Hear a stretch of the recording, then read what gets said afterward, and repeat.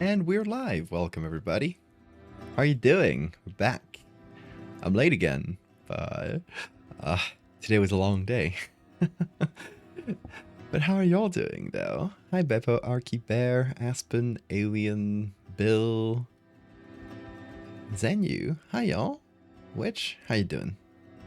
Long time no see. It's good to see you here. So today, and Bean is helping as well. Hi, Bean.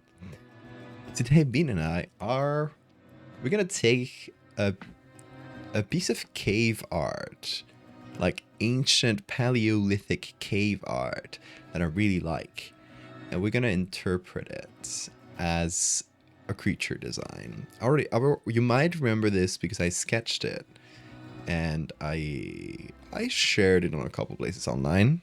Also, I think I showed it directly on stream at some point too. Here's the page. Thank you for the save reminder. I am looking at this. It's an untitled piece, but it's going to be titled real soon as The Sorcerer. The Sorcerer is the name of the cave arts. Or, it's with his specific piece of cave art was dubbed. Obviously, we don't know what people in the Paleolithic called this. I wish we could talk to them, though. Good duck pics? Yes, thank you for the duck pics. The Sorcerer. Hey, Anna. I'll say, hey, Glarn. That motherfucker showed a shit out of you. Good. You're gonna see him again then. So, who is the Sorcerer? Good question. We don't know that much about it, because this specific piece of cave art was really damaged. Probably due to time, humidity, human exposure. So we don't really know a lot. What the best thing we have is a sketch that was made by some guy back when they discovered it, and it was more intact, and then more current photos where it's a lot more damaged. So the sketch I'm about to show you is very debatable, but I really like it. Here it is. That is known as the Sorcerer. Yes, his thing is out. Let's get it out of the way. But but this might be, if this interpretation is correct, this might be the first ever depiction of a god or a monster, something that isn't quite human, isn't quite animal. Dear God. Why is the Sorcerer? Good question. We will never know. You're adapting into a kaiju for your setting. That's fun. It's a deer from the Ritual movie. No, I think they only share the slightly deer-like form. I don't know who the person who designed the deer for the Ritual was inspired by, so I can't tell you. It almost looks like an anatomical study. Yes, so okay, this is the sketch, right? And you will see when I show you the actual photo that the black bits are actually just black paints, while the lines are etched on the rock. So there's two different techniques going on here, which was probably translated into the sketch this way. What we can see in the modern photos is mostly just the painted bit, though. It's kind of hard to tell. But yeah, let's look at it. This is the actual thing we can see. This is surrounded by animals, by the way. We can see that even in the surviving piece, we can see very humanoid legs. We can see a tail. And we can see like the start of pretty humanoid arms as well. It's much harder to tell the actual like etched parts, like actual carved parts, because that's probably dependent on like actually seeing it in front of you and seeing how the light reacts to it. So unless a really good photo was taken with really good lighting, it's kind of hard to tell what really is going on, but you can see the antlers. So notice the antlers, right? The antlers are, I believe, right here in this photo. It kind of depends on the specific photo you look at. Because again, the antlers are carved. They're like thin lines on the rock. Makes it pretty hard to tell. Let's see if we get a good picture of it. But yeah, I think that one I showed had a pretty good. Which one was it? Oh, this one, right?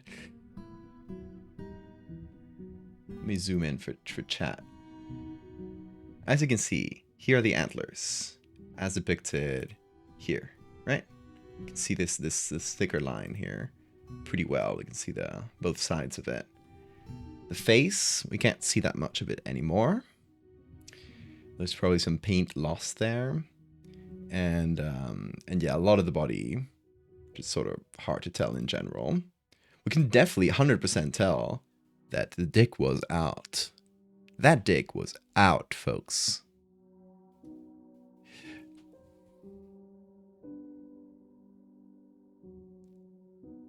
Are you gonna include the schlong in your adaptation? Good question. Probably not, because it would get my account banned from a lot of places.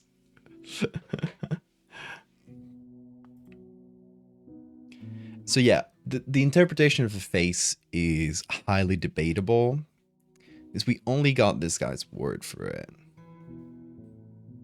There are some things that are much clearer, right? We can tell it has a tail.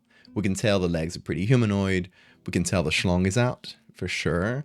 We can see the antlers and ears, by the way. Look at this.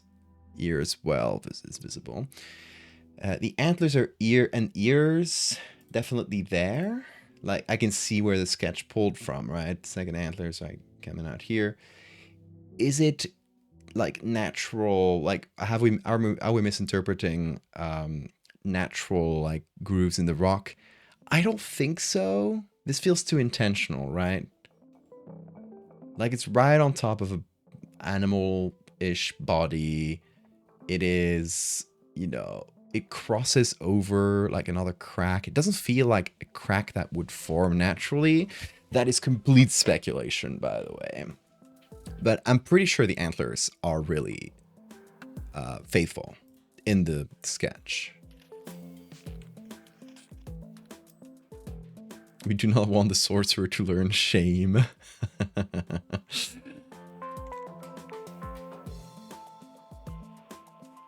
Hey, skeleton. The sorcererling was constantly out.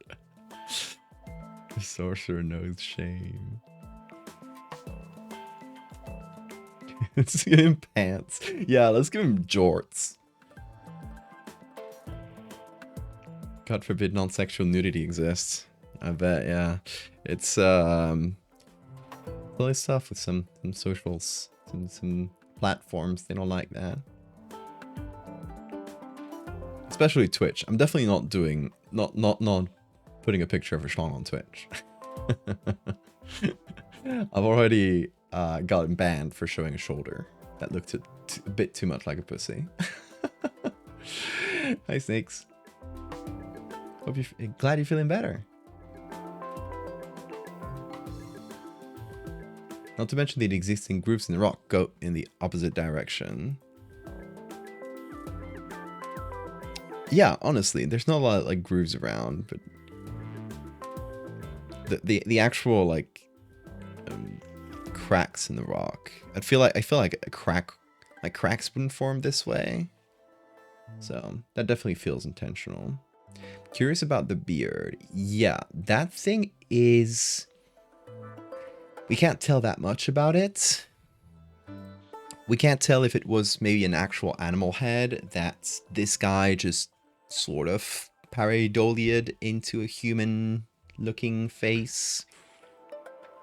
Googly eyes? Oh shit, I guess we gotta start the documents. A blank document with googly eyes for the moment. You're getting us started with the big googly. But yeah, I sketched the design a few months back. When was this? December. So, did this in my sketchbook. First I recreated the original sketch, because I think I was on a plane, so I wanted to have the reference right in front of me. Then I did an interpretation of the face. I wanted to be like kind of half humanoid, half like hairy. The antlers feel like deer. The ears feel pretty deer-ish to me as well. The face kind of gives owl though. I really like the concentric circles for the eyes, and I would like to translate that into the design somehow. And here's a full body. I wanted to have like an awkward pose. You know, that's kind of what the original sketch gives, right? So I wanted to have sort of an awkward, not quite human position. And yeah, maybe like a hairy back. Hairy back, but like bald arms, bald, good chunk of the body and legs. Then hairy tail. That's sort of the vibe. Looks like it has little fingers too. Yeah. They're kind of like, the fingers are just kind of, they're vibed out in this sketch. With the front view of a beak facing down. Interesting. I thought beard. My first thought was beard. It is a sorcerer. Hi, Vic. Sorry, is Vic fine? My one of my nephews, which I mean my cousin's kids, is also named Victoria, and I call her Vic. By the way, let me show you.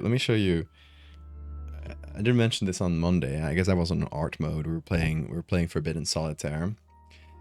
But this weekend I spent a good chunk of the weekend with my cousin's kids, who are delightful.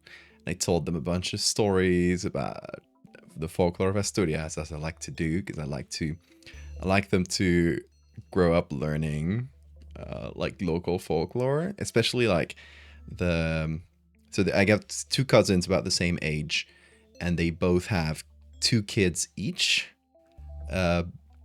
which are 2 6-year-olds, 2 3-year-olds, right? Or 3 and 4-year-old. So yeah, roughly the same age. And one of those families lives in Madrid, so they live far from Asturias. They only come visit. So especially for them, I want them to like know about their roots. Go to is Vic or Tori. I like Tori too. Not a fan of Vicky. I get that. I would not like Vicky.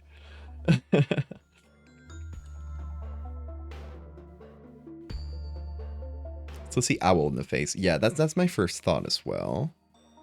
Sort of an owl-like face.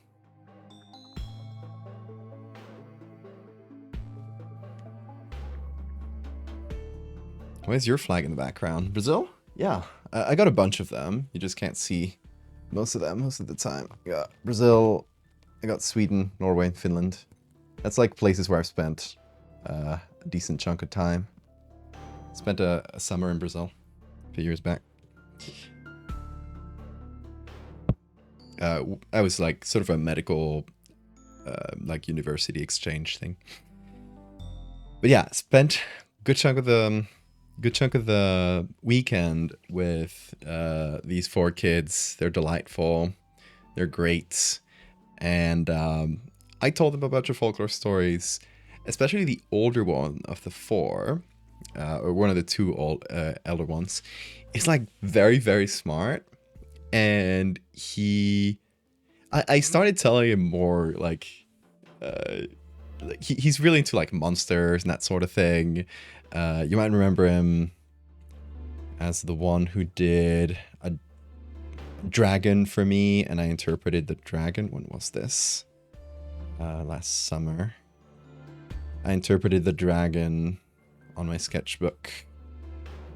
Should be right around the corner here.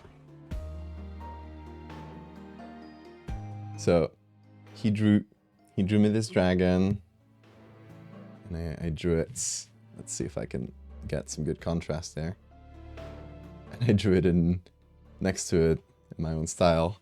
So we already collabed. Yeah, he's really into monsters, that sort of thing. And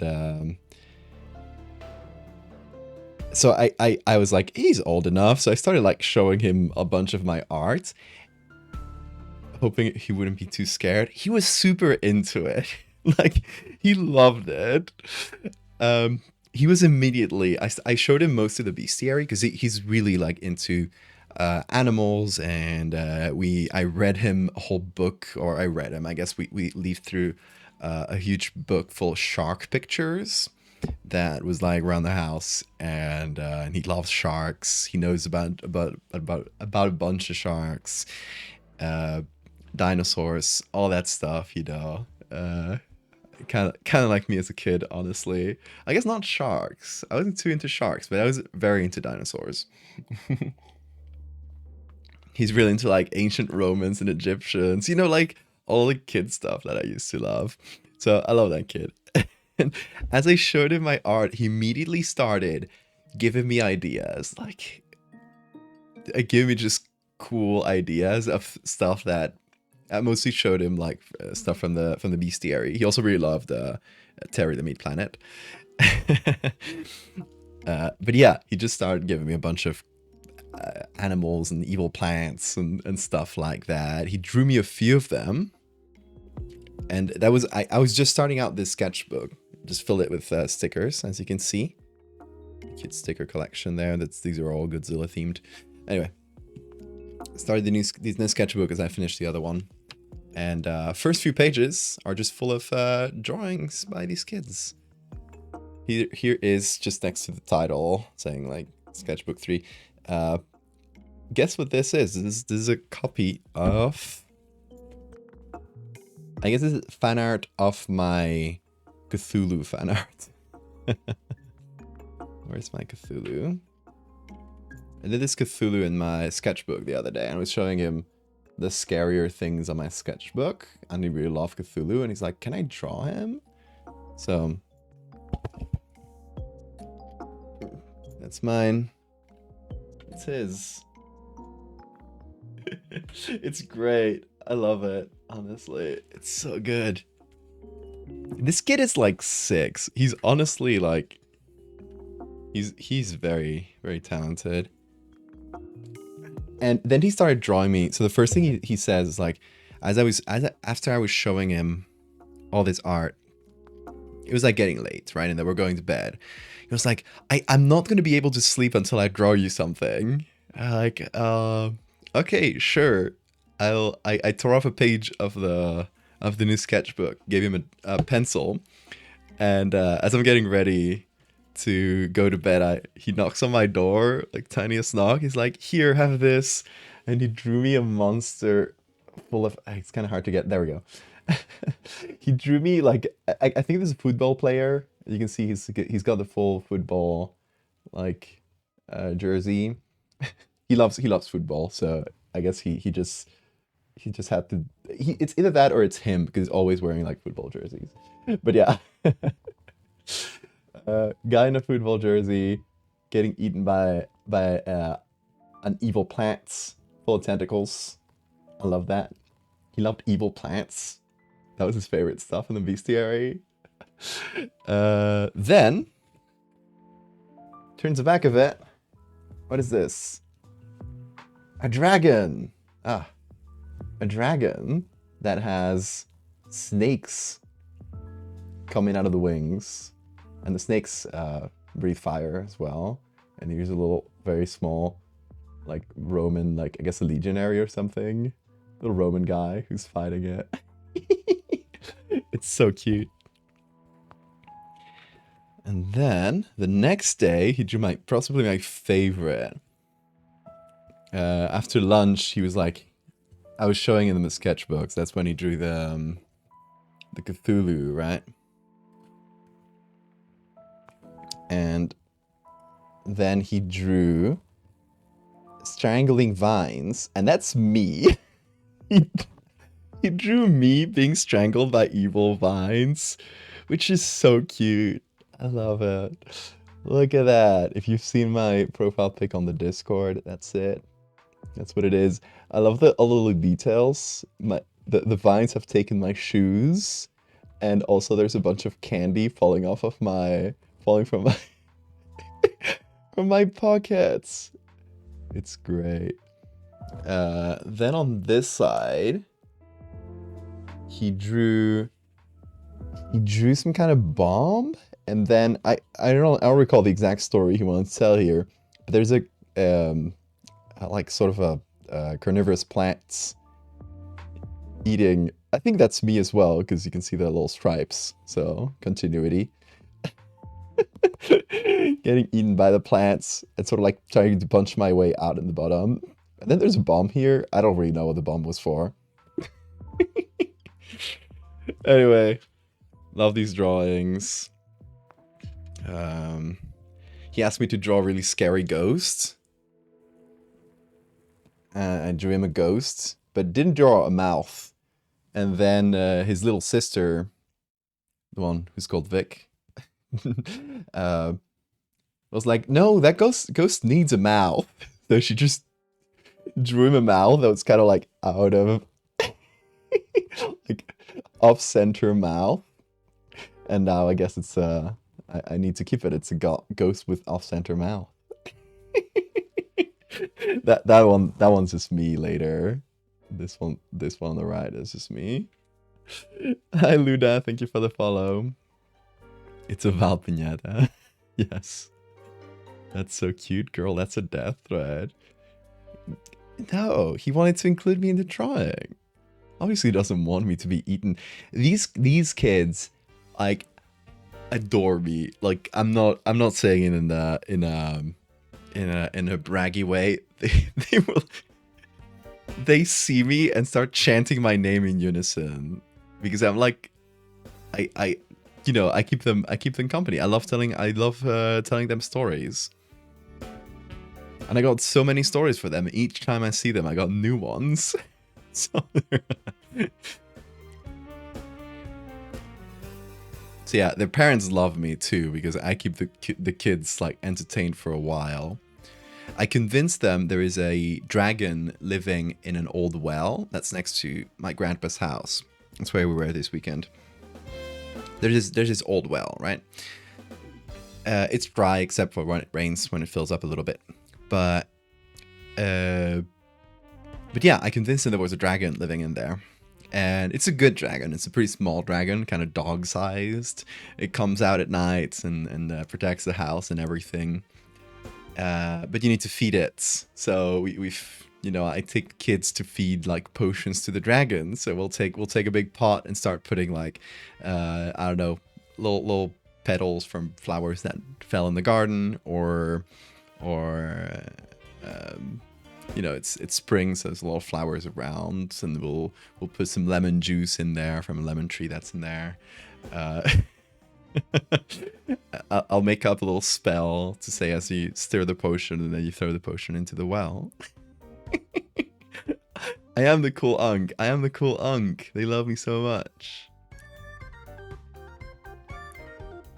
Oh yeah, I think I mentioned this on stream, right? But last summer, it was one of the kids' third birthday, and they were like 12 kids or something like that at that birthday. And that was right when the dragon thing was getting started. So they were all really excited about the dragon. So the night before, I figured a fun little thing to do. I drew on my sketchbook a few drawings of this little dragon that lived in the well. I tore the page out. I burnt the edges with a lighter to kind of make it look old, and I put that in between two random like old books in a bookshelf. And the day of the birthday, I make them go into this like little treasure hunt until they find this like old documents that proved that the dragon was real. Obviously gave it to the kid whose birthday it was to keep. They were all so excited. They keep that like a treasure.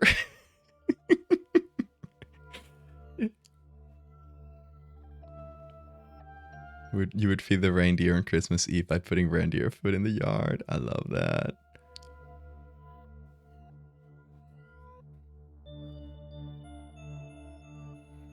But yeah, that was a lot of fun. I love those kids. They're great. And yeah, all of this. Why did I go into this tangent? In any case, we are doing the sorcerer. Where's my drawing of the sorcerer? I lost it. Oh, there it is. We're doing the sorcerer. Oh yeah, I did want to say, I'm gonna collab with my 6-year-old nephew. I'm gonna take one of his ideas that he's suggested, and I'm gonna turn it into an actual creature design, and then I'm gonna show it to him because I think that would be cute as hell. We might do that next week, actually, depending on how my stream schedule, like how I organize my stream schedule. But I would like that to be like one of the next few streams. He suggested a bunch of ideas, but I really liked one where it's a sort of a trapdoor, like carnivorous plants, really large pitcher plants that grows like underground and that only has like a little trap at the very top, and if you step on it, the trap falls down, you fall into the liquid, you get digested. So sort of like pitcher plants, but underground. So pitcher plants is this sort of carnivorous plant. You know, they have a big, like they have an opening with a little lid on top. Sometimes they just hang off trees. Sometimes they kind of pop out of the ground. There's different types. But yeah, they eat insects that way. And he suggested like something that eats you, like a trapdoor, like where you're just like walking in a random place and you just fall down. I was like, a pitcher plant. And I was like, yeah. So yeah, that might be our collab. Hey, Hammy.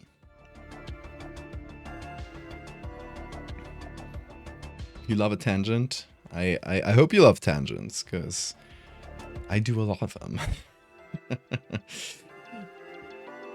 But yeah, back to the sorcerer. So, sorcerer from about 13,000 BCE. It's been interpreted in many ways, but these sketches are by Henri Breuil. I think that's how you pronounce it. He was a priest that was also an archaeologist. You know, you could do these things back then, I guess. This was found in France. This is called a Cave of the Three Brothers, or Grotte des Trois Frères. And this guy, this priest, was the one who did the sketch.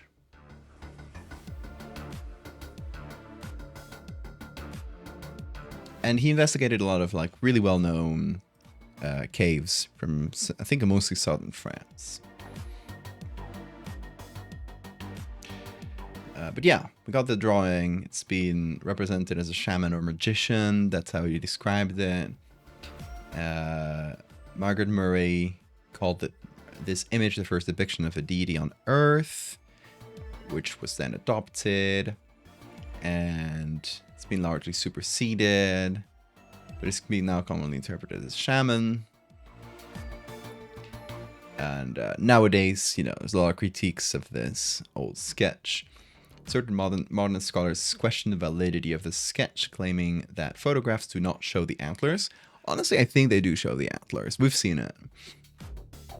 Ronald Hutton theorized that Breuil was fitting the evidence to support his hunting magic theory of cave art, citing that the figure drawn by him was not the same as the one painted on the cave wall.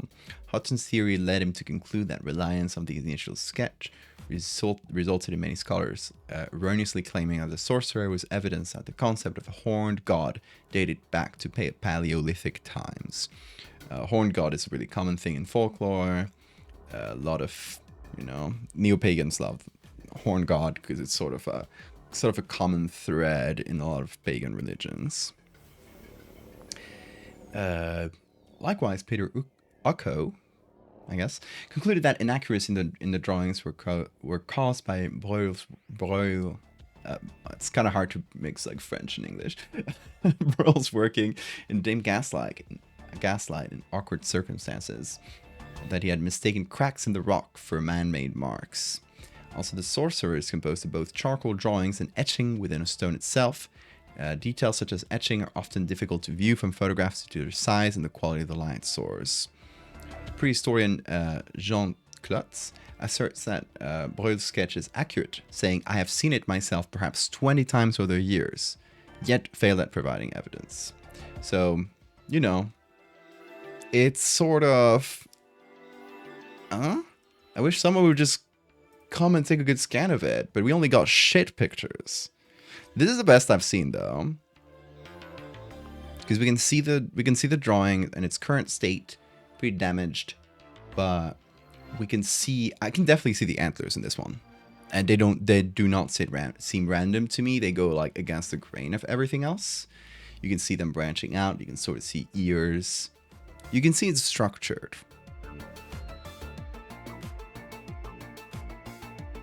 I'd worship a herbivore that looked like that, like a moose, yeah. Ronald Hutton is a great scholar of pagan religion, one of the best in the field.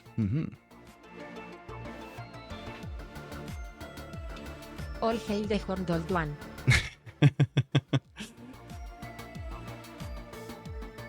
He was horned, but not horny. That thing is flopping about. Sorry for that one. Yeah, I wish there were like good scans of this. It kind of sucks. Let me test this on Google Images instead of DuckDuckGo. See if what? Unusual traffic? I'm not a robot. What the hell? Let me see the drawings. Oh, I like this interpretation. Pointy face.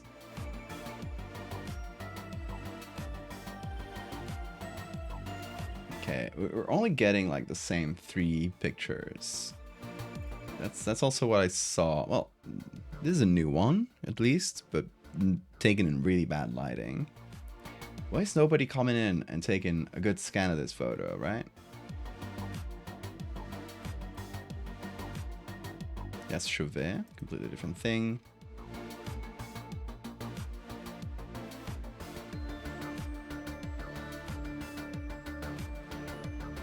Yeah, honestly,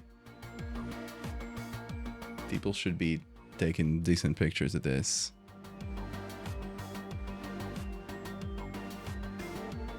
Of course you aren't a robot. You don't trust me.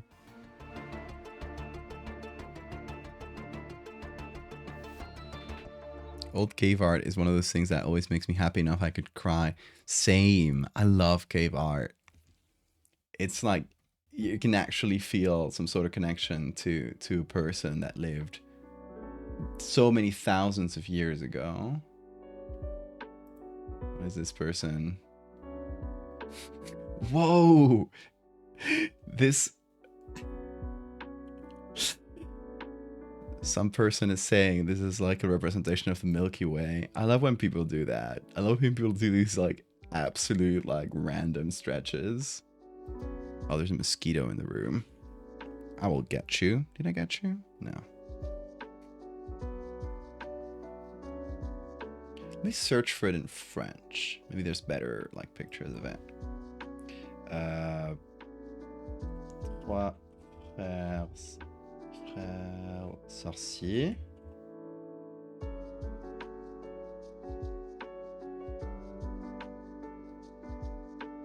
Same old pictures, same old pictures. Can't get that much out of this. Also, the pictures are like 400 pixels wide. Like, what do you expect me to do with that? What was this taken with like a shitty like 2000s digital camera?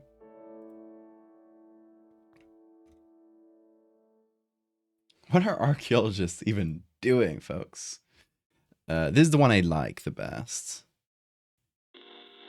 Is it the same as the... Wait, is it the same as the one we saw before? It seems like a much... Cave art is so inherently physical and staggering. Look into how easy it actually is to just create. It's proof that we've always had the urge to represent the things that mattered most to us, and our ancient ancestors always had some kind of way to interpret the natural world. And the lines on cave paintings should be mandatory studies for people learning to draw, period. Yeah, exactly.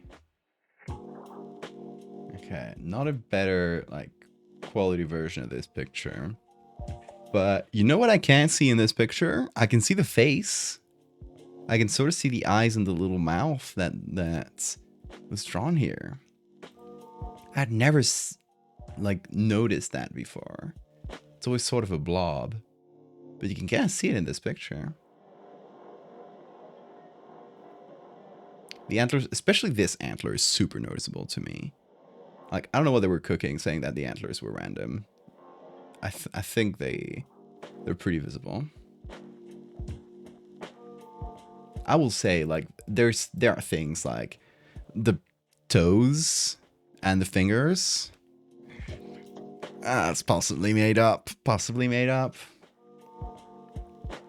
But I don't think the antlers were made up, honestly. Like, you can see this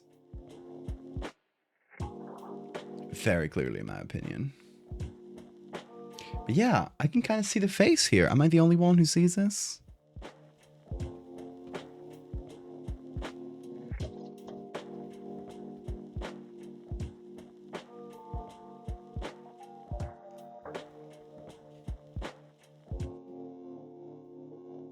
See, the fingers more like bear paws. I can kind of see little scratches here. I don't know if those are meant to be the fingers. But honestly, probably. Because checking on the sketch, they appear to be in approximately the same place. Let me bring this into Photoshop.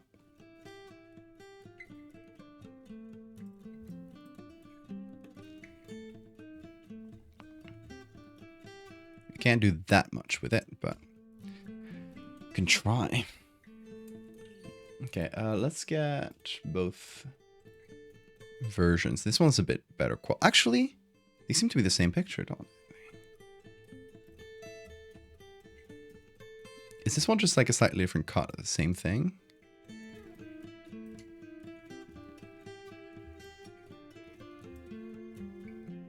They look very similar, at least.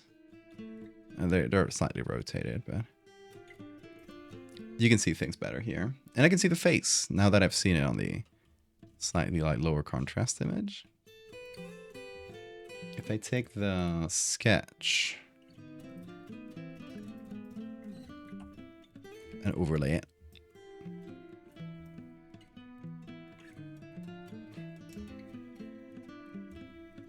Oh. Let's put that on multiply.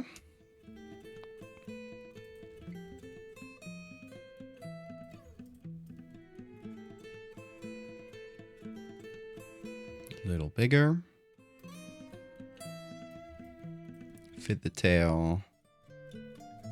Fit the schlong. Oh, where are the... Oh yeah, the scale of the horns is really different in the sketch than what you can see here, honestly. Like, if we match it to the horns...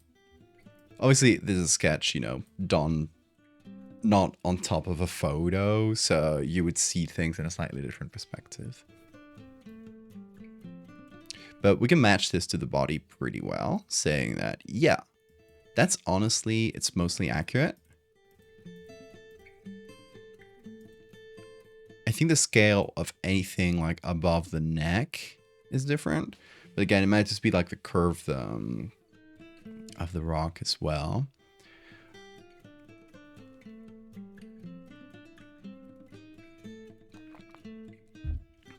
But let's try to match the face more or less. To see if what I'm seeing as the eyes are what was drawn as the eyes. I think this would be the match. Approximately. This antler doesn't really fit perfectly. It's much longer in real life. It seems, honestly, yeah, overlaid on top. That's pretty approximately. This eye is a little wonkier, but it's a very approximate. You know, the position of what the priest guy interpreted as the eyes and mouth seems pretty correct to me. You can definitely see the scratches. The ears aren't a perfect match, but you can definitely tell like one ear and the other. That's where they're supposed to be. And this antler, I'm having a much harder time seeing.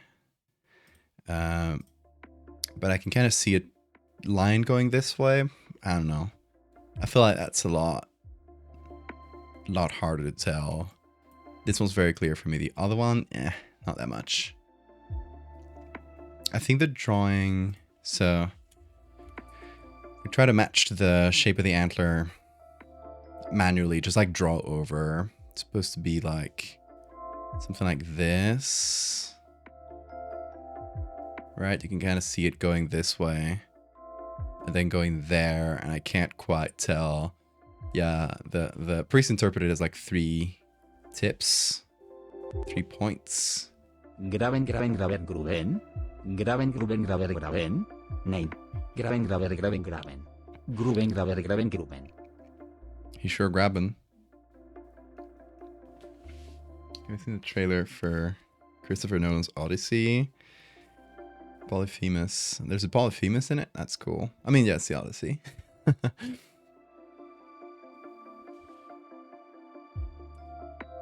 That sounds fun. I don't know. I saw the costume design. I was like, oh, that looks boring. That looks colorless. But I'll check it out for the Polyphemus. But yeah, I can kind of see that at least these 2 points going this way. So I know the scale isn't the same, but I can see the same thing that Breuil saw. Breuil, I think that's how you pronounce it. I can sort of see that. Even though, you know, kind of off scale compared to the photo. What I'm not super sure about, at least in this photo, is the other antler. Oh, wait, I can see this. Is that what? Yeah. Okay, I can see that this and like this were probably meant as the ends of the antler, meaning that this line we're seeing was interpreted as the antler too. It doesn't read as exactly the same to me, but then again, I'm interpreting this over a very, yeah, I can't see the rest, honestly. I'm interpreting that over a very low res picture. I'm gonna go out there to bat for Breuil. He had an agenda for a very specific like interpretation of like mythology that he was probably trying to use this to support, and using this whole like shaman or like old god thing. I don't really care for that. I don't like, yeah, whatever. But I think his sketch was largely correct in the fact that a lot of people say the antlers aren't real. I think the antlers are there. I see them. The face, the features of the face, like this, I can definitely see them here. But they could be like broken stone too. Like, I'm not 100. Let's see, kind of. I'm not 100% on it being a deliberate thing, right? I can see it in the photo. I can see what Breuil saw, I believe, but I'm still not sure. Still not super sure. Yeah, the beard thing, definitely. No, that's a nope for me. I don't see anything like a beard. It could be scratches on the rock that we can't see, but I'll say the fingers are there. That's a possibility. Because they look too deliberate, right? Like, it's a lot of parallel lines that are right at the end of an arm. Could it be a coincidence? Yes, but usually like the actual natural lines on the rock are a lot more chaotic, like crisscrossing each other, while this is like a bunch of parallel lines, which feels a bit more deliberate. You can also definitely see that for people who say like this can't be a mixture of carving and painting, you can see there is carving like around some of the edges. Oh, that's not it. That's too far down. But I'm not against that. Although this one kind of goes on there, so it could also be accidental. But yeah, honestly, overall, I could even see the toes. It's a little iffy on the toes and the fingers, but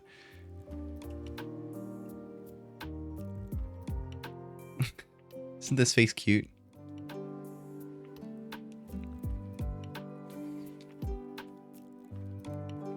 Ramen is warmed up. Ooh, enjoy. Haven't had ramen in a while. Back in the Canaries, I had a favorite ramen place that would deliver to my house, and I would get that so often whenever I couldn't be arsed to cook. But where I'm living now, it's much harder. There's not a lot of delivery places. It's mostly like pizza and stuff, and I don't really love getting that delivered.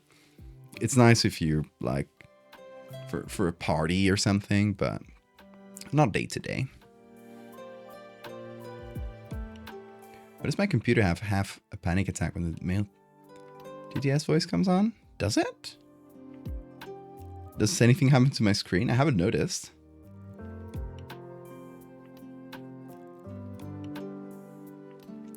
Madame Pestilence. Good name. And welcome.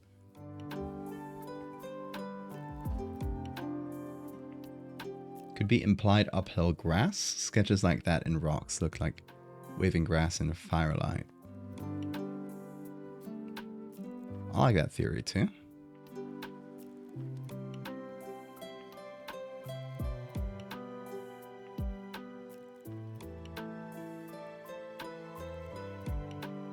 Watching an amusement as Val tries to draw her 13,000-year-old cave painting. It's a living. Note your screen, the Windows error sound goes off a couple times before. Oh, that. Yeah, that's a joke. Photoshop loves making that sound. So the notification sound I put for Twitch is the Photoshop error sound. It's a notification. It's a Windows notification, right? The thing is, I put this many years ago. Later, I realized you could just turn off Microsoft sounds or like Windows sounds, and I've had them off for a while, but I know it bothers people that do have Photoshop.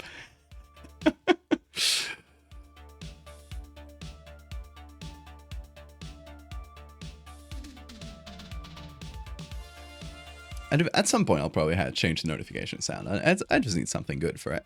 Anyway, look at my drawing.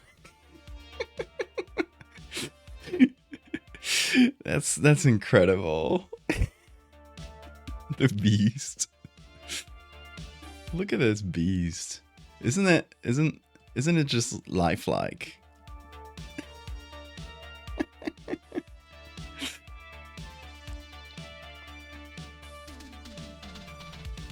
Even the parroted version.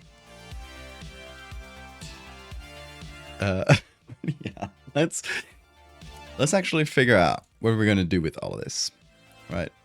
I think we've more or less settled, at least my opinion on the veracity or lack thereof of the actual painting. I'm not 100% on it, but I do really like the interpretation of it as like an ancient god or creature, and that's why I wanted to bring it to life with a sort of pretty direct interpretation of it as a real life being.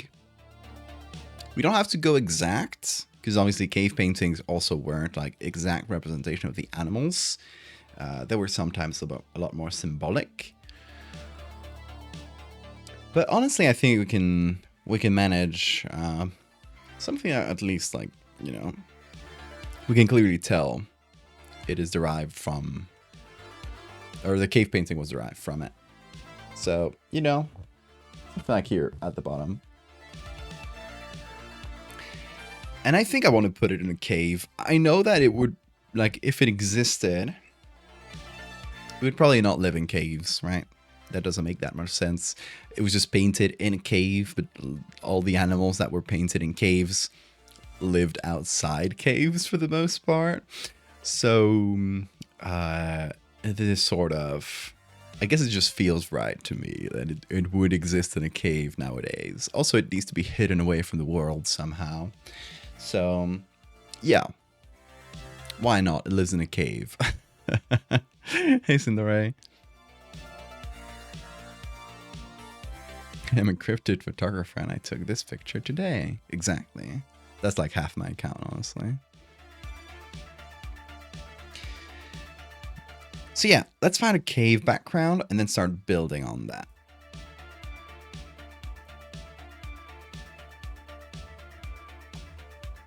So let's just do a wide search for caves. I want something that's pretty dark and scary. You know, like this one, but I think this is the one I used for the warnings. Was it? You guys remember the warning signs from a few years back? I think it's still like on an individual post wide,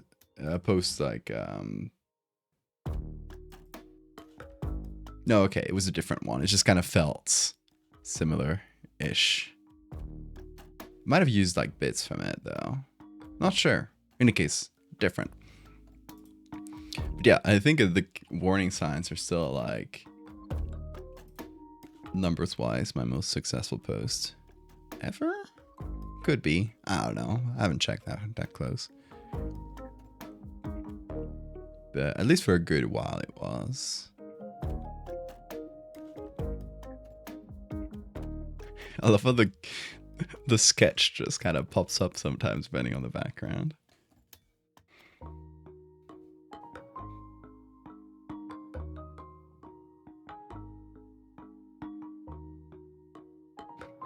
People sitting in cave using crushed rocks and plants. Reference animals grazing outside. People sitting in a cave using thinking rocks and lights to reference capture moments of animals grazing outside. Exactly. Same as it ever was.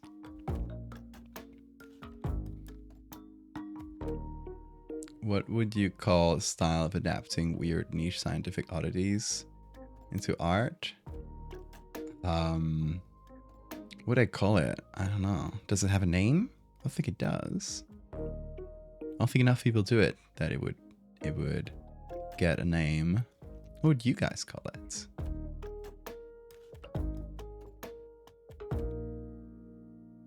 I'm open to suggestions.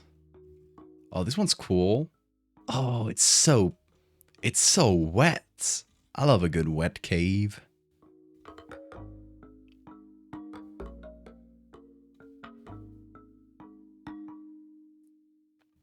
Also, something I don't want is like clearly artificial lighting or, you know, literal paths built through it. You know, that's what we're avoiding.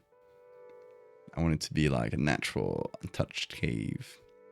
Moist.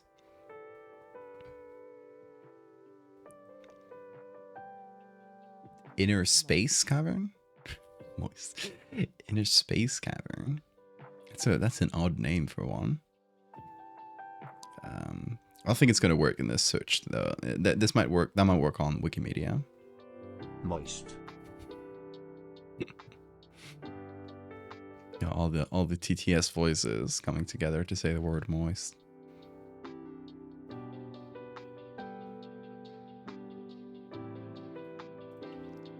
I like how dark this one is. It looks very eroded. Interesting.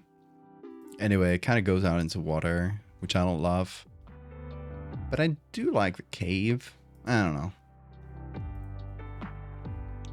So far, the wet one wins.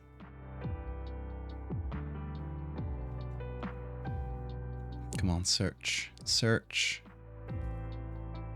Hi, Bean. Having a shower? Oh, there's the one we used for the warnings. Right? I believe. Yep, that's the exact one. Obviously, we did remove the dude. So let's not reuse this one, although it is quite good.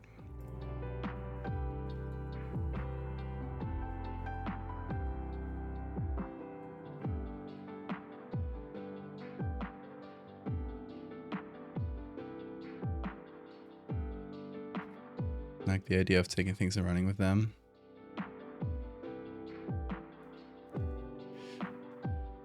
Yeah, I don't know if you. I think you get coining rights if you come up with a cool term for that kind of art. Might call it something like scientific art, but that gets confused with actual scientific art, like things you'd find in publications. So it's probably not the best term. Science horror. Bit more limited to specifically horror about it, but oh my god, I got this guy really annoyed at me on Instagram because I called my copper rot, the fungus that eats electricity. I called it speculative biology, which I think like is understood by most people that it is genre of fiction, like if you ever heard it before. But this guy was like, no, you shouldn't call it speculative biology. That's science fiction, actually. Because speculative biology will make people think that it's actual biology. And he kept arguing with everybody in the replies. Like, it's just this long-ass thread of replies of this guy just arguing with people going like, no, speculative biology is a thing. It's a thing. And the guy was like, I was not aware of that, but you still should change it because it is misleading. And he kept tagging me on it. It was so funny. What was that even supposed to mean? I don't know.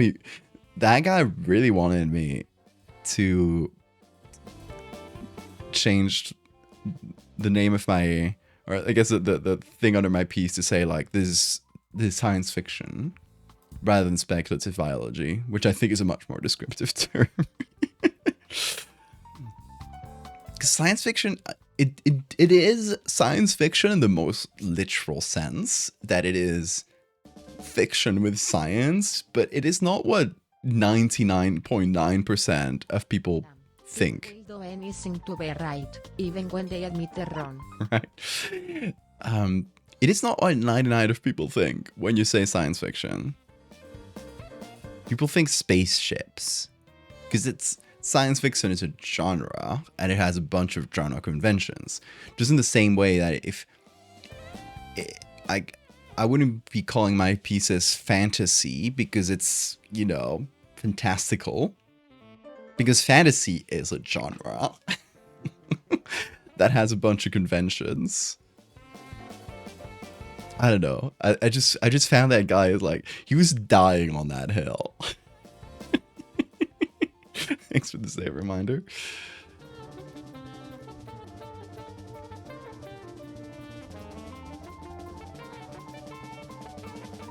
Save them. Yeah, it's there's not much to save, but our little sketch of the creature. This one's pretty good. It has interesting lighting. It's very wet. Unlike wet caves, I don't think caves should be wet.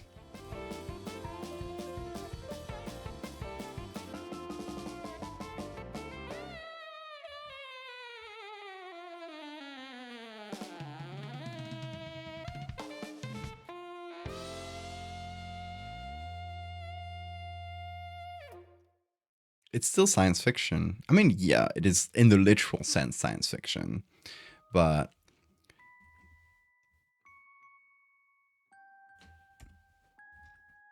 yeah, people have like expectations of what science fiction should look like.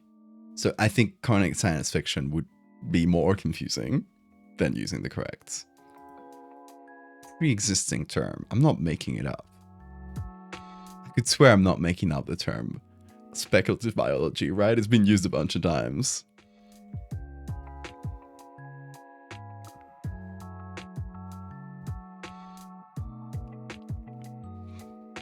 Sopping.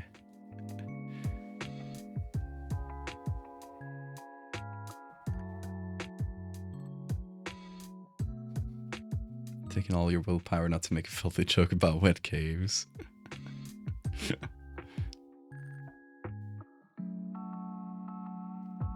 Hope Val forgets the secondary cave pictures in there. I won't, because they'll make this Photoshop document just weigh a lot. So I will go back and delete the ones I don't use. I just like putting them on the documents as I look through, so I can have sort of a short list of images that might be good, and then I just kind of look through those. This looks like a creepy, like, Cthulhu tentacle face. I like it. Not for this, but I like it.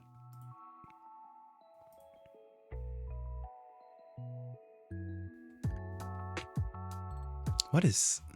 Are these stalactites? They're so thin. Very spiky.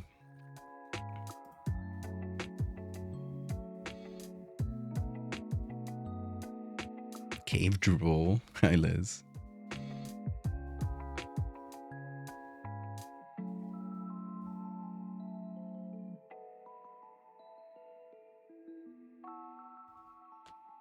The problem with a lot of these cave photos is that they're very like manicured sort of caves. They are caves with a bunch of like pretty lighting that was put in there for visitors, rather than, you know, just this very wet cave just taken with a flash, kind of unglamorously. That one looks like an evil face. You see that? You guys see that? Big open mouth, an eye, nose.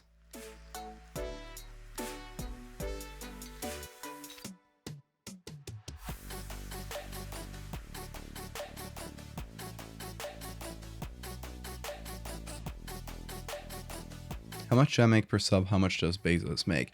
I make about half. Technically a little less than half. Bezos takes half the money from subs. That's why I always say, like, if you want to support me, the best way is Patreon, because Patreon still takes money, but it's 10% rather than 50%. And you get cool things in exchange, so get on Patreon. Still working on the next package. It's been taking me a minute, but it's coming.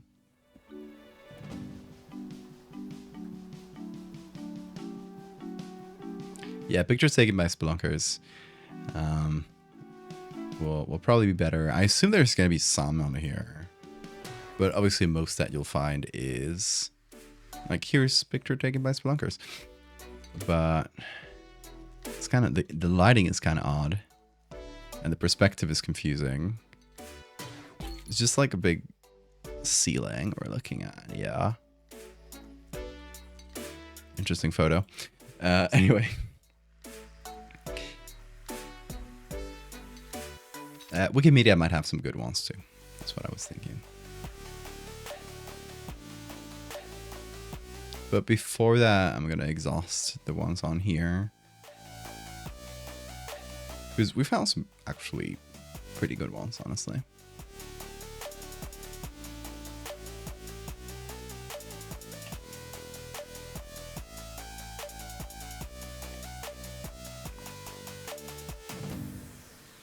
Oh, speculative evolution is a subgenre of science fiction, artistic movement focused on hypothetical scenarios in the evolution of life. It is also known as speculative biology. Yes. I don't call it speculative evolution because I'm not doing like an alien world. That's like most of what you'll find, right? It's an alien world or alternate history or future for Earth where you're doing a bunch of, you know, like evolutionary paths and that sort of thing, which I find those projects really cool. But yeah, I don't think speculative evolution really covers what I'm doing. That's why I use speculative biology, because it's a bit. I could also use speculative zoology, but I like the sound of spec bio a bit better.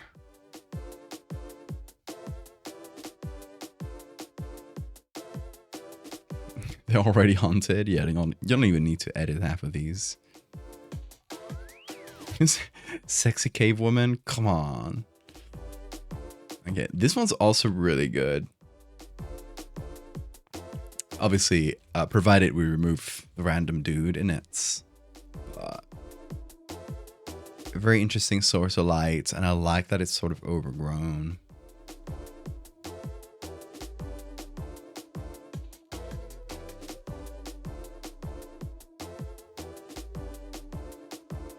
I would leave out all the fungi and plants. If you do zoology, yes, that's true. Yeah, biology is the better term, I think. Ooh. Here's another very, very scary one. I can't even tell what's going on the floor. Is it water? I don't know. Ooh, here's a good one too. Very narrow. With a few broken rocks.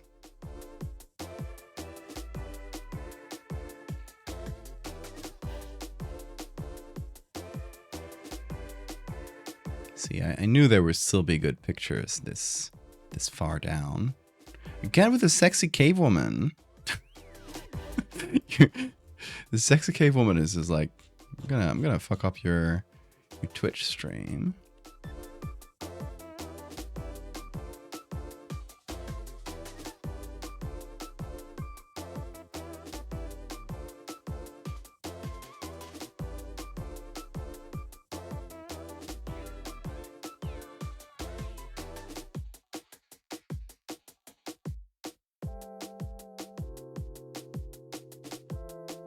If we were to find out alien life, would we even know what we're looking at, or be able to tell if something is living?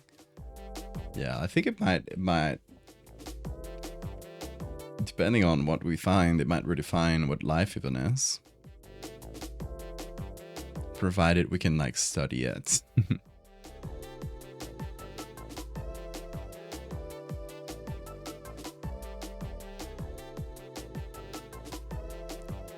Or you're typing your thoughts.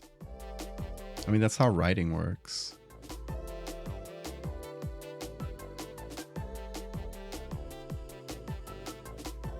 You're starting to have way too many images.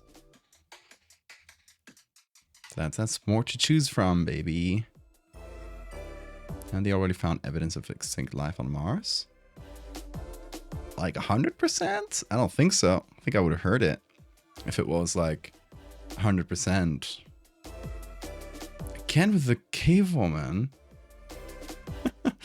Oh, wet shoes. Ooh. Oh, this would kill me. This is like having wet socks, but times 100. Imagine the squelch, just like the sound of walking with these.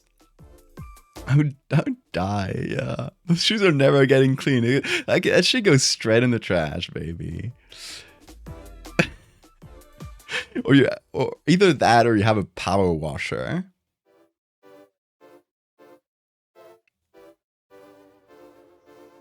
Imagine the texture, yeah. Bugbonic, thank you for the follow.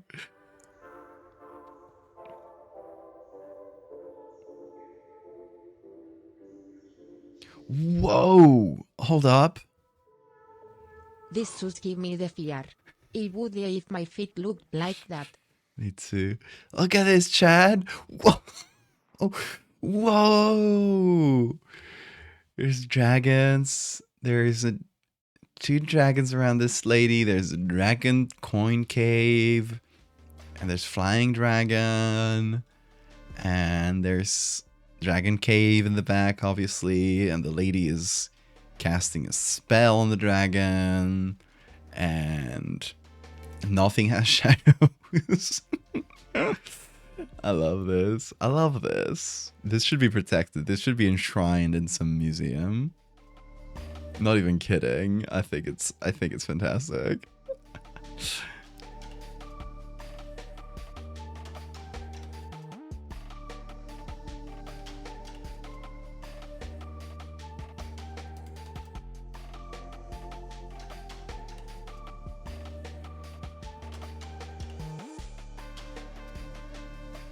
It is sick as hell, right?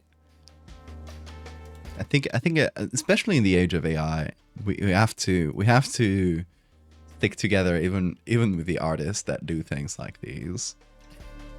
At least they're expressing their vision, aren't they? Isn't that the goal? Isn't that the entire goal of art? Also, let me know how the mic sounds today. I feel like I was putting it maybe too much in front of my face. So sorry if that was peaking the audio. There's Spelunker here. Oh, this picture is repeated twice. And if I hover over it, I hover over both. We might have scrolled down enough that it's starting to get odd things.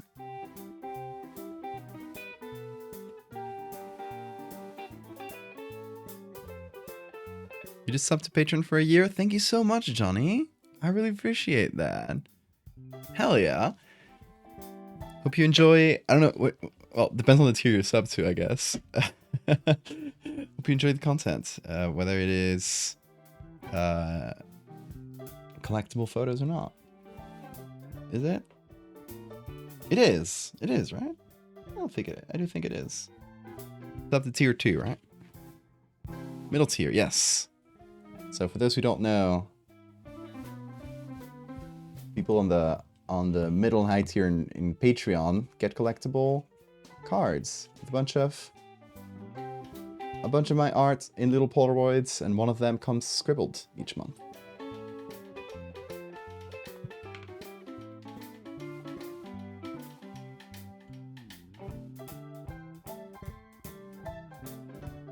Also, hi, Welsh.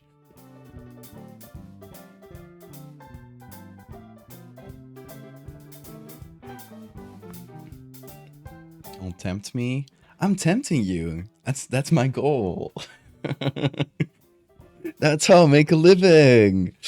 Like, it's not my biggest source of income, but without Patreon, I would be doing not great economically. So it is very important to me. And yeah, I'm a little late on if you are or an actual or Patreon and you're waiting for your your last packs of cards. Don't worry, I haven't forgotten about them. Everything, you will get them. Are just being taken a little longer because of the move and having to get new suppliers and everything. That has been a really slow process. Make me self-promote? Well, thank you. I was just doing that, so now you gave me the excuse.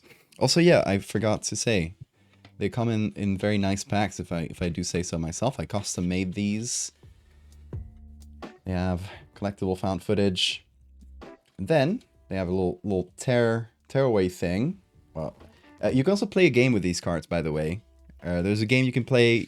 First time you get the cards, you get a little rule book, and which I need to print new rule books. Probably I need to check how many I got left, but I'll have to find the supplier for that too.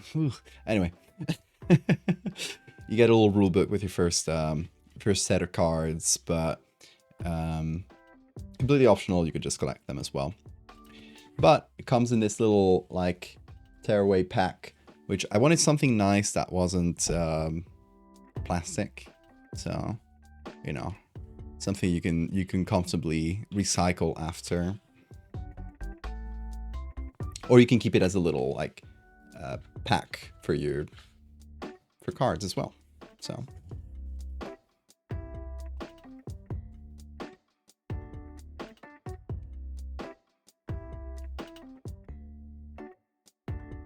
hey Ned, how you doing? Definitely displaying them and telling people they're actual Polaroids. Yes. And oh, it works in a trading card system, right? So you get random ones in each pack. There's common, rare, how is it? Like common, uncommon, rare, and then secret cards that aren't even announced. Which are even rarer, and you get, you know, they're all mixed together, so you get a chance of, you get a specific chance of getting each type of card. You can try to collect them all. If you get repeats, you can trade them with other members of the Patreon. You can use the same envelope I sent you as a return envelope, and send me back, like, I don't know, let's say you traded, person A says like, I got these doubles, does anyone want them? And person B say like, oh yeah, I got these doubles, and they wish to switch cards. They both send them to me, and I'll send them those cards with the next package. So it's actually like a pretty I guess like a slightly like a more frictionless way of exchanging cards, because we're all spread around the world. So, and that way you don't have to share addresses with anybody. I can just handle all the shipping bits. It is a card game, yes. The basic rules of the game is there's several variations. There's one you can play on your own. There's one you can play with like a smaller group and with a smaller amount of cards, and there's one you can play with the larger groups and larger amounts of cards. But it's basically the competitive version of it is a little like Cards Against Humanity, where each turn there's a rotating judge, and the other players are showing cards to the judge, right? So the judge starts by showing a card and starting a story, and they say, and you can use the card as like inspiration as loose as you want it to. You can put this one in and say, my dog caught something weird the other day. Just put that in the center, and then each person with the cards they got in their hand has to pitch the continuation of the story. So let's say you got these cards, right? And let's say you pick Fractal, and you say my dog caught a squirrel, but the squirrel had way too many limbs and tails. And at first I thought everything was fine, but then I looked. But a few days later, my dog started showing weird symptoms. You can continue the story, kind of leaving it at a cliffhanger. Each person does their version of this, and at the end of the round, the judge decides, let's go with Ed's story. Let's go with the dog showing weird symptoms, right? So all the other cards go back to their owner's hands, and you do a third round of that to see how it ends. So I don't know. Let's say some person plays this card and says, my dog started growing and growing longer and eventually, I don't know, well, kind of in a shortened way, but eventually my dog grows so much that it takes over the entire space of my house. It chokes me in my sleep, let's say.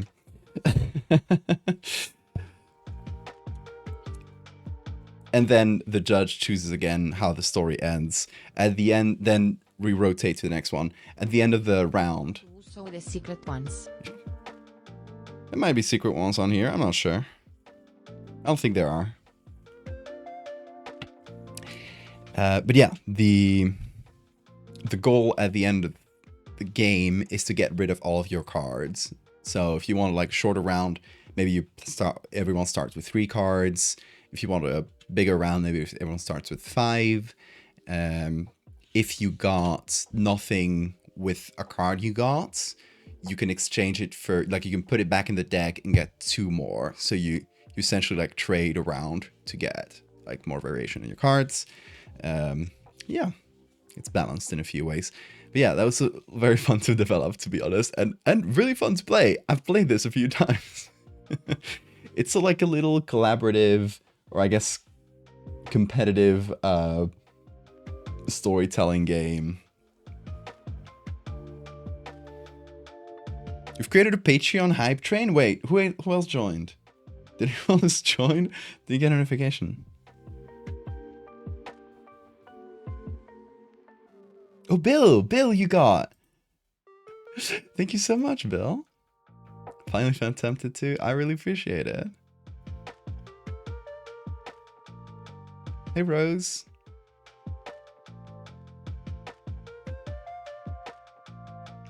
Cards against speculative science. But yeah, there's a similar. The inspiration was what's it called? It's a French game.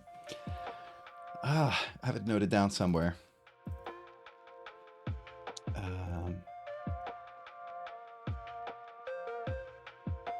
Where's this? Dixit. There's a game called Dixit that I'll just show you the rulebook because I got it in a PDF here. But it's basically like a bunch of cards with like really like surreal looking images that you can interpret in many different ways. I was like, oh, it would be fun to use my own cards in this like very like interpretable way, so you could use them as like little story prompts. You played Dixit, right? It's quite fun. It's like Dixit plus storytelling.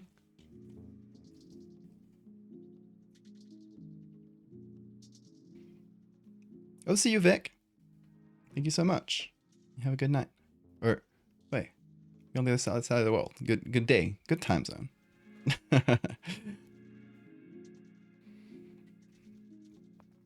The cards ship every 3 months. You get a pack of them. Postcards are not a thing anymore. The postcards got switched into the card game. I used to do monthly postcards, but that was like more than a year ago.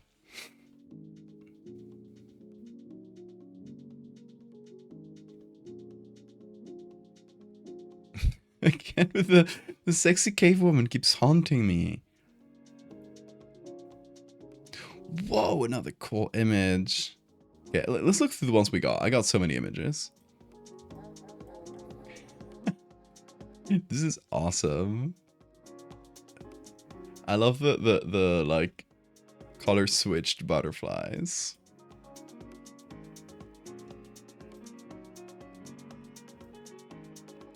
Beautiful.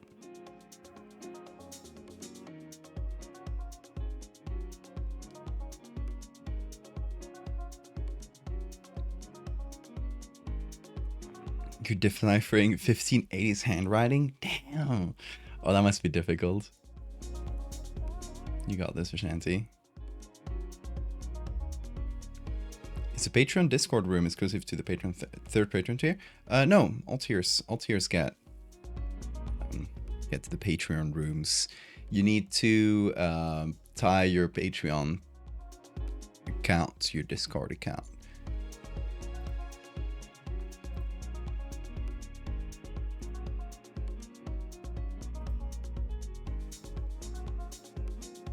It's much easier than the courtly handwriting the Inquisitors use.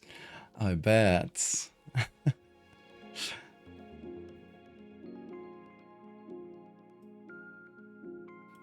But yeah, Bill, let me know if you got any troubles, like, signing up to these things, and I'll help you out as much as I'm able. Okay, so far, honestly, this might be my favorite. It's vertical, but we just flip the image. This one, I don't really know where I would put the creature. Maybe like behind these, but it's just kind of it's more awkward composition. Hey, Nova.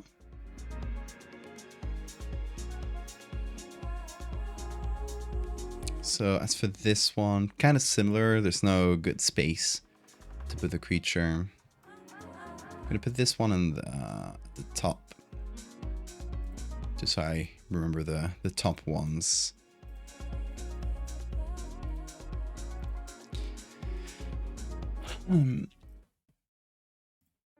This one has the same issue. No good space to put a thing. What about this one? Beware, tunnel roof is low at points. Don't bump your head. This feels like an excavated tunnel rather than natural rock. You could remove the back, kind of make it just into a dark entrance. It's a bit like simplistic, maybe. This one's wet. And I feel like we would put the creature like back here, but we would need to zoom in quite a bit. Not the best composition.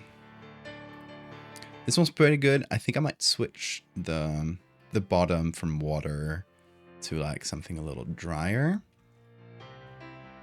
That said, it has like artificial lighting here in the back and maybe here in back there, which makes it feel less natural. Same with this one, right? It has a bunch of artificial lighting. Same with this one, to be honest. More artificial lighting.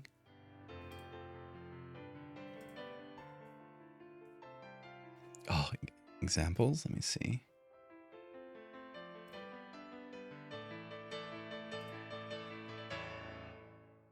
Whoa! How'd you read that? Tuviera? Okay. Tuviera mil. Tuviera mis tantas. Diera por la fe de cada uno de sus santos. Madamtos? No.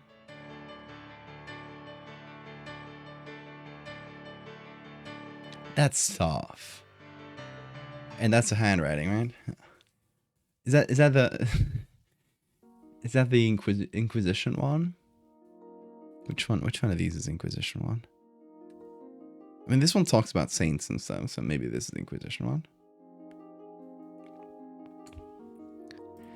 De Santiago. Santiago is a name. Can't not tell what this one says. Haciéndoselo arretraje?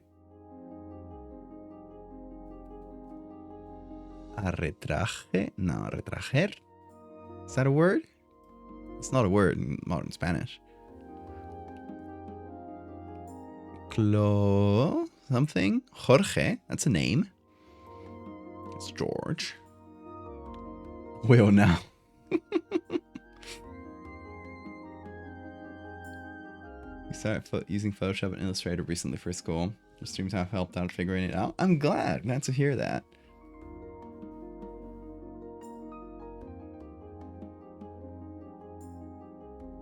Both of them from the Inquisition. The first is the guy being tried. The second is a clergyman. Interesting. Traer with an H.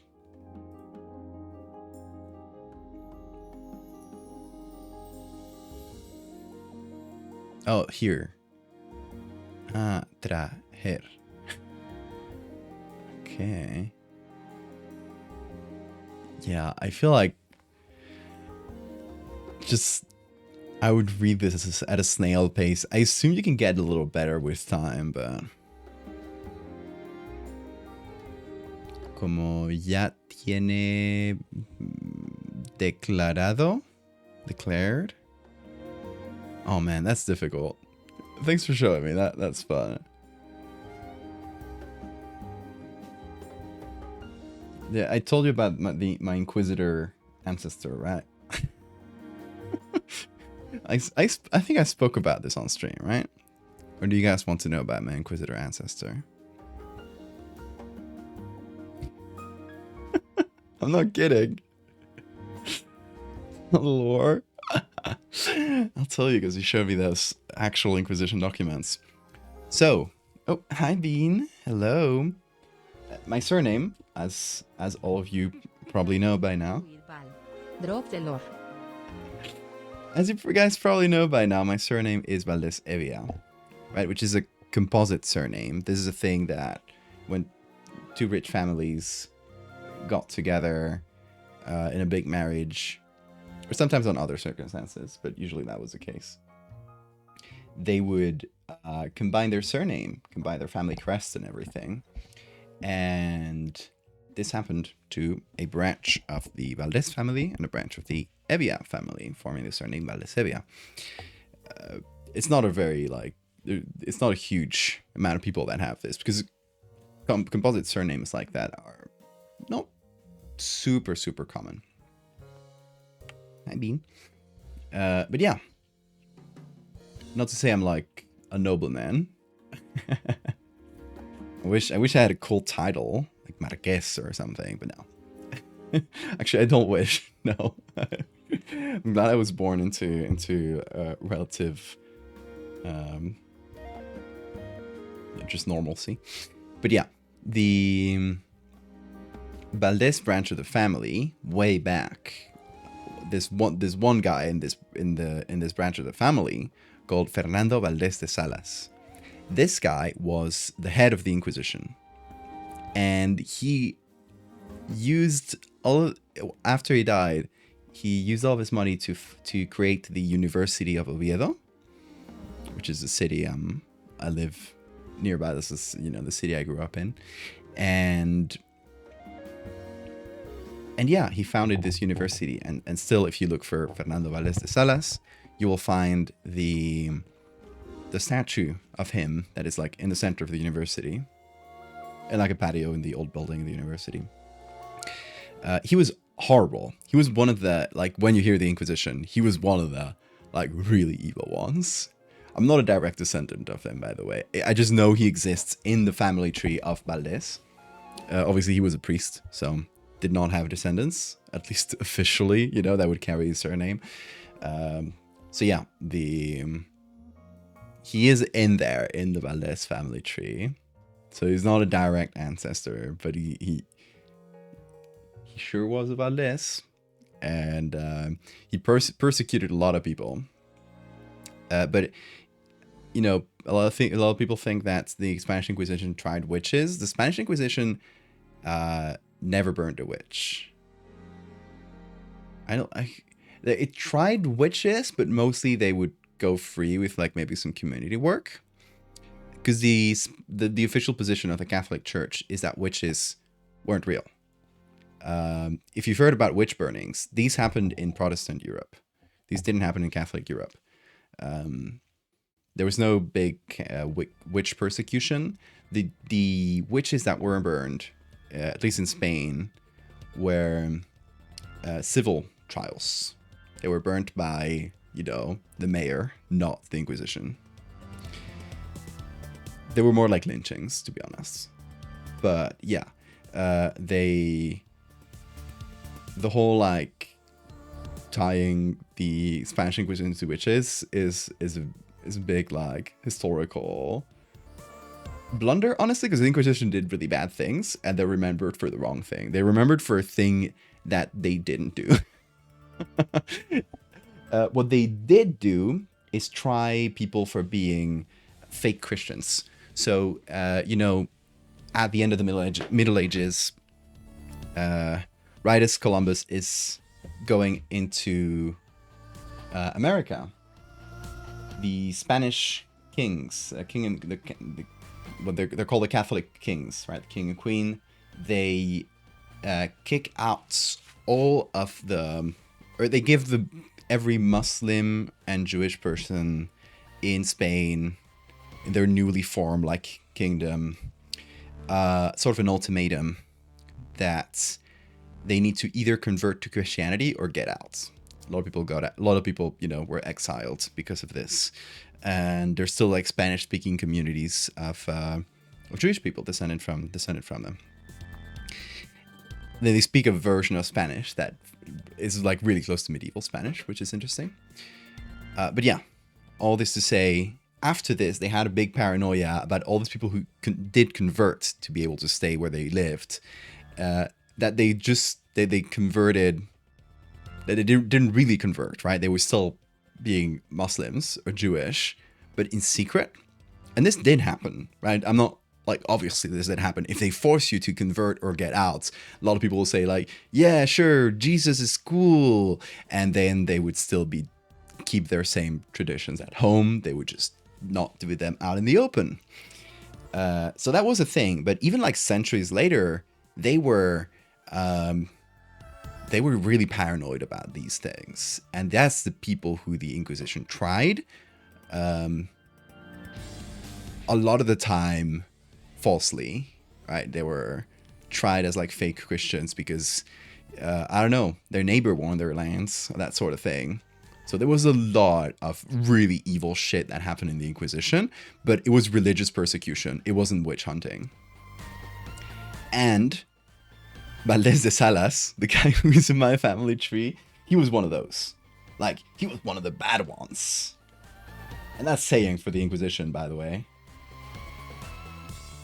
But yeah, the Inquisition was interesting in a lot of ways that people don't expect, because I guess what most people know of them is pretty incorrect. Here's another thing about the Inquisition that you guys might find interesting.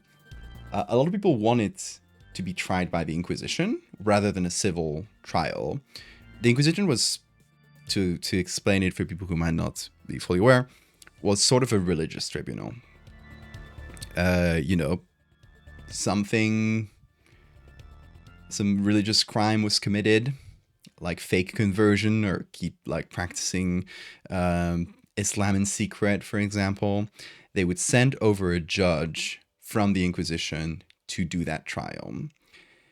The thing is, the Inquisition was, for things that weren't like a lot in their ballpark, like they were really bad with like religious persecution, they did a lot of like, they mostly had a chilling effect, right? They persecuted and they tortured people, but mostly to create this like chilling effect in society where you just couldn't speak about certain things. Like they would make example trials, right, about these people, like walk them out in the town square so everybody would see them, and this would make people scared of, you know, speaking anything that might be considered blasphemy. But some people, while they were in jail, they started claiming that they were speaking with the devil, or started claiming that they were possessed, because they wanted to be tried by the Inquisition for, you know, whatever petty crime they had committed. Let's say you stole something, you're in jail waiting your trial, but they knew that the Inquisition would try these sorts of things a lot, like they would be a lot lighter on this sort of crime than the civil government in some places. So they would start like shouting, "Oh my God, I've been possessed by the devil! Ah, I love you, Satan!" And so they would be forced to call the Inquisition to try them instead of being tried by the local justice system. I know it's very interesting. It's a lot more wrinkly and complex than what people think. Wait, Vishanti, you are Sephardi. It's literally your historical area of focus. Sorry, I was yapping and I'm just catching up with chat.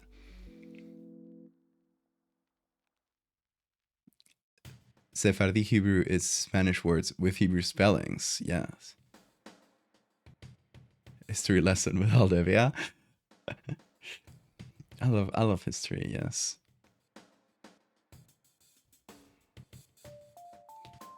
From the expulsion to the modern era, circa 1830s. I would say that it's bullshit. The Inquisition was mad about fake Christian when the riots in the 14th century murdered so many and forced people to convert. Yeah.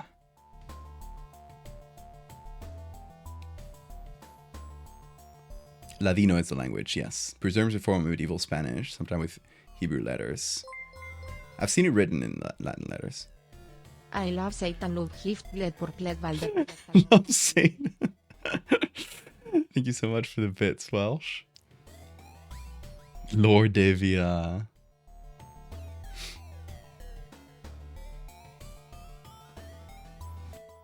Yes, I'm speaking out of like whatever I do know, but we do have an actual expert here. The Inquisition would relax heretics to the civil government. Those folks would burn them. There was no separation between church and civil at the time. Yes. Anyone imprisoned by the Inquisition was sworn not to share what happened in the prisons. Interesting. Yeah, I guess like the Inquisition, but the difference between like being trial by civil government and Inquisition was that with the Inquisition, they would bring in like a judge from Madrid, right, from the capital or from elsewhere, rather than being tried by whatever local tribunal. So some people used it to get like a different, like another chance at justice. And I think they might also try people differently. Like the Inquisition did tortures a lot more, I think. But I'm not sure if the civil governments would do that at the time too. So I don't know. Again, very wrinkly. Also, you know how we know all these things about the Inquisition, and we know the exact people who were tried as witches by the Inquisition, while we have no idea how many people were actually tried and burned as witches in the Protestant countries, because the Inquisition was crazy about paperwork. They registered everything, so you know, at least within their evil. They kept a really good document of their evil. Also, like historically, this put the, like I guess in popular culture, it made them more like well known than the more like informal and sort of crazy system of like witch trials in Protestant Europe, where, you know, we don't quite know how many people were tried, how many people were killed. It was informal. It was like distributed rather than being a centralized thing with a lot of paperwork. So people remember the Inquisition a lot more. Classic bureaucracy. They were a bureaucracy. I'm not kidding. Like the Inquisition was mostly just a bureaucracy. But yeah, it feels like I'm sort of defending them. I'm not. I'm just saying, like, you know, it's very different from what people expect. They did very evil things. It was a machine of state repression, basically. It's just like there's a big jump from like the public idea people have of the Inquisition in like pop culture, and the how it actually worked. I think it's very interesting. I'm glad we have an actual expert in chat. Thanks for all your input, Vishanti. All these records are digitized and available to read. What is it with evil systems keeping detailed records? Yeah, like, just like the Nazis, right? We know a lot of by the Nazis because of their bureaucracy. You did teach me a Spanish word earlier. Oh, did I miss it? I just saw it right now. What should we do? You ever teach chat a word? Not yet. Which? Inquisition is not interesting because just Inquisition. Give me a good word, chat.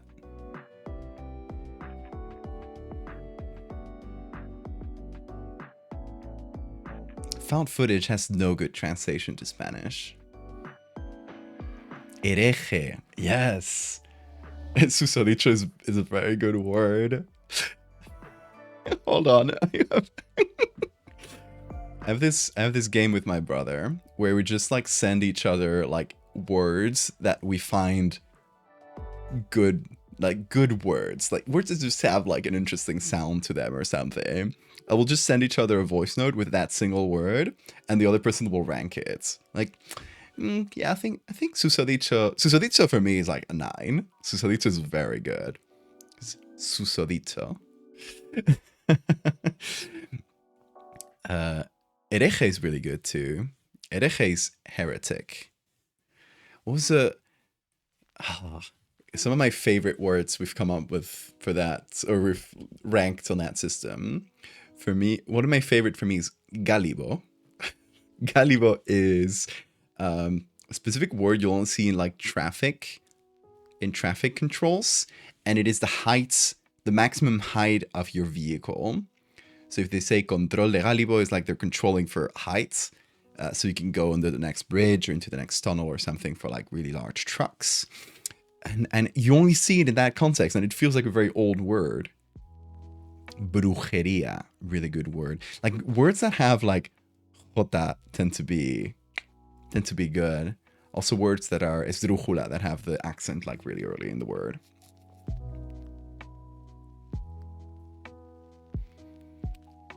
So, okay, hold on. I'm getting my phone. And I'm messaging my brother.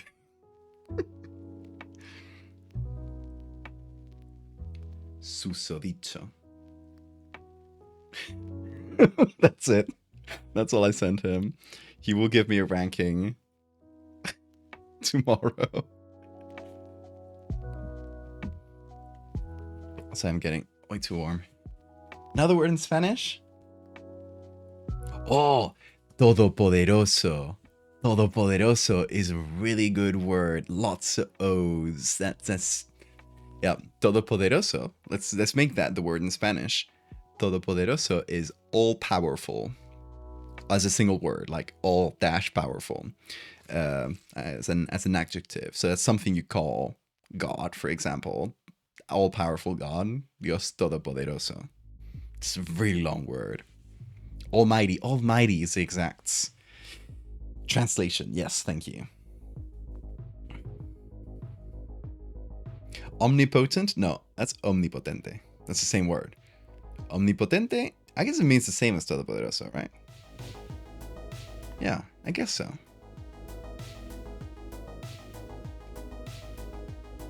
Not jota, but gentuza. But gentuza still has the jota sound.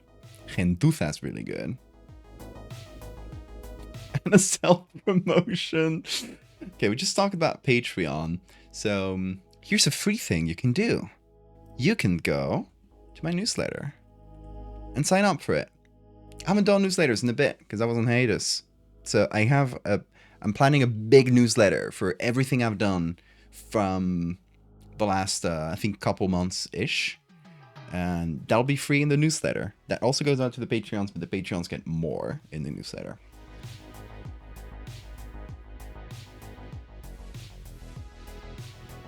Hi, Steph. Yes, cave paintings.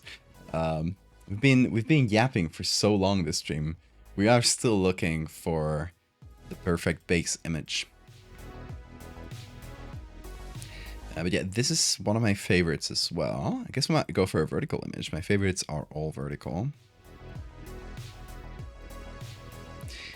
This one's pretty good, but I might remove this this rock in the back. But it's a good option as well. This one doesn't have a lot of space for our creature. This one has very interesting lighting. It might be good if we want to do something like very silhouetted, which is cool, might be scary, but it doesn't, you know, it's just sort of painting a silhouette. It is a good photo though. This one maybe not as interesting. We do have a guy in the middle. That's always removable. And what else do we have? These are the photos of my beautiful sketch.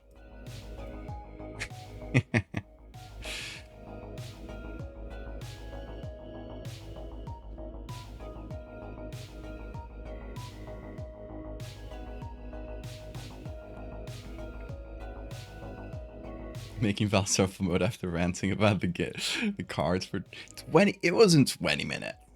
I talked about the Patreon cards for like 5 minutes tops. Not apologize for the history tangent. I love a good history tangent. I guess let's recontextualize, because we've been yapping for so long that let's refocus back on what we're doing. We are making an interpretation of this cave painting. In real life, it's a lot harder to see this cave painting because it's been damaged by the years, and it might be it's probably a combination of etching on the rock, like you can see the antler here, and painting, which we can see the painting bit a lot better. But a lot of it is just etching on the rock, where the face is supposed to be here. You can sort of see the eyes. You can see the ears, but our best preserved evidence is this sketch from, what was this? What was this sketch made? In the 1920s by a priest archaeologist called Henri Breuil. This was found in southern France, and if this interpretation is correct, it might be the first ever depiction of a deity, some kind of god, some kind of folklore creature, some kind of monster, something that isn't human, isn't animal. It's clearly something like out of the imagination, which would, you know, if that interpretation is correct, would make it very historically interesting. But again, it is very debated nowadays. Honestly, we went through this for a good long while at the beginning of the stream. I am of the opinion that I can see what the sketch was going for, because you can clearly see, in my opinion, you can clearly see the etched parts, whichever the parts that are debated, right?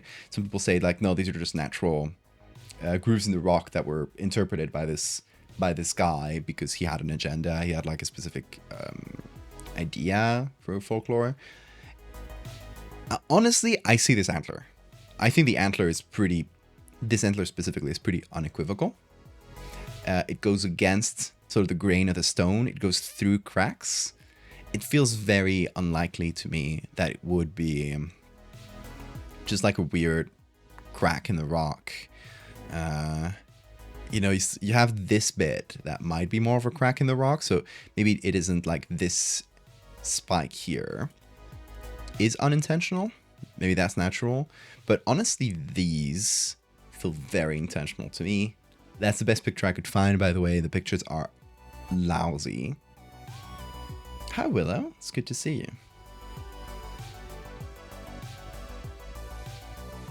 Discord was being an absolute pain in the ass. You finally made it to the Patreon Discord server. Hell yeah. Thanks again for joining, Bill. What are the benefits and things I can send out in total? So every 3 months, you get the cards. You get a set of 9 cards every 3 months. You get a... obviously, if you only sign up for a couple months, you'll get like 6 cards. So like 3 cards for each month you're signed up. Sent every trimester. Every... what is it? Quarter? Yeah, every 3 months. And you get the Patreon. You get... you know, you get to also like change cards with other patrons on there. You get the newsletters, which I haven't done in minutes, but I will do one hopefully pretty soon. And yeah, and every so often we do design challenges where everybody kind of pitches in to do a design, which probably about time I do a new one too. The world's first fursuit.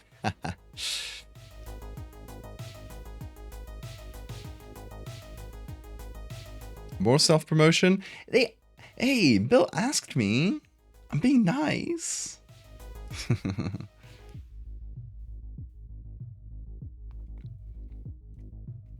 Yeah, the newsletter is basically like, here's a way of catching up with all my art on your own, at your own pace, without having another word in Spanish. Another word in Spanish.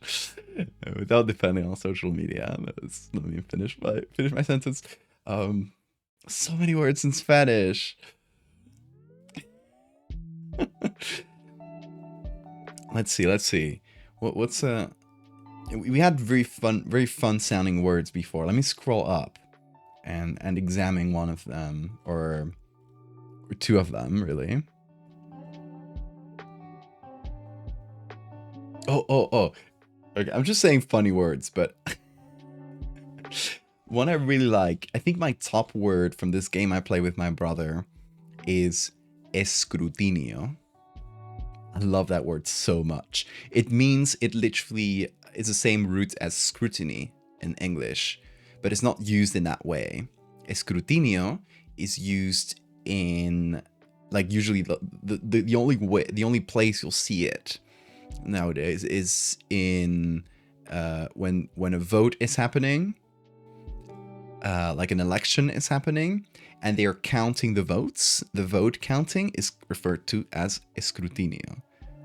So you say, like, what's the percentage of escrutinio? And it's such a, like, specific word that's only used for one thing. It's such a funny word to say. I love it. Escrutinio is one of my top Spanish words. No arch tonight, yes. You're making me do this. More, a third word in Spanish.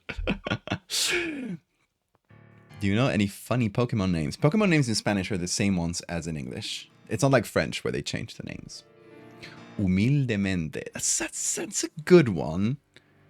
I feel like it's a 7. It's definitely a good one. It's not escrutinio, but humildemente. It kind of has a wavier tone. Tinieblas. Tinieblas is good. Let's see what others. Okay. One I really liked, the one I sent to my brother, is susodicho. How would you even translate that to English? Help me, Shanti. Help me, in Spanish speakers in the chat. Susodicho. So cold, maybe? The so-called something, like if you use it as an adjective, it would be, I could call being el susodicho gato. But you can also just refer to a person as susodicho, like the so-called, yes, the so-called, the above said. If you point at some person and say, like, you're talking about a person, and suddenly they show up, you'll say, like, ahí viene el susodicho. Here's the subject in question.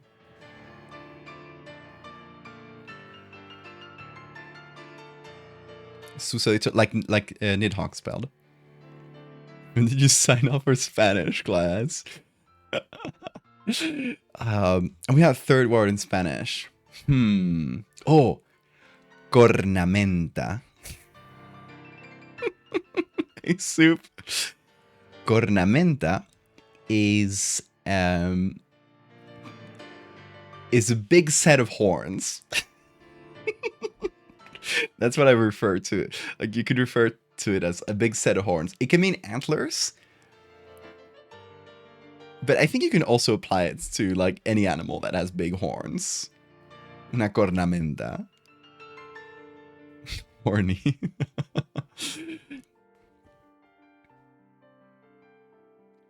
If there's any English words that cannot be directly translated to Spanish, yeah, a bunch. Off the top of my head, I can't tell you any, but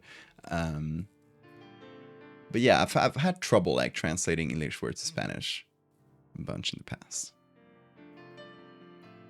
Yeet. Yeet is a good one. Yeah, yeet can't be translated. The specific, like, sometimes you can find a translation, but you can't find a specific translation that carries the same vibe. I think that goes for every language. Will.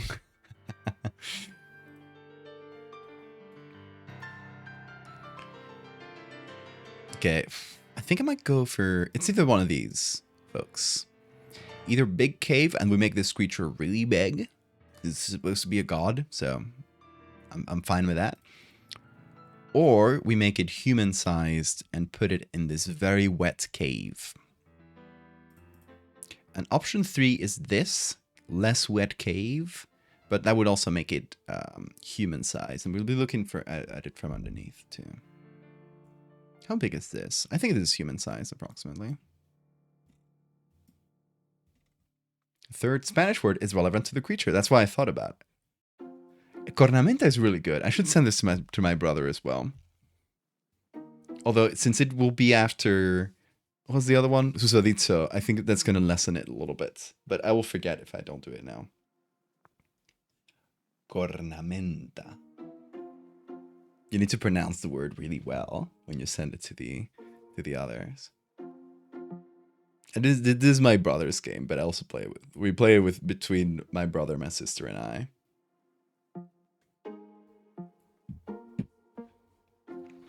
Sog it up for Wet Beast Wednesday.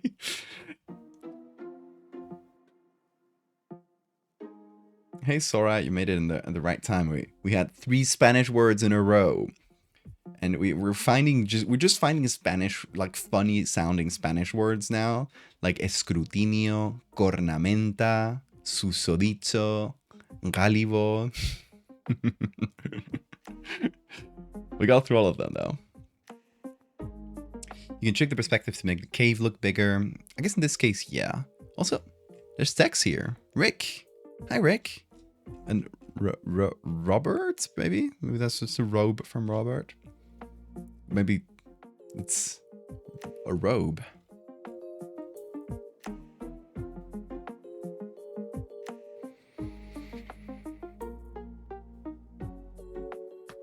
What are the details on the cards? I mean, that part. What do you mean the details on the cards? Like the scribbled ones?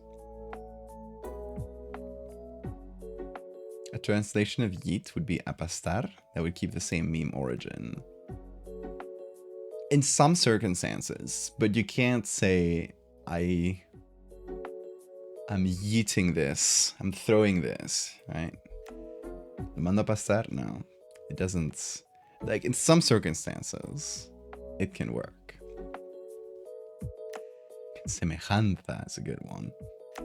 Alfombra. Alfombra's good.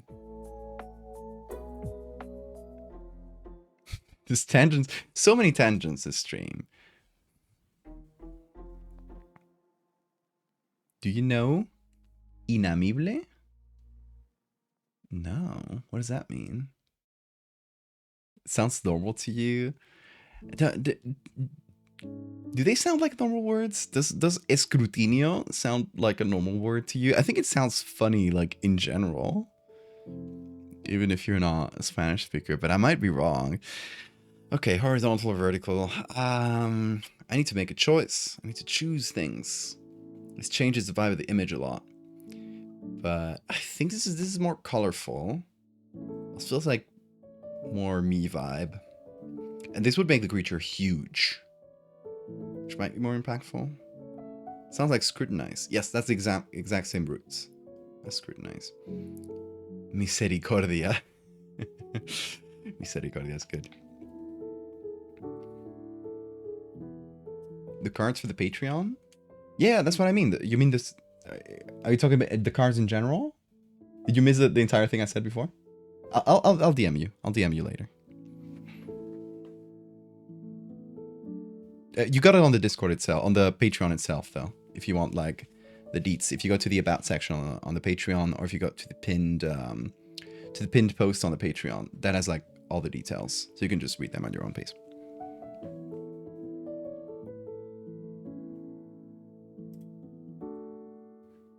I'll see you, Johnny. Thanks again for joining the Patreon. I really appreciate it. We are very often said inamible in Chile. What does it mean, though, Nid? Explain. Is it an insult? I assume it's an insult if you call it when you call people when you play League. The image in front makes it feel more ethereal. I think so, yeah. I like the lights. Makes for a sort of halo effect. Yeah, let's go for it. I think it's a better fit. It's not as wet. I guess it's wet still because there is water falling, but let's rotate the image. Let's cut the canvas down by 1000 pixels height. Because when images are vertical, I like them. I don't do them like 3x2, like horizontal. I feel like that's too long. So I usually do, what is it, 4x5. So we do cut out, like, compared to 3x2, we do cut out a little bit from top and bottom, but it's just a more natural cut for me. Anyway, see all these layers? Boom, let's go. Let's get rid of them.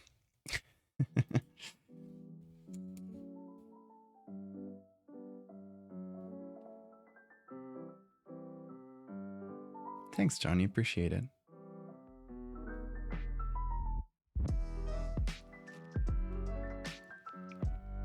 You'll not explain? Come on. The connection between French, Italian, and Spanish. I mean, yeah, they're all Romance languages. Romanian too. Everyone forgets about Romanian. It's kind of the odd one out of the Romance languages. I feel like I can understand. Obviously, I can understand French. My mom's French. I know the language, but I can understand Italian. I can understand Portuguese really well. But Romanian is the one that I have, like, I can pick up some words very infrequently.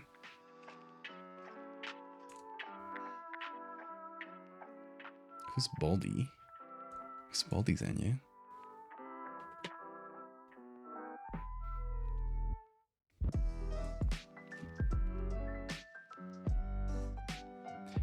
Okay, let's put up the reference somewhere here. Oh, everything's rotated. I forgot.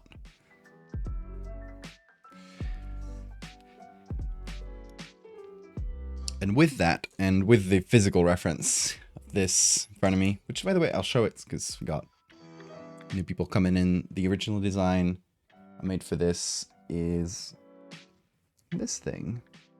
You can see there in either corner. The center one is just a copy of the original cave painting. That's sort of what I want to go for. Hairy face with two big sort of hypnotic eyes. A little bit like owl for the face, but without a mouth. And hairy back, tail, human hands and feet. The arms and the front of the body bald, and then antlers. That's the idea. Because of all the Slavic influence, yeah. It's definitely like, it grew up as a language very far away from the others. So while all the other Romance languages sort of kept influencing each other, and we have a continuum, like Romance languages, we have all the big ones, each national language, right? We have Italian, we have French, we have Spanish, we have Portuguese, but these are only like the one language in those countries that sort of like rose above the others for political reasons, usually. Spain has a ton of languages, even has Euskera, but just counting the Romance languages, it has sort of a continuum that goes from Galego, which is really close to Portuguese, Asturiano, Castellano, which is Spanish, Castilian, right? That's like a standard variety of Spanish. Catalan and Valenciano, which are the same, two dialects of the same language. Then you go into southern France. You got Occitan, which is very close to Catalan, and which then sort of like fades into standard French. Italy has a bunch of minority languages. be interesting learning Russian. Never having actual motivation. I feel you. I feel you. I'm similar with languages. I've been thinking hard about learning a new language for a while, but I'm signing up to so many new activities already that it's signing up to a new one. It's like it's gonna be a lot. So at some point, I definitely will. I'm coming in between Chinese and Arabic.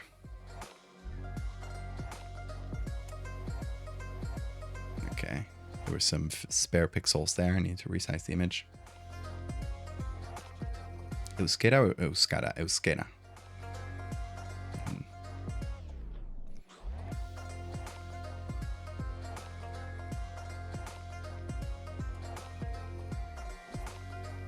Doesn't sound funny, but desafortunadamente is really good.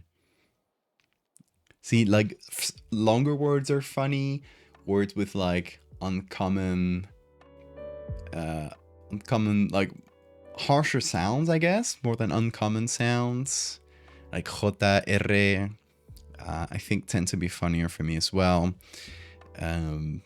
Esdrújulas, so words with the accent like all the way at the back.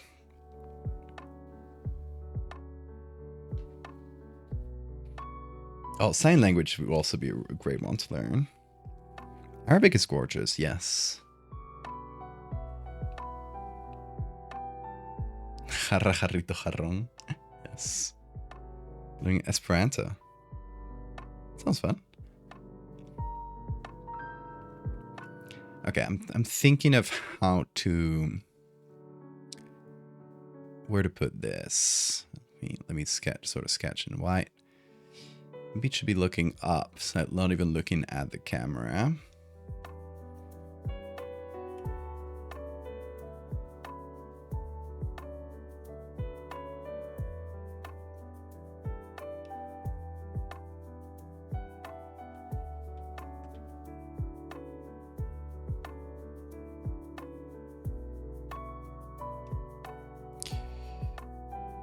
Wistfully looking into the lights or something.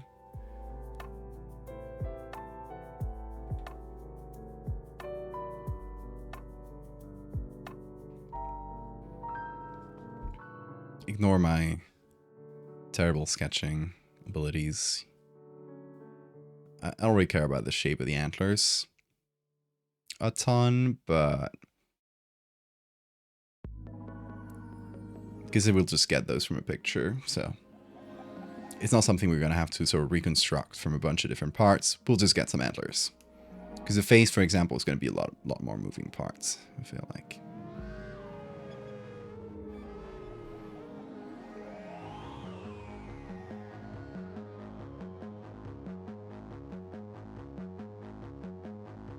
Oh, it has a hump in the back. That's important.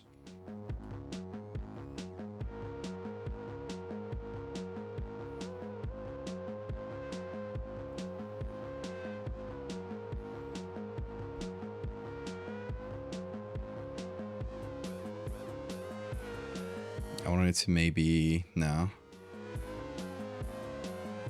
That's a very weird arm position. I wanted to see if it would be like the arm could be resting on the rock maybe, but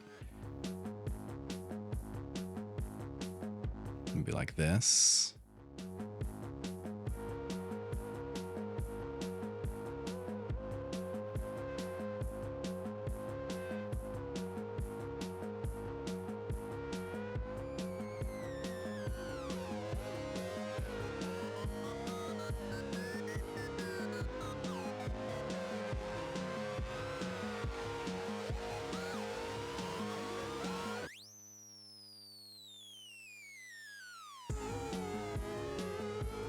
Malinas is a really good word.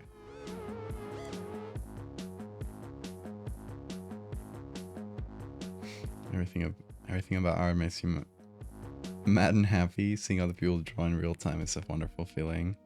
Speed paint's not really the same. But like with speed paints, you miss a lot of the sort of real time decision making. That's that's the soul of art to me. It's just, you know, you have an idea in your head and you're trying to translate that into a specific thing, and your idea is not like, unless I guess you have a perfect photographic mind, your idea is never going to be I see this come to fully life. detailed. The more I think about the movie Princess Mononoke.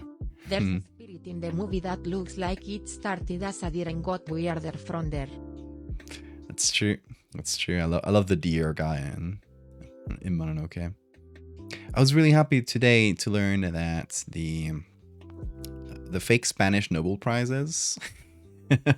There's a sort of a Nobel Prize-ish thing in Spain. They're called the Prince, or in this case Princess of Asturias prizes, and given every year.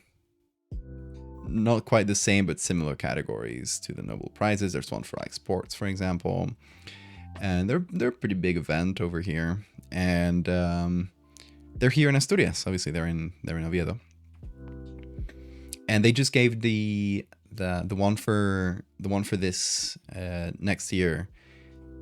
I think they're usually done at the end of the year. Yeah. So like October, November, if I recall correctly. Yeah, next one is giving to Miyazaki from Studio Ghibli, which the Illustrator Collective here sort of campaigned for. So yeah, it was cool to see it happen.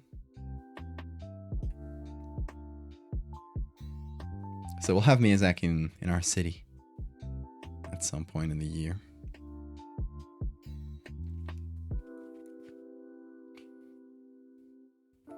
And also, as usual, protests against the monarchy. Just another fun wrinkle about this whole thing. Every year, you know, the royal family will come, and it's, you know, the prize is named after the princess. So, yeah, the royal family will come, and every year there's a protest against the monarchy. I never went to the protest, but I did see the king. I did say good night to the king, which is funny because I'm a Republican. But I used to work for a couple years. I worked on as a how do you say like azafato.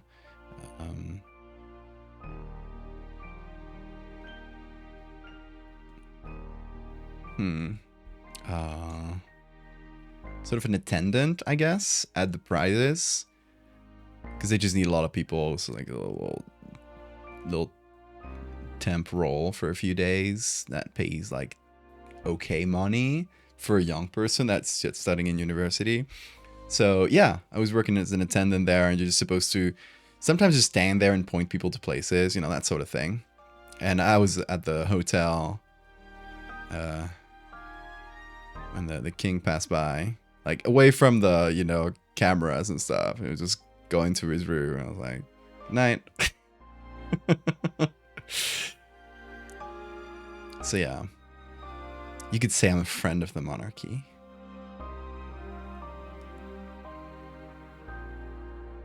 Is it normal for some of the images to take a while to load to visual on the Patreon? You mean like posts?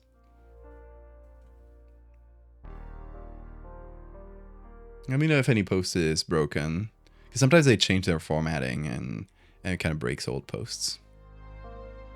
So hopefully that didn't happen again.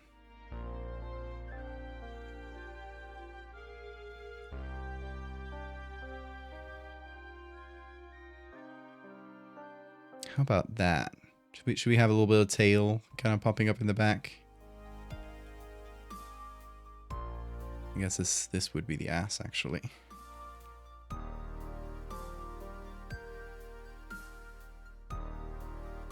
Get a bit of tail. So much valor today, yeah. I'm the descendant of an evil inquisitor, and I met the king of Spain. I'm cool like that.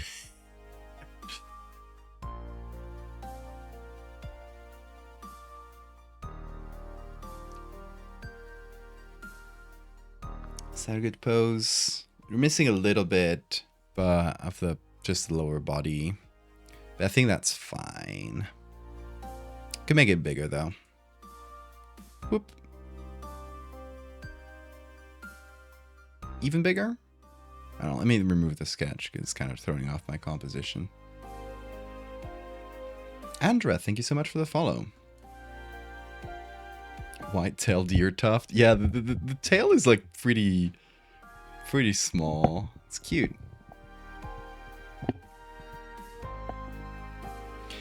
Doing genealogy and history for long enough has taught me that we all have assholes in our family trees. Honestly, yeah. And Valdez as a family is it's a pretty large family. There's a million Valdeses in Asturias.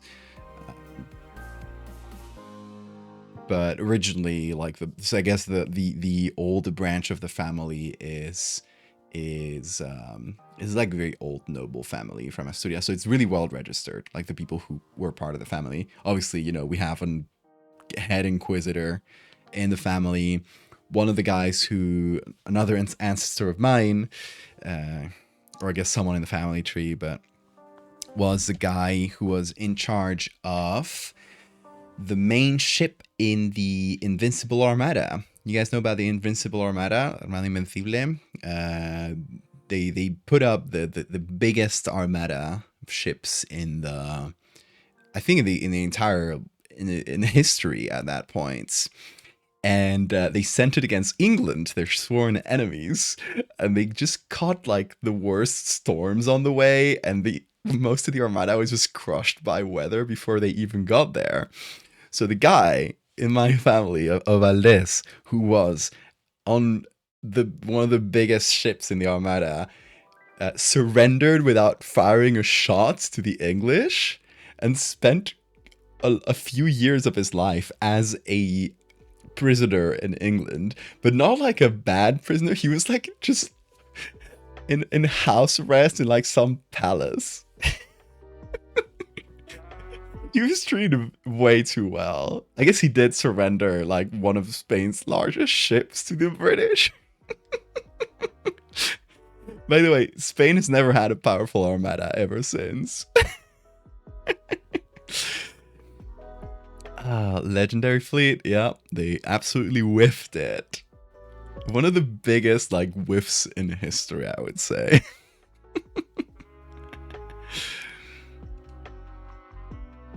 Putting it behind a rock in order to hide his schlong. Sincerely, do literally any of your ancestors have a normal talent to tell? No, lots of weirdos, I guess. Oh yeah, one guy was sent on the expedition that discovered Florida. They call it that because they disembarked and there were a lot of flowers, so they just called it flowery. That's what Florida means, by the way. He was on that expedition. He was not the captain or anything. He was on that expedition, and his wife was murdered while he was out. It's so like it's a fucking family drama.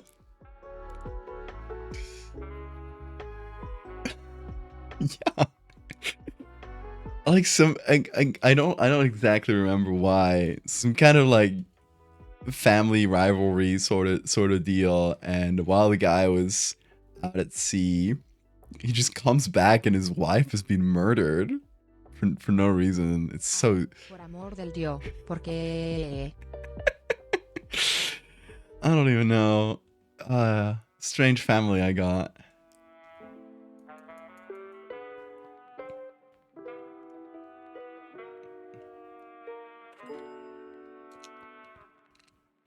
What language do you find a tongue twister in? I mean, do like the most complicated one you can see in Spanish.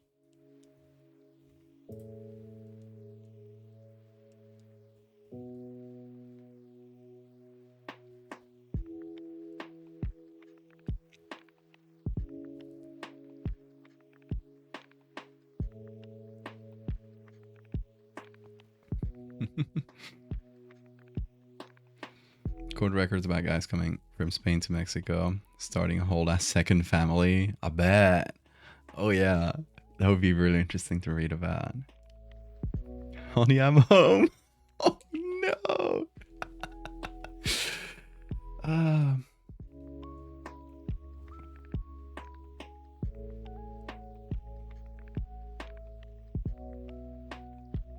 Also, we're gonna have a big bush to hide the dick.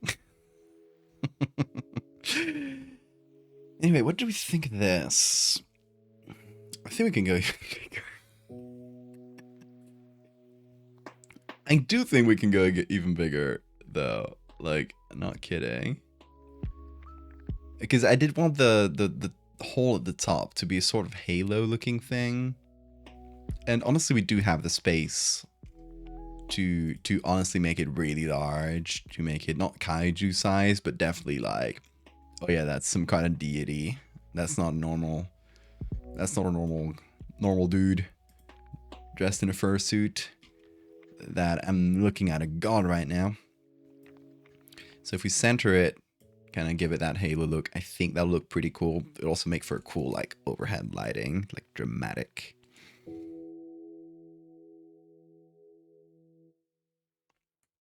Your modest side of the family got affected directly by the last Tsar of Russia? Damn.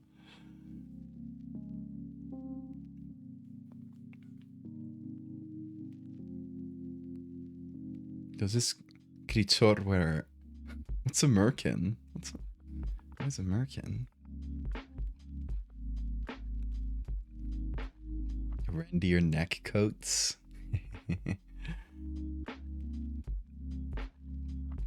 Your mom's side of the family moved to the USA very early 1900s to escape Tsar Nicholas in Russia when he was raising the countryside. Damn. See, we all have cool family histories. It's worth learning about. You know, I only know all these like weird Valdez guys because it's very like publicly available. They were a wealthy family, but it is still only one branch of my family. Like, I bet if you just like scratch through records to see other branches, you'll find like similarly weird stuff. Maybe not a head inquisitor, but similarly interesting things. You're fifth generation Russo-American on your mom's side. And your dad's family traces back to before the Declaration of Independence was signed. So probably British American, right?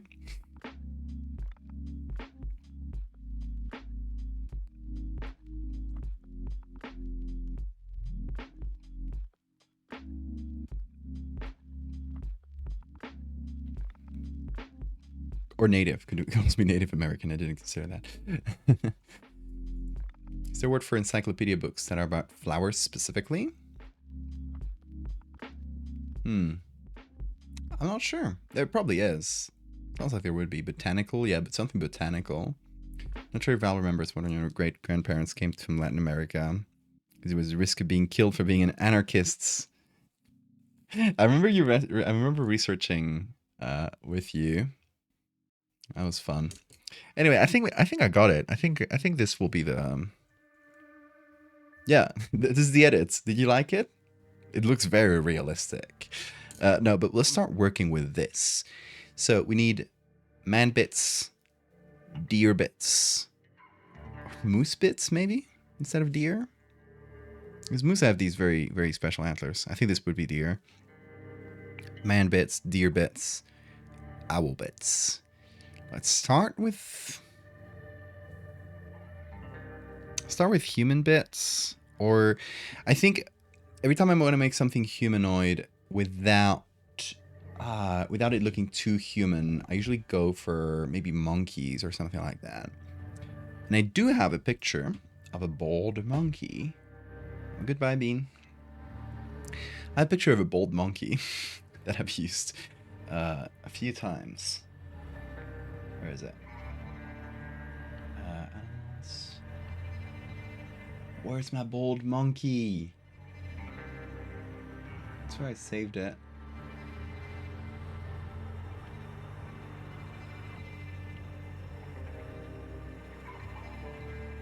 We have Bingus.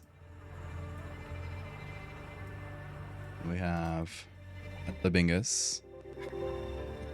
Pablito clavó un clavito en la calva de un calvito. Un clavito clavó Pablito en la calva de un calvito. ¿Qué clavito clavó Pablito? Very good. He said it, he really slowed down for that one. He wanted to say it well. Bonobos, yes. Are we talking ancestor stories? Your great-great-grandma fucked Billy Bishop.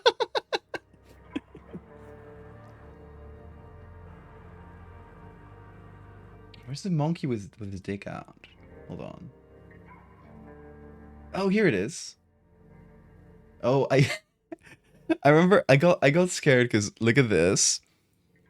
It's a bald monkey with his like full dick and balls out.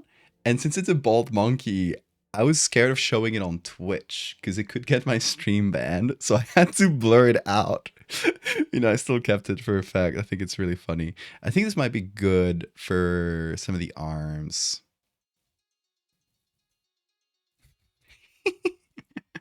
I forgot I had blurred that. That's so funny. You know, you never know with Twitch. You gotta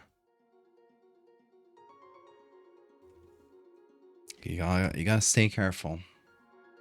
I love the very wrinkly back too.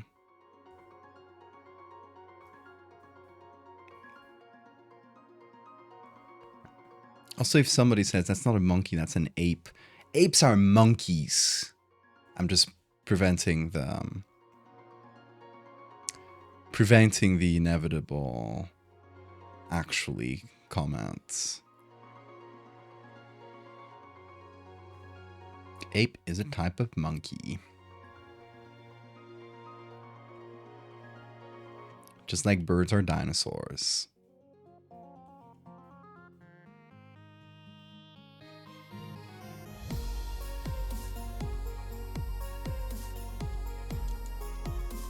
Never look up traditional statues of Tanuki in Japan. They are well known for pendulous balls. They are. They always got the balls out. I got a little Tanuki here. It doesn't have very noticeable balls though. I'll show you the Tanuki I got from Japan.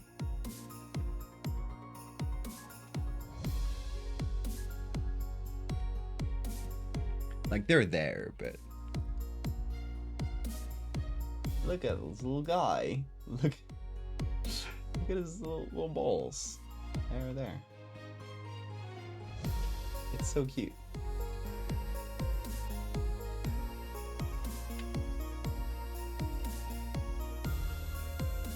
Also, you want to see another weird antique I got from my grandpa? Thanks for the save reminder. You know, another weird antique I got from my grandpa. My grandpa used to, I mentioned this a few streams ago. He loved shopping at flea markets, right? And he would just bring, like, he had a huge collection of random shit. Every time I went to visit him in France, he would just let me take one of them, or just directly give me one that he thought I might like. And one of them is a masturbating monkey. I don't even know where this comes from. Just had this figure as a masturbating monkey since I was a kid, and I when I got it, I don't think I realized it was masturbating, but I just thought, oh, funny monkey, and then a few years later I was like, wait. So I wanted to show you this very cursed figure.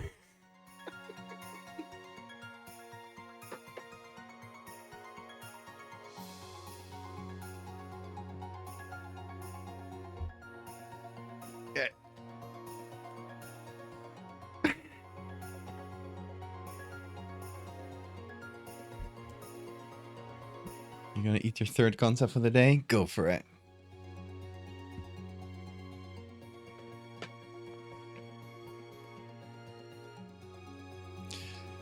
Yeah, did you guys like the masturbating monkey? Or did you prefer the Tanuki?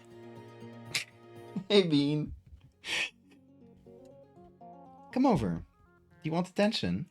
Yes, you do. Of course you do. Yes. You are an attention-starved beast. Hey, chat. You want to say hi to Bean? Tanupui. Oh, let the balls out. Boing, boing, boing, boing, boing. Look. Look at this.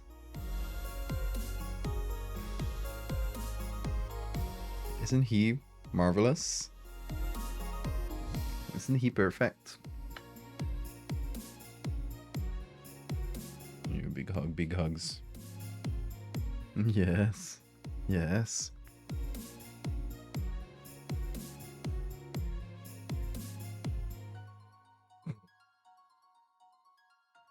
Look at him. Isn't he perfect? He lets you do anything. He's purring so hard. Ooh, look at that bean boogie in the chat. Look at those bean boogies. That's you, Bean. That's you. Chat loves you. Yeah. Yes. He's feeling the combined love of millions of people around the world. You can go, Bean.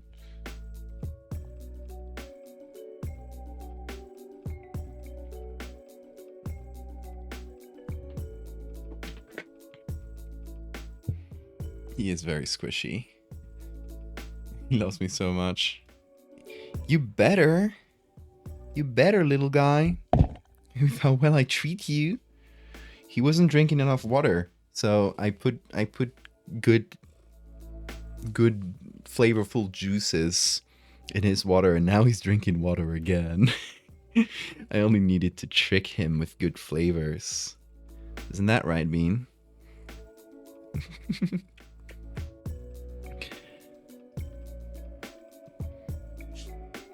I put all the juices of one of his like wet food cans, all the leftover juices, I mixed them into the water, and now it's just like a disgusting looking water, and he loves that shit. Yeah, you do. You nasty cat. You love your brownish turbid water.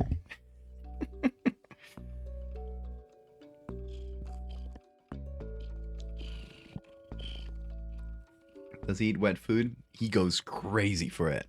He starts screaming when he sees it. Tuna water can also work. I've heard tuna water works fairly well.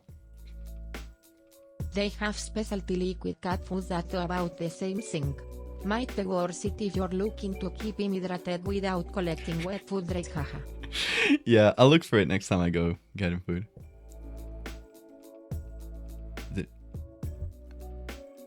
It's not pronouncing it. Good attempt, but I think it's just not programmed to do that.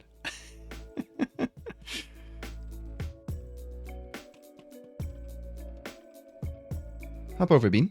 Hop on. Akamakigami, Kimakigami, Aomakigami. Okay, he can do that. Come over. Jump. Jump. Yeah, there you go. Little whistle is a way to say good job. It's like a clicker. But instead of clicker training him, I whistle trained him.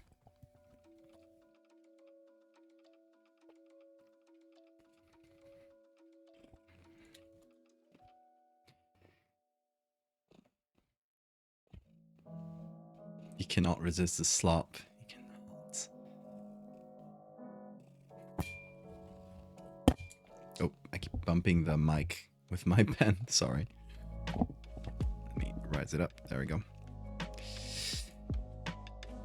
Bean, you are purring so hard. It looks like you have a breathing problem. You guys want to try listening for Bean purrs?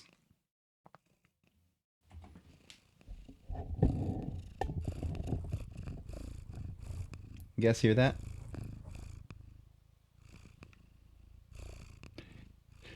Like, he's purring so hard right now. It's like vibrating my entire body. He doesn't usually purr this hard. He's very happy.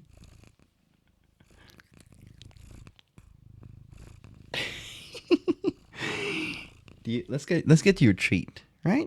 Let's get you a treat. Let's see if we got a good crunch out of it.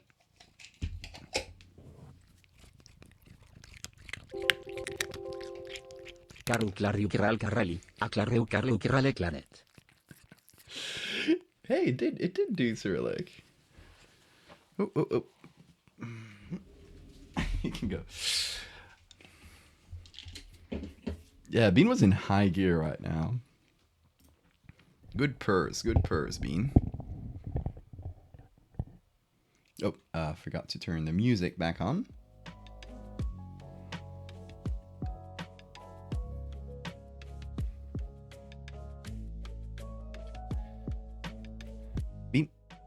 Bean? No. Don't bite random things, please. God, he's going crazy. He cannot be stopped.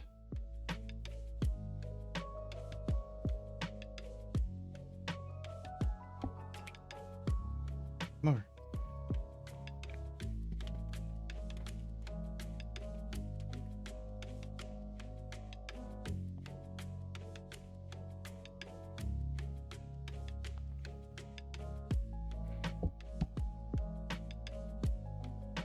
What are you, Bean? Why are you smelling my sketchbook? No, you're up to no good. I don't trust you. I don't trust you smelling my sketchbook. No, don't paw at it. He's pawing at my sketchbook, chat. Help.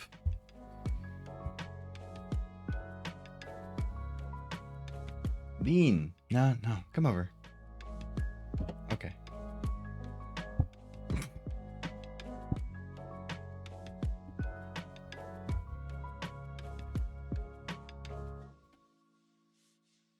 He is full of energy right now. Come on. I'll get you to play a bit. There you go.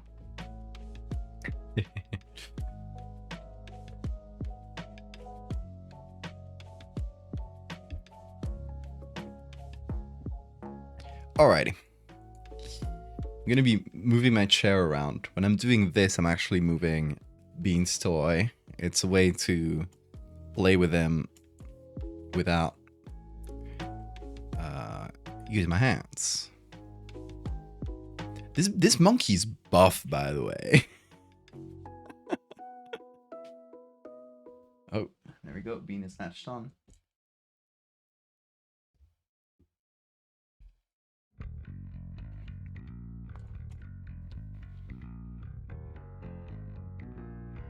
Okay, here's something I'm gonna do.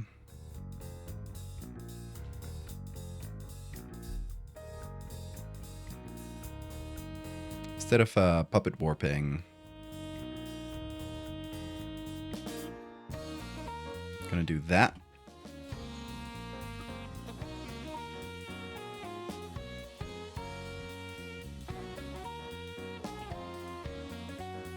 You can change the proportions slightly if we need to, but I feel like monkey arm proportions, I guess. Chimpanzee arm proportions are good enough approximation.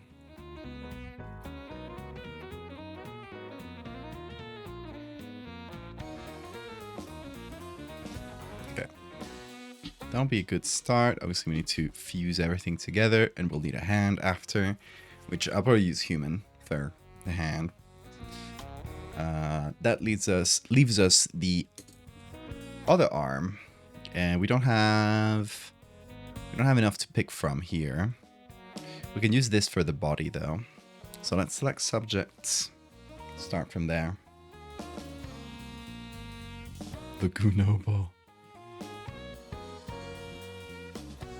I love that it picked the blurred out genitals. Okay, so we're gonna use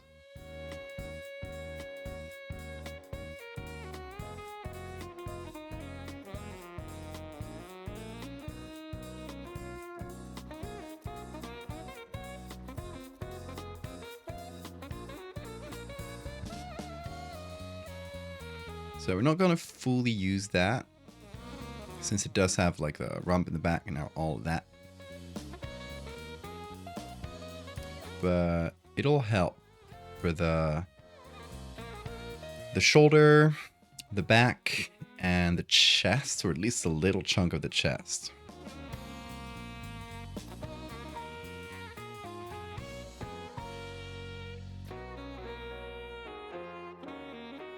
What are you doing, D? Oh. You're just licking yourself? You're just licking yourself? Watch out! Watch out! Watch out! Watch out! Oh. Flip. Turn. I'm spending his energy because he's going wild back there.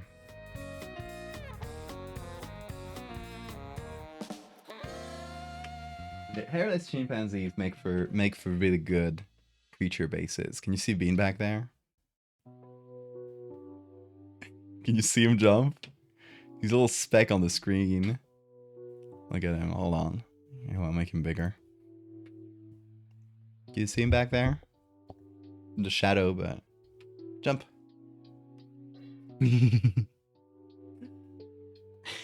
Oh, do you guys see that? More. Come on.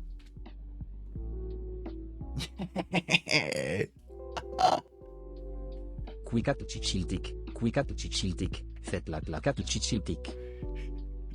I don't know how that pronunciation was, but he tried. He at least tried more than Japanese.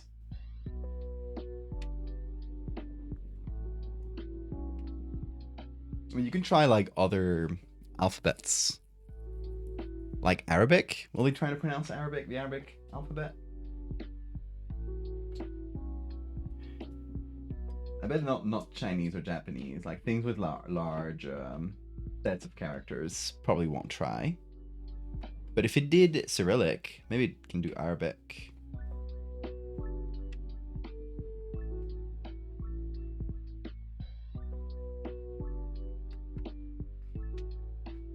And then you could try and have something phonetically, write a message in English, then phonetically translate it to a different alphabet, and then have the text-to-speech say that, and see how it garbles that. That would be pretty funny.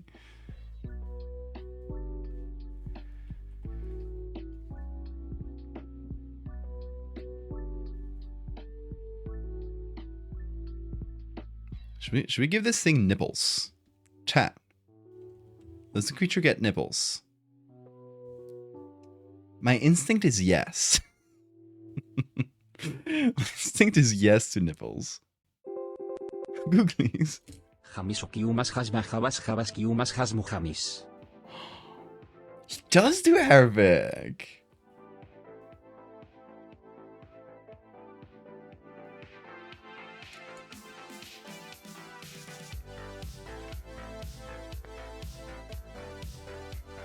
Eyes on the nipples. You got it. Actually, we had a googly eye from the very beginning of the stream. I don't recall who did it. But we gotta honor those googlies as well.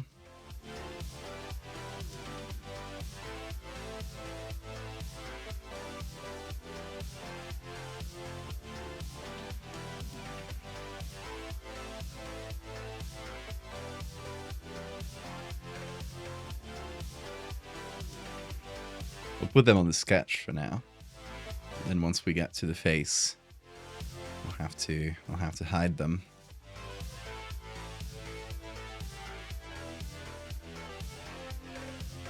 Perfect.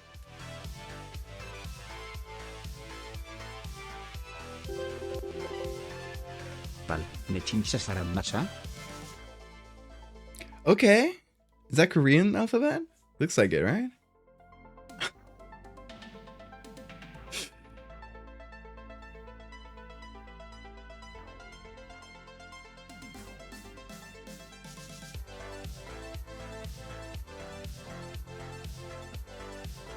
I'm getting surprised by text-to-speech guy every day. Every single day.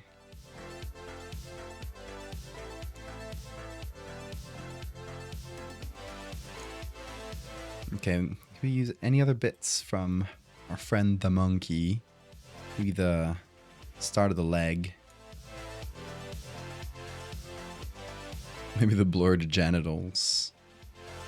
That would be really funny to include, actually.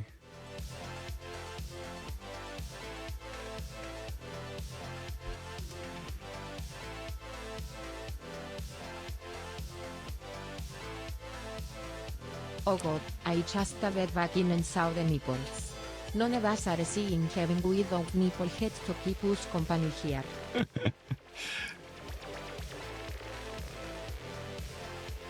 The googly nips. It was requested. It was requested. I can't say no to a well-mannered request from someone in chat.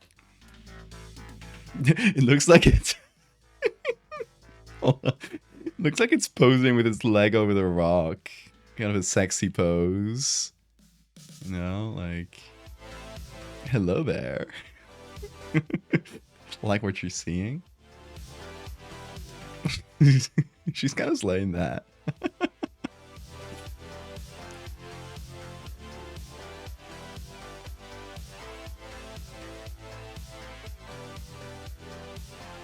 Okay, I'm gonna put all of this into a group.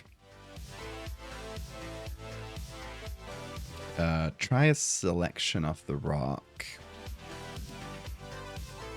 The only valid option for googly eyes when there are nipples involved is to cover them up so they stare back at us.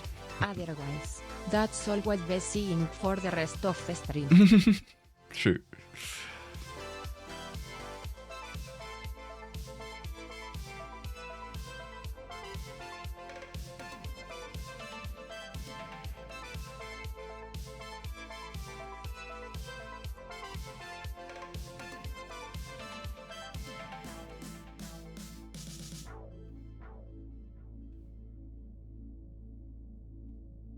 Like that.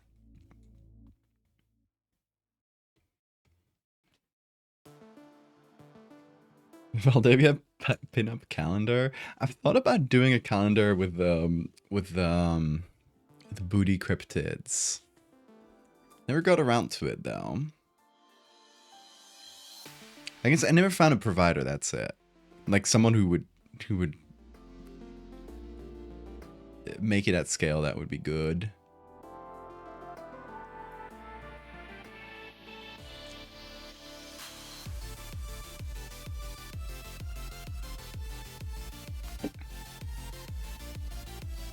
Cryptids was everything to you. One of the few series that I finished that I said that's done, that's over, that joke run out. I guess one of the few. Now I've finished Fractal and Shipetotec, so I guess I have a few more that I can call finished. This thing looks very naked, like upsettingly naked right now. Let's look for deer.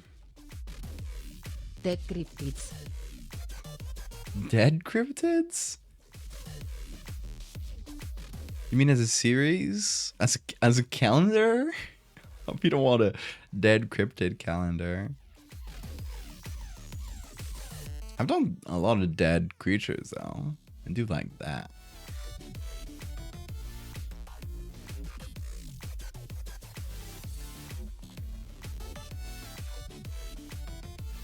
Okay, what type of antlers should we give this deer?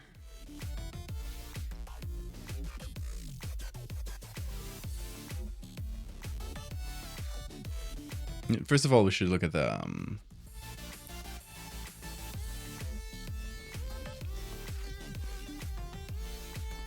sketch here and figure out one that is a good match.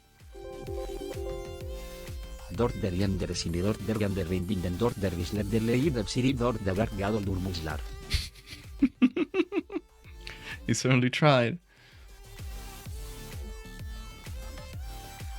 Moose? Maybe moose.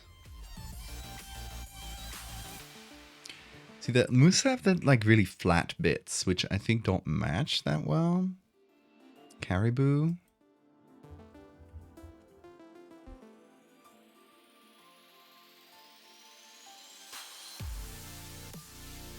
We don't have a ton of caribou ones, but I guess we do have a few, yeah.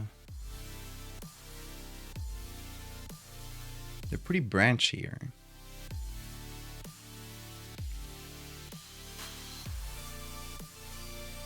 Wait! It's the same lady! This lady's everywhere. That's what I want. Tongue twister. French tongue twisters. I only know one. Denis Dignaditon du dododu d'un dodu dindon.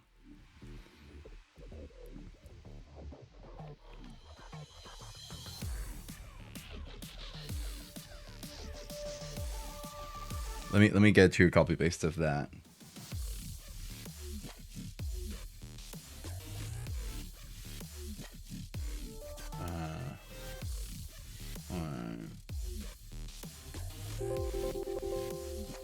Kanchan kong cham kong cham cham cham kong cham chan gi ko tuen cham kong cham kang kong cham chan gita.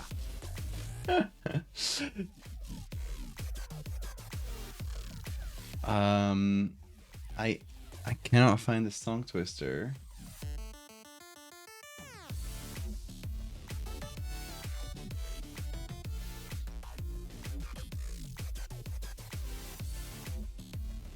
Every time I look it up on Google, I can't find that.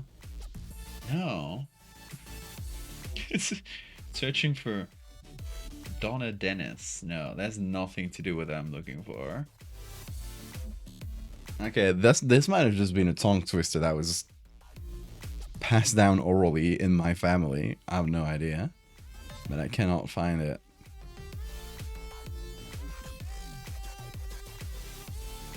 Ultra French conlang video. I'll check that out.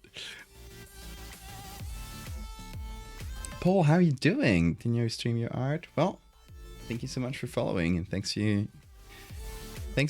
making it.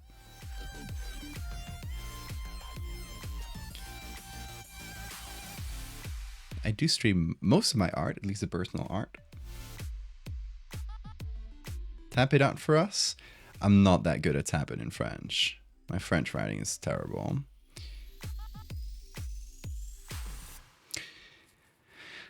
Oh, what kind of antlers should I use? Written French and spoken French are like two different languages.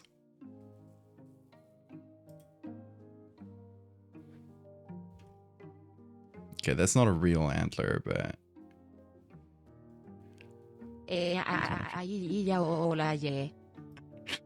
just devolved into gibberish. Tu tentetesa con acento grave tau tenter. Tu seset tu tetua con acento grave tan tenteter. Wait, every time there was an E with an accent, like a backwards accent compared to the Spanish one, like left facing, it said E con acento grave. It's completely messed up, that one. Let me try it myself. Tu tentais à tout tenter.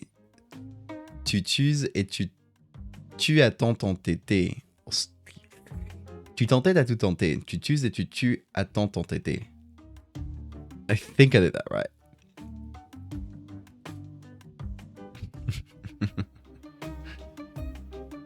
What the hell did it just do to French? Cervids? What's a cervid? Isn't cervid like the whole group of deer? And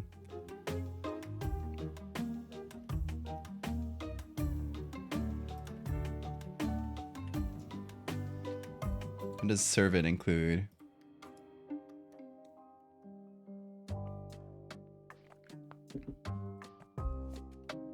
The red deer. Piano panier, piano panier, piano panier, piano panier, piano panier, piano panier. Is that even a tongue twister? It's repeating two words. Omega Mart mug? Yeah, it's my huge fucking mug from Omega Mart. It's great because I make double teas in this. I put in 2 tea bags and it lasts me a lot longer. It's huge. Like it's the size of my face. I actually just finished my tea right now.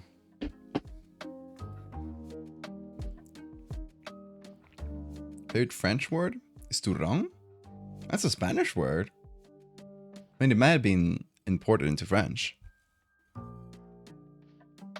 But turrón is how do you call this in English? Nougat? Nougat? Yeah. Which is a French word for it.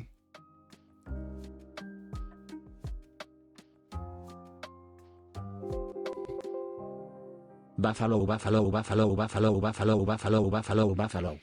Oh, I was getting into the groove of it.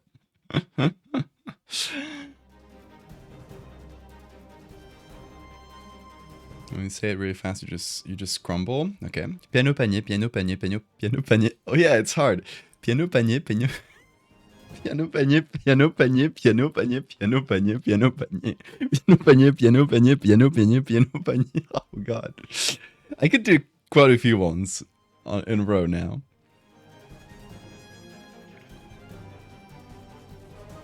Yeah, it's harder than I thought.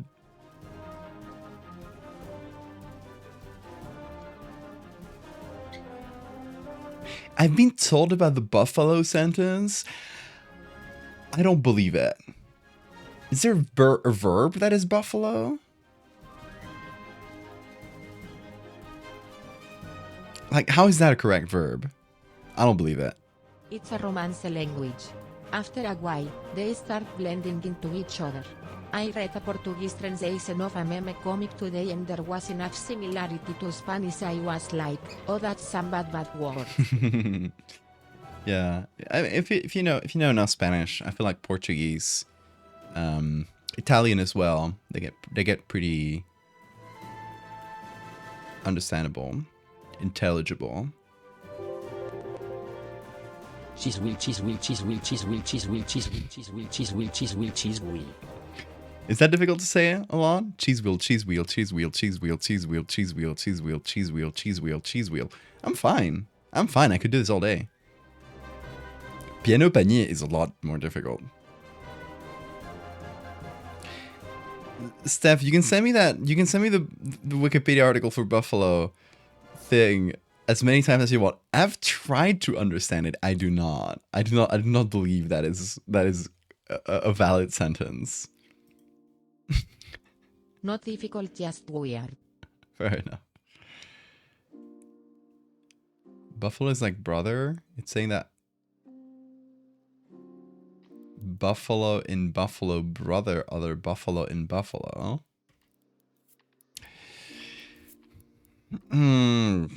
Buffalo, buffalo.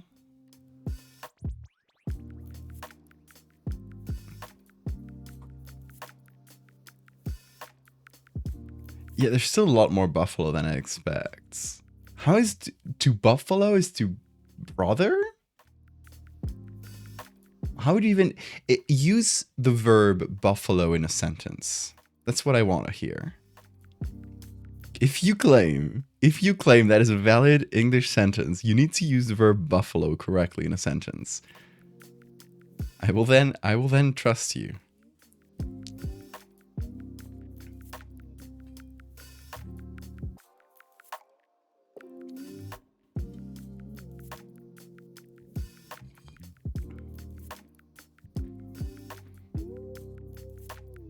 Oh, bully. To buffalo is to bully. To bother, to vex. Stop buffaloing your sister? So it means that buffaloes... Oh, I read... You said bother. I read brother. I'm very silly. Yeah, so bully...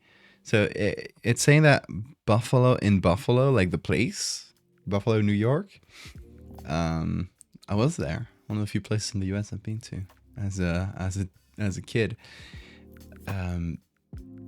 Buffalo in the town of Buffalo. They bully Buffalo in the town of Buffalo. Cuentos cuentas. Porque si no cuentas cuántos cuentos cuentas, nunca sabrás cuántos cuentos cuentas. I remember that one. Buffalo from Buffalo, bully Buffalo from Buffalo. That other Buffalo from Buffalo also bully. Okay, I see. I understand the buffalo sentence now. Thank you. Thank you for explaining it to me. I think I was getting stuck at the verb. It's not a beautifully put sentence, but it's correct. Say toy boat 20 times fast. I couldn't even say it once. I fell at number one. Toy boat, toy boat, toy boat, toy boat, toy boat, toy boat, toy boat, toy boat, toy boat, toy boat, toy boat, toy. I can't. I keep messing it up. Let me try the one that said. Cuando cuentas, cuentas, cuentas,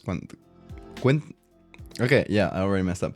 Cuando cuentes cuentos, cuenta cuántos cuentos cuentas. Porque si no cuentas cuántos cuentos cuentas, nunca sabrás cuántos cuentos cuentas. That's pretty alright on second go. You require a new language. Ooh, try amathir. Is that how you say it in English?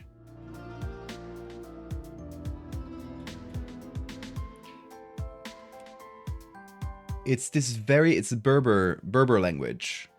Is that how you say it in, yeah.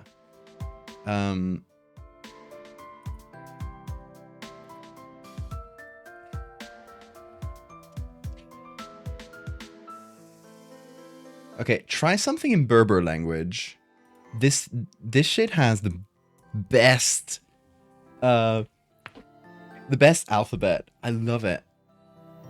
Let me see if I can pull up a list of the alphabet. Yeah, look at it. Look at this shit.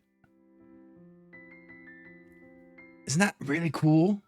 That's the alphabet in the Amathir in the Berber language. I guess Amathir is the correct word as well. Simon ton ton ton ton ton ton ton ton ton será tondo.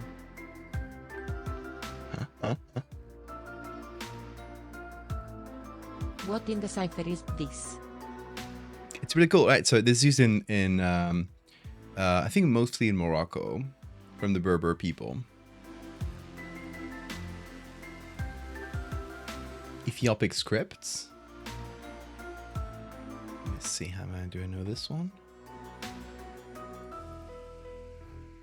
Ooh, I did not know that one. That's cool as hell. Hold on, chat. Ethiopic scripts.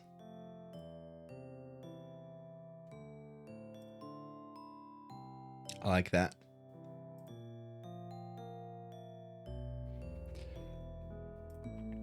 Okay, let me try. Si mon ton sera tondu.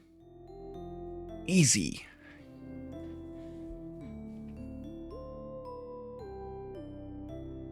That reminded me of how we memorized a rune cipher back in middle school. I could write whole paragraphs in the middle of my notes. For me and my friends and I also look at this busted ass antler. Busted ass deer. Try harder next year. Anyway. I used to cipher with a really simple like substitution cipher where you would like put the alphabet upside down and that would be the cipher key. I would cipher the notes I would pass in class to my friends. Since we're sitting a few seats apart, we would pass notes written in that cipher and nobody could read them in between. We were so smart.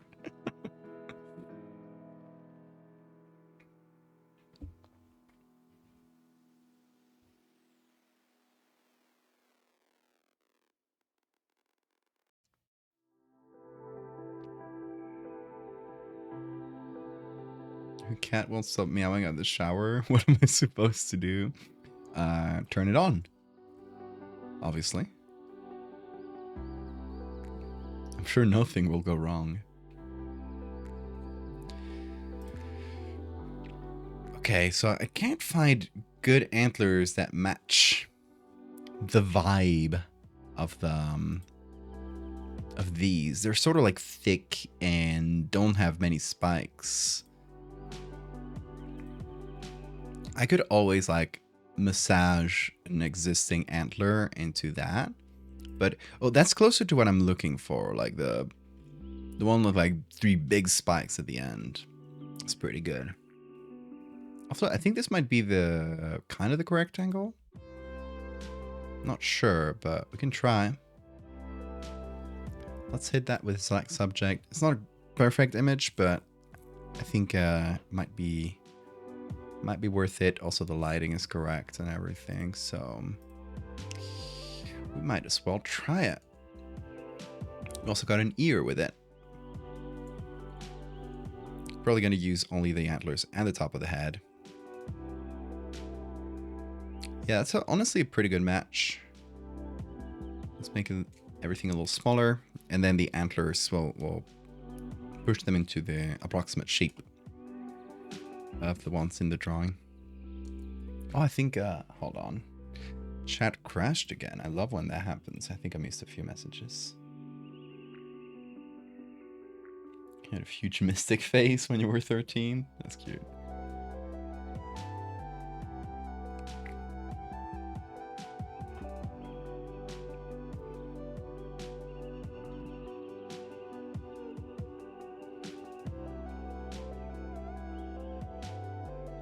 Okay, let's try this.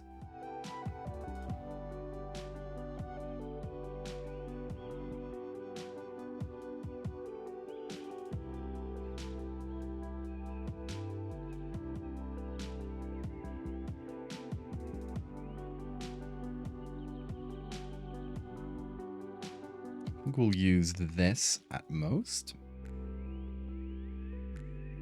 Then I'm going to go into select and mask. I'm going to shift the edge inwards a little bit. Try to decontaminate colors. Does that do anything good?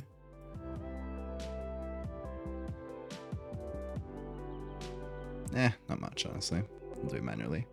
Accrumene IRIAR 10 sticker tene tugnintifef line, ticker tene tugnintifef line accrumene IRIAR 10 ma accrumene IRIAR 10 sticker tene tugnintifef line, ansi ticker tene tugnintifef line accrumene IRIAR 10. That's so true.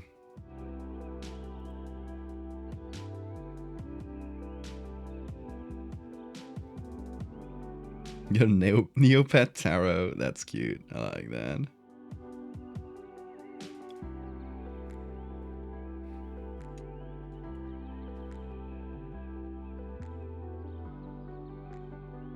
So my shoulder's sore.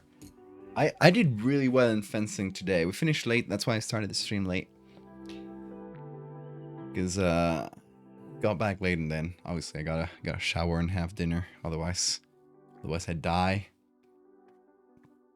But yeah, I did really well in fencing today. We sparred with everyone else, and I had my first win against a non-newbie, which is huge on my scoreboard, my mental scoreboard. Yeah, that was good. That was good. And against the like really, really good ones, I did decently well. Like my only goal was to get like a couple of good hits in to each of them, and I managed that. So I even got like nearly won against pretty good opponents. Obviously we're just training, so you're kind of a chill vibe. But next Monday we have a little tournament, just an open tournament between the people in the that we always fight against, and then anyone else who wants to come in from the region or from neighboring regions usually.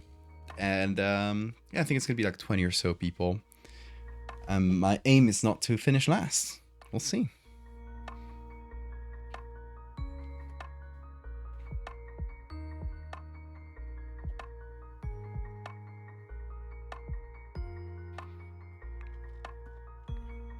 Okay, let's remove the googlies so I can see what should I do with the face. Goval. Second to last is our goal. Exactly. If I can get second to last, I am walking out of there happy.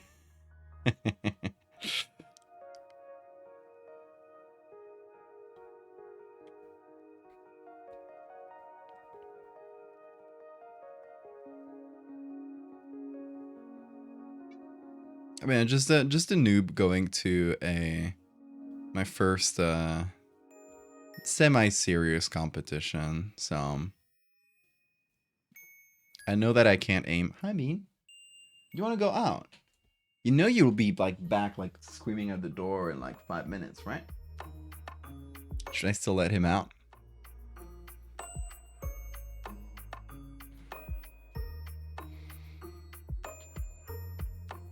Or in Doctor Who ties appropriate for quinceañera?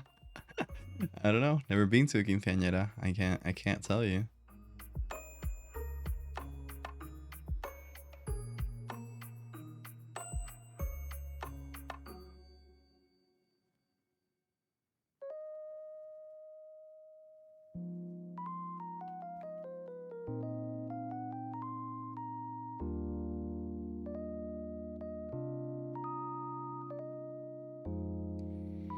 I think I should get rid of the big spikes here.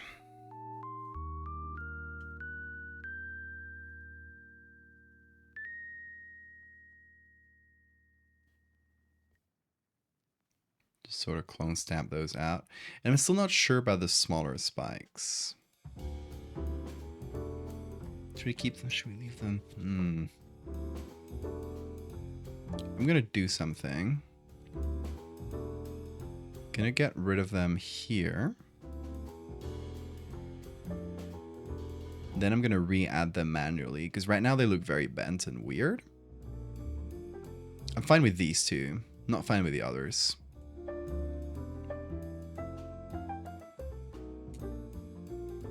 So let's remove the puppet warp, remove the layer mask. And what I'm gonna do is... Ingev, Oh no, it could not handle that one.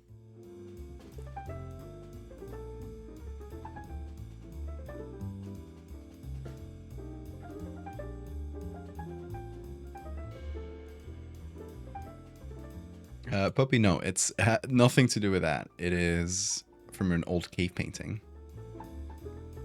Also, I don't think I would ever do a few specific Native American creatures, because they've become like way too popular online, and I know there are some Native American people who are really pissed about that. So I do not want to contribute to that problem. And also like really incorrectly interpreted. Like very just lazily interpreted folklore.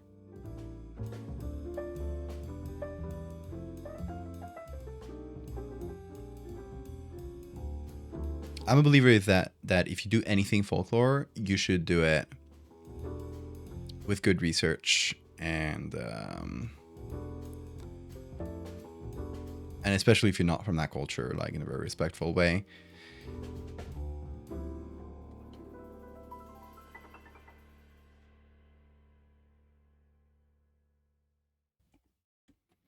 Bean, are you sure you're not gonna scream at the door in 5 seconds if I let you out? You will, right? I'm gonna let him out because he's screaming at me.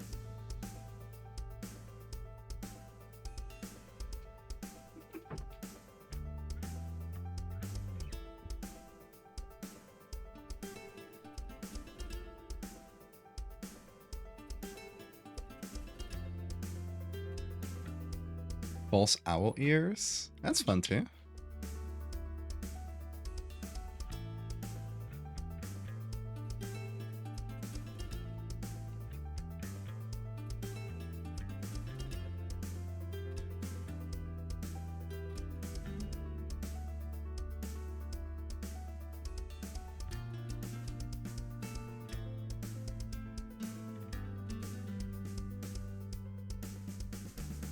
We are pixel peeping here, but not for a long time.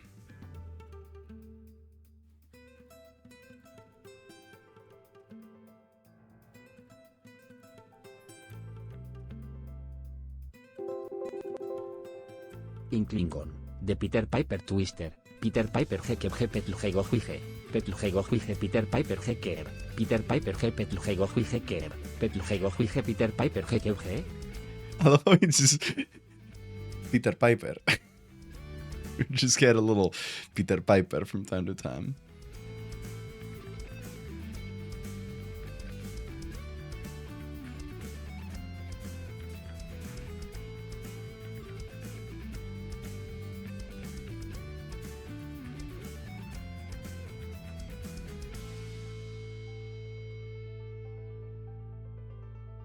I'm gonna clone stamp that bit.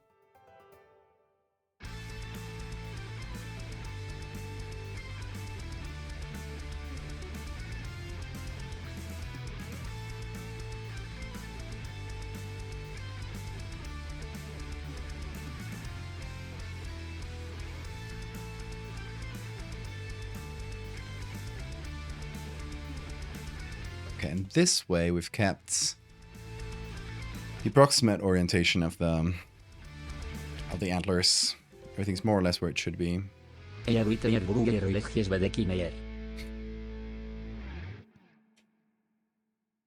gonna keep the front What is spikes. somewhat well known language is Sudo? Languages. I feel like anything with a weird alphabet, because I just want to see if it pronounces it. That's my mystery.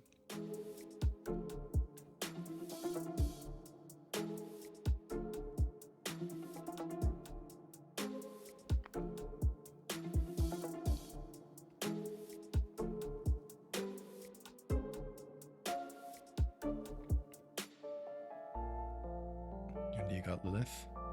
Uncanny Georgia. The Wog. The Wog. Yeah, I love fearsome beasts. They're really silly.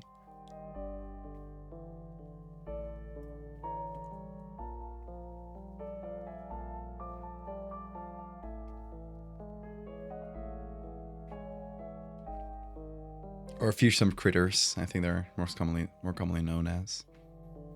For those who don't know, they are creatures from like oral folklore. It was just mostly like silly stories told by lumberjacks to one another.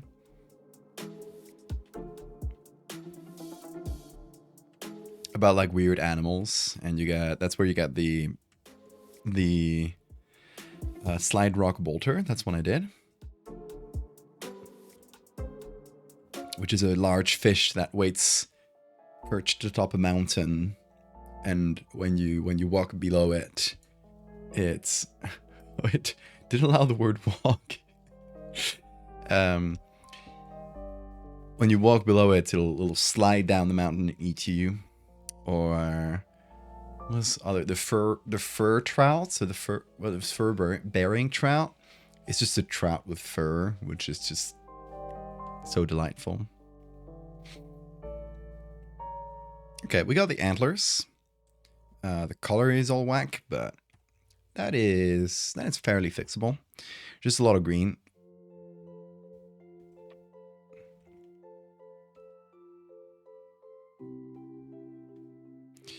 And we can easily remove that.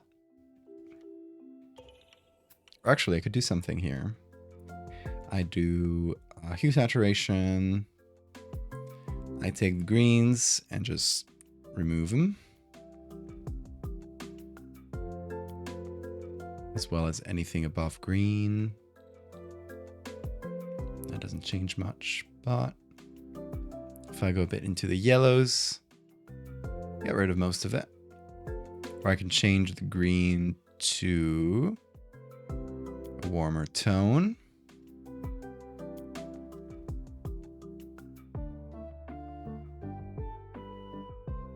And a darker tone. That should do it. That's better than manually painted colors over it. The squonk is fun. Is that the one that's always crying?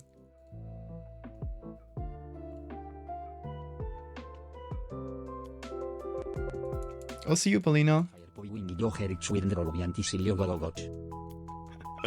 That's that one very long Welsh village, right?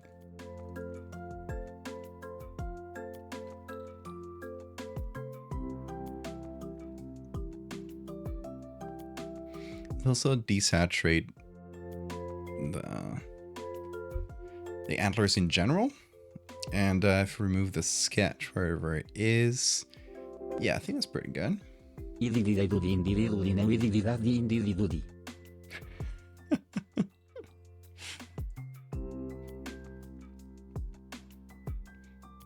Okay, let's do the face. The face, I'm going to take a bit of an owl. Also, wait. Before that, I'd like to get the other ear of the deer.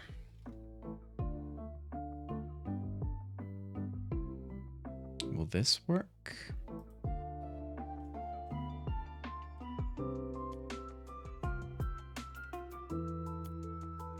It's not the perfect angle, but...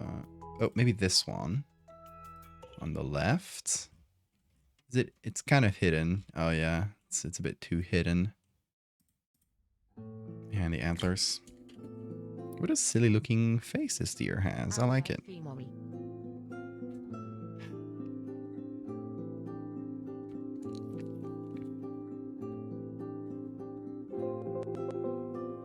El Guaguayo Kamalamalama, Kamalamalama, o Kamalamalama, El Guaguayo Kamalamalama, Kamalamalama o Kiakwa. Those Hawaiian.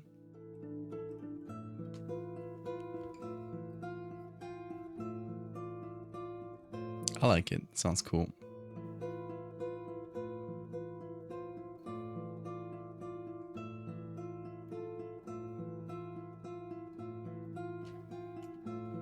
I don't know exactly where I'll put this, but we'll figure out the specific position of the ear later. I think I need to make it thinner, like that.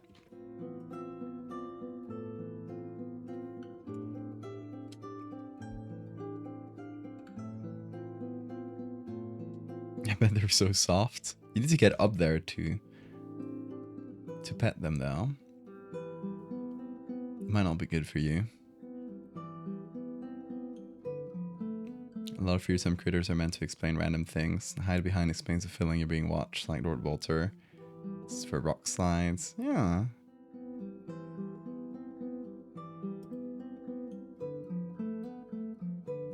And I think, honestly, I think for a lot of them, they were just messing around. A big driver of folklore is they were just messing around, in my opinion. Kruge kleine Katzen kretsen keine Krokodile, sondern kruge kleine Katzen kretsen kalekin backen. Krokodile. Okay. Which type of owl should we use? Definitely one of the ones with the most feathery sort of faces and really big round eyes. So not barn owls, for example, in this case. We just used a barn owl last week. Let's not overdo it. But this sort of owl might be good.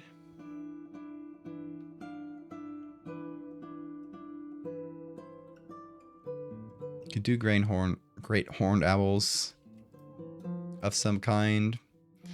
Also has the two little tufts, which we could use as instead of the ears.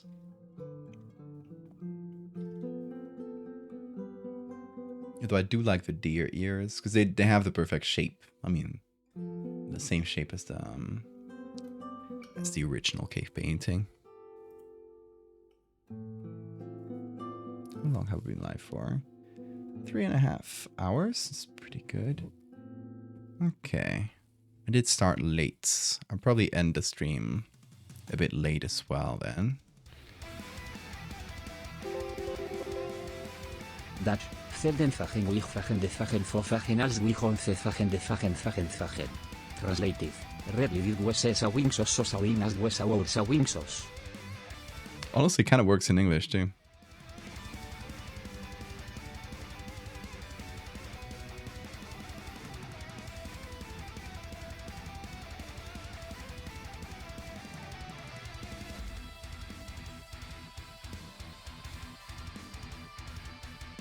Okay, let's try to use one of these too. I think this one might be good. Obviously, no face. We're just kind of looking at the eyes and the area around the eyes.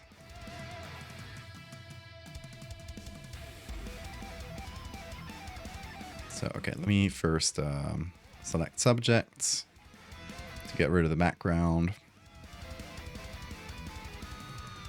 Then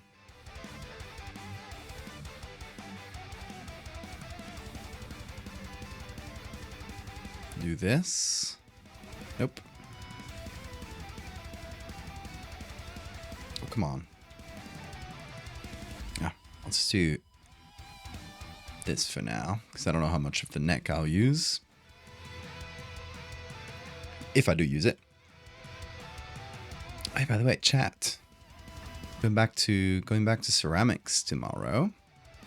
I'm really excited because hopefully my fish will be out of the oven. I'm not sure. I don't know yet.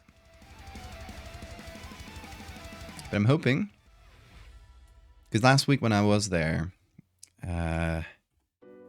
she told me it was already at the place with the oven, because we don't do the oven at the same place. Am facciato ambacacci, no am facciato amac.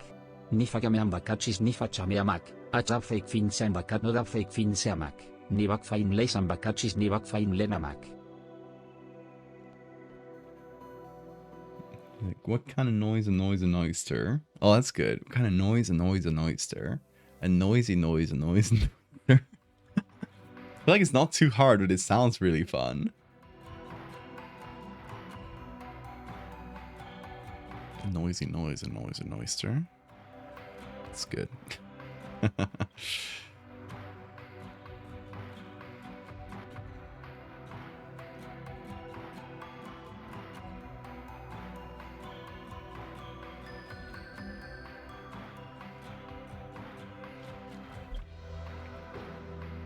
Might be good. It kind of removes the expression of sort of looking up wistfully, though. Maybe we need an owl looking up. I do dig this, but maybe we add like other eyes. Let's see if we find an owl that's looking up. Let me reset back to the top.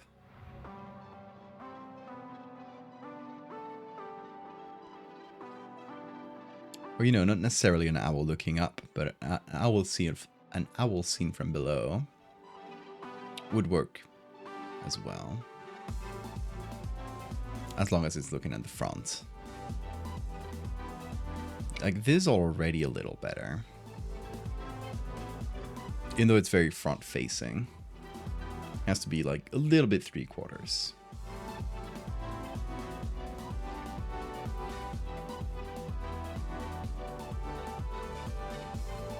Got a good one here, but that would be only for one eye. Can they even look up with their eyes? No, they look up with their face, but I want that angle of the face. I don't think birds have a ton of eye mobility. They mostly just... That's why they're constantly doing this, like, with their faces.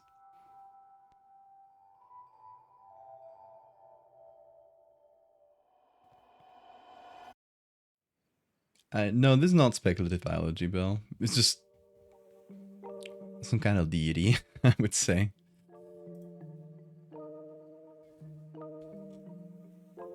Or at least a creature that might have been interpreted as such by ancient peoples.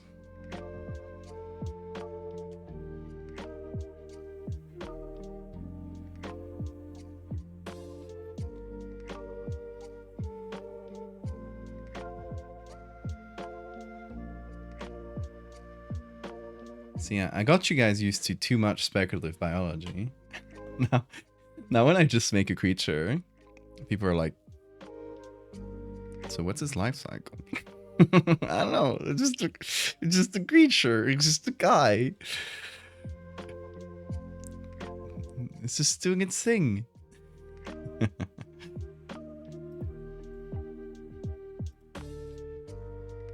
Okay, this one might be slightly better. Is it? Hold up. Same guy as this one? Potentially. Just a little guy. Yeah. Nothing more, nothing less. Should I just get the eyes, maybe? Let me get the whole face for now.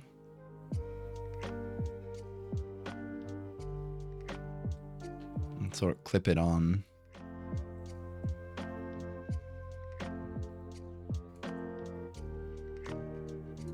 And we flip it.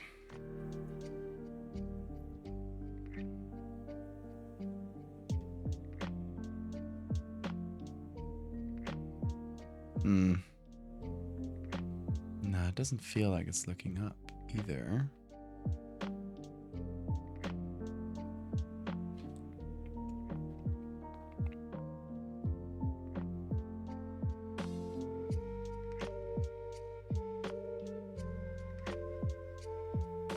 Honestly, looking directly at the viewer is also good, though. I feel like with owl eyes, if you do go for owl eyes, it's just going to be pretty hard to do any sort of like more humanoid expression with it. That might be an issue. But I do love owl eyes, so I can do something here. I want them to be concentric. Is that his? Yeah, concentric.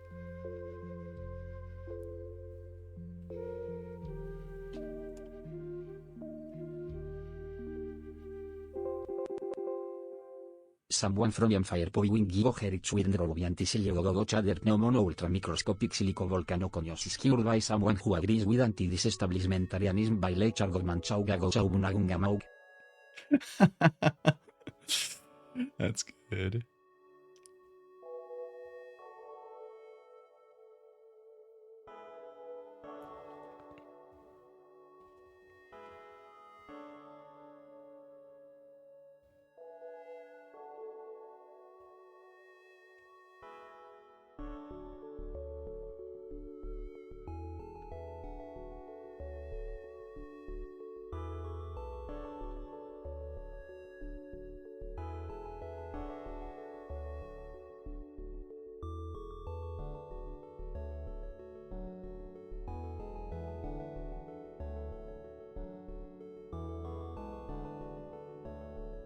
Okay, so if I just do this, and then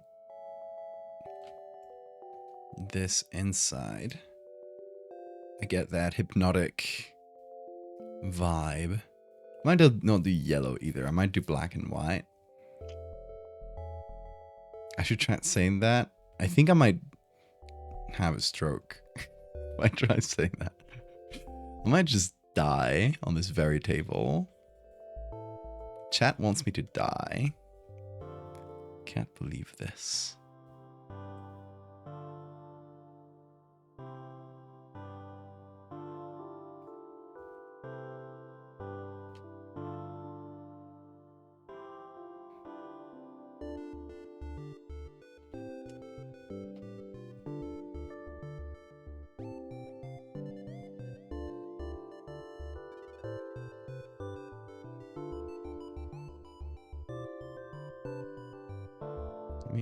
Finish up these eyes. Do a real quick bathroom break. At least read the funny town name. The funny town name? No, I can't. I think I physically can't. Thanks for the invitation, though.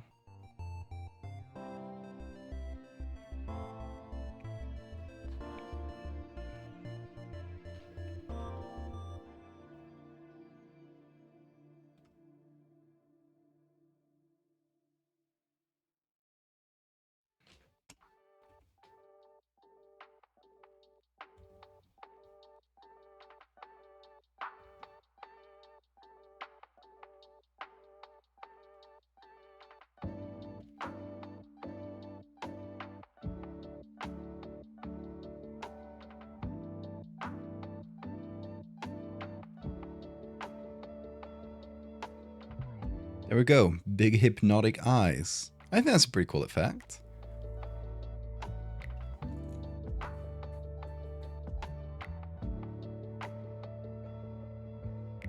You're told to choose spelling words for 1 month. You pick Vilification? How would you torture yourself like that?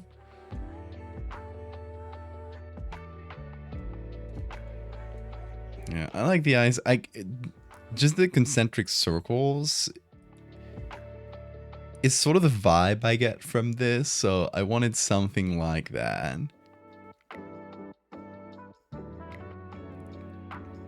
You know, I know in the sketch it's just like a very simple eye, but it kind of gives me that idea.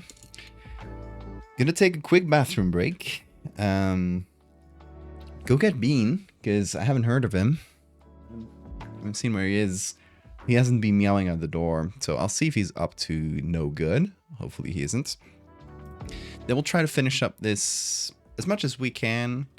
Hopefully we get it to a pretty finished state by the end of the stream. Otherwise, we'll be able to finish it on Friday. So I don't mind pushing a little bit of the edits on Friday, because I also want to make Lemon Pig on Friday. So we might finish this and do Lemon Pig or something. Anyway, quick bathroom break. I'll let you guys watch. You guys watch my friend here. Make sure he doesn't do anything crazy. I'll be right back.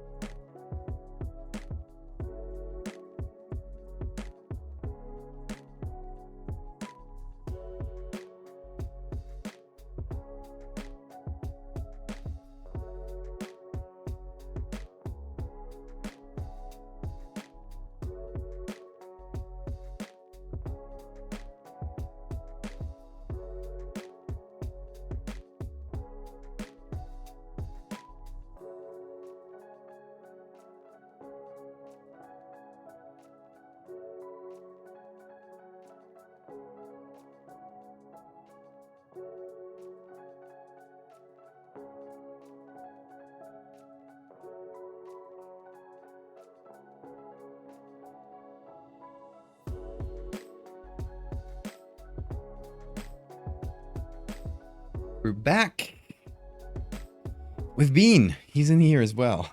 He came in running. Oh, come on.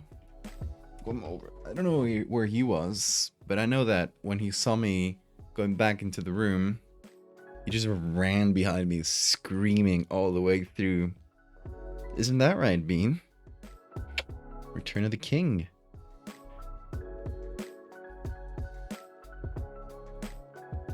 What's up, Kevin? Are you comfy there? You want to stay there while I work with my other hand? Oh, did I just stop the music accidentally? Oops.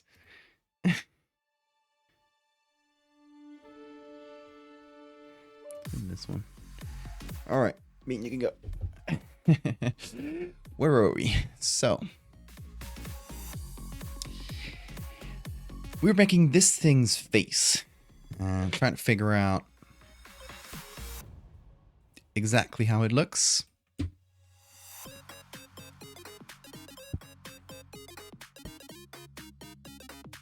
And I think I might use more of the bird's neck. I guess body as a neck.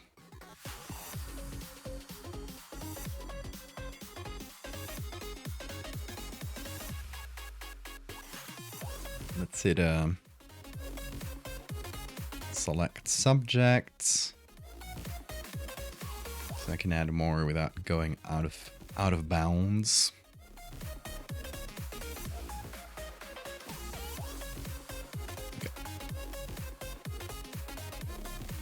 That's something we can mix with the skin below. And then we need some more deer textures to get sort of the hump in the back, the rump. Is that, what do you call that?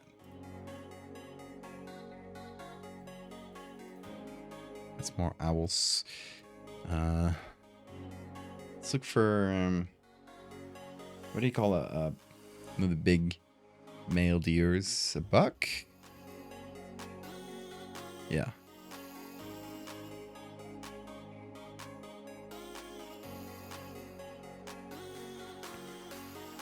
All right, I want one like this, one that has a decent rump. The creature was very well behaved. I'm glad. I'm glad it didn't do anything crazy while I was gone. Maybe this?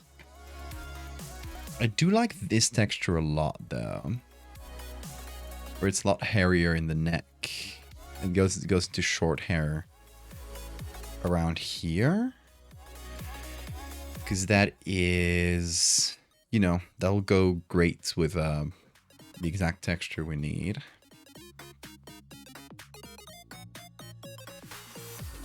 Hey, kitten, how are you doing?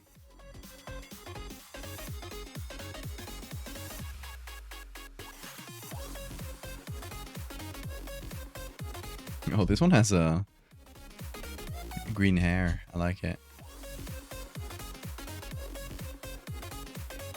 Is there any word for... Ooh, I love when they get bloody.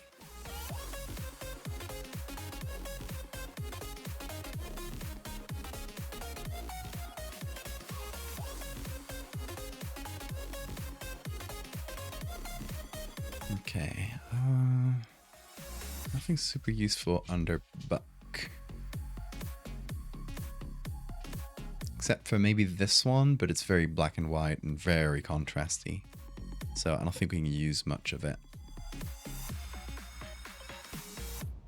Like maybe for the neck a little bit, but yeah, not super useful. Sculptin? Which is Sculptin?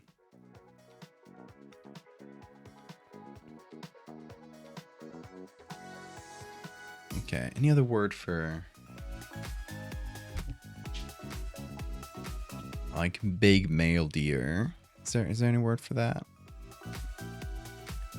Is it just buck?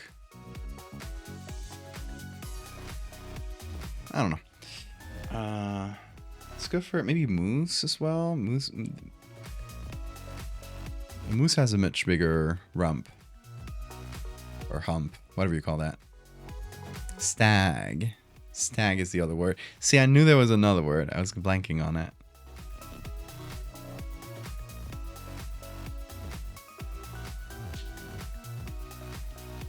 What is Bean up to? Oh, he's playing. He's just playing. Whoa! You just attacked the stick.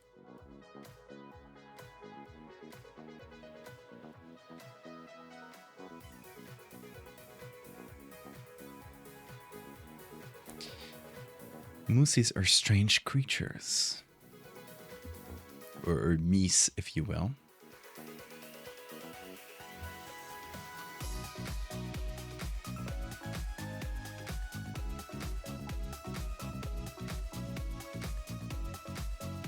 This one's half covered. This one's a bit hairier.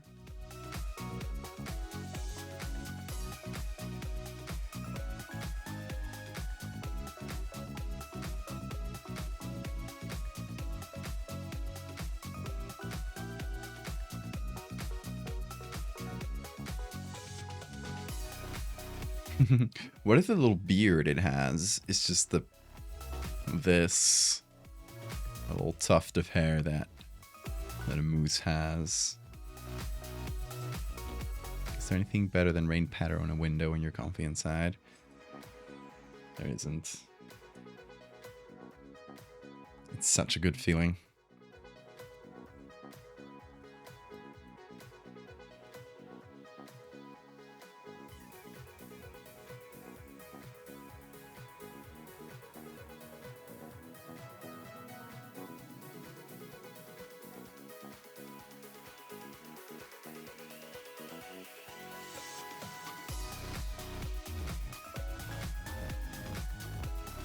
Hi, Bean. What is it? You want to play with me? It's always better to play with me, right? Yeah.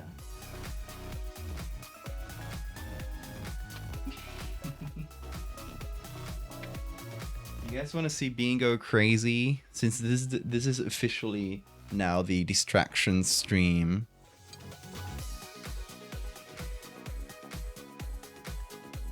Okay. Let's focus this on the floor. Right there. Bean's area. Oh, where is he? Bean. Over here. Go. Yes. Attack. Destroy my minion. I'm here. I'm just gonna be talking about this live. Yes. Destroy your enemies. Do you hear that little cough sound he does? That's his best attempt at imitating a bird. It is Zoom hours, yes indeed. Release that, release.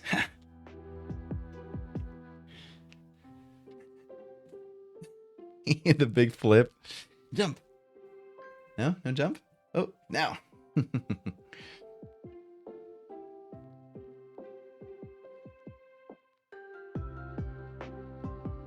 Good. Attack. Here? Here? It's on you. Oh! He stole it from me. Whenever he steals it from me, he just looks at me like a wimp. Like, what just happened? Did I win? Yeah, whenever he does finally catch his prey, he doesn't know what to do with it. It is the act of catching for him.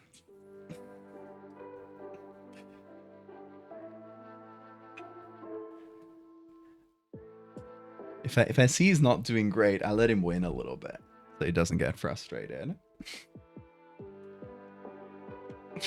I give him like an easy one. No. No, escape. Yeah, you got it.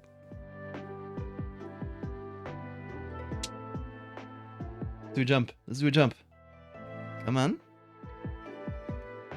Come on. It's above you. It's above you. You're not seeing it. It's above you. He does not want to jump.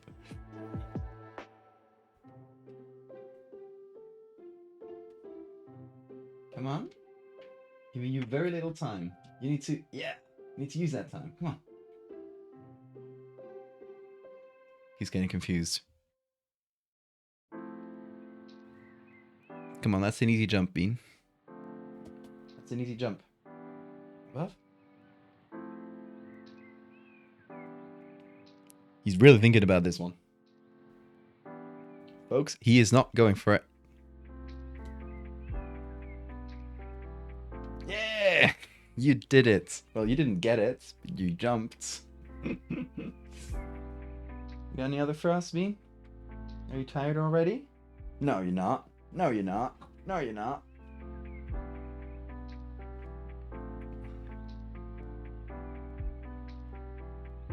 You gotta tire him out, like, at least a couple times a day like this.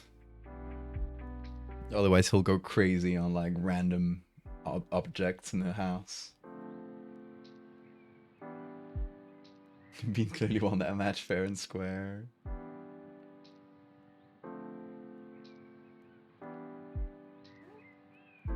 Stag is specifically an adult male deer in the genus Cervus.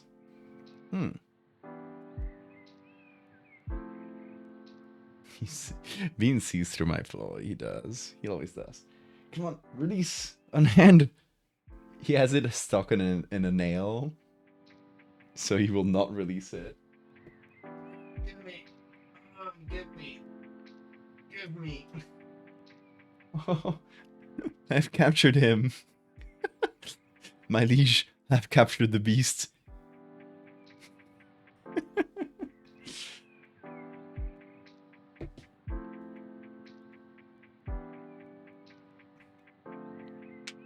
You still got energy in you?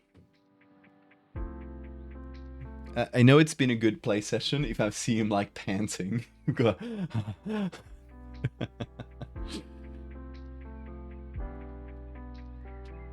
Yes, you need to spend that energy, Bean. Yes, good jumps. You're doing great.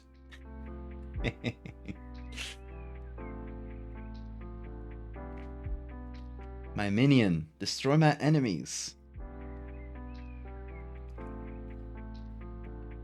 Destroy the snake invaders. You got this.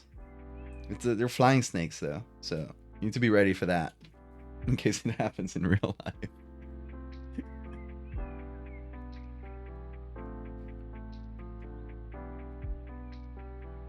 When they pull their tails up in that upside down U shape, big tail of terror.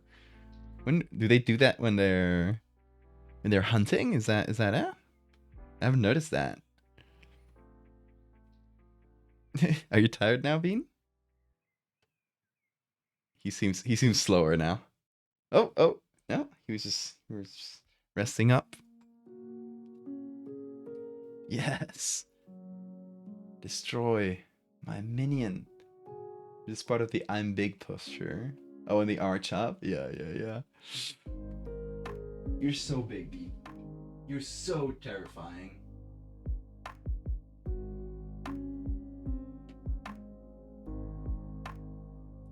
He's our beast. The apex predator of this house. Come on. Come on. Where are you? Oh! That was a very half-hearted run. Are you running out of energy? I'm not. I am. My shoulder is tired from today, folks. Come on. Come on.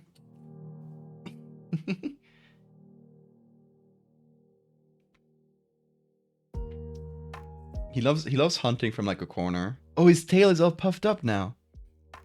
Bean, did you get scared? His tail is like twice as big. You guys see that? Bean.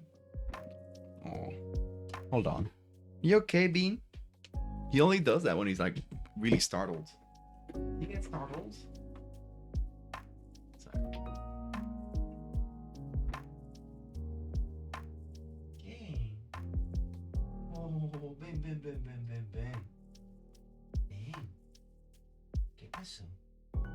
Ven conmigo.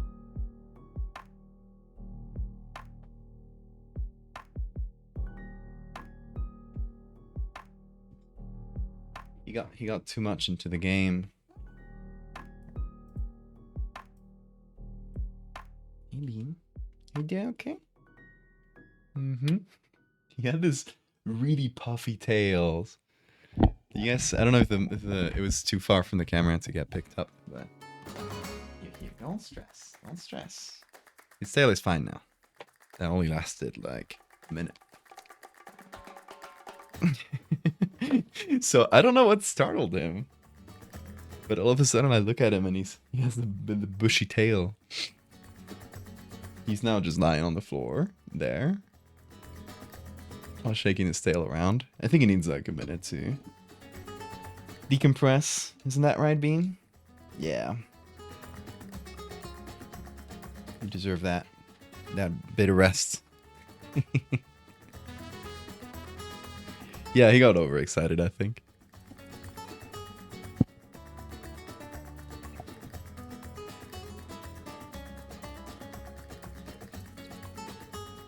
Yeah, overstimulated is the word.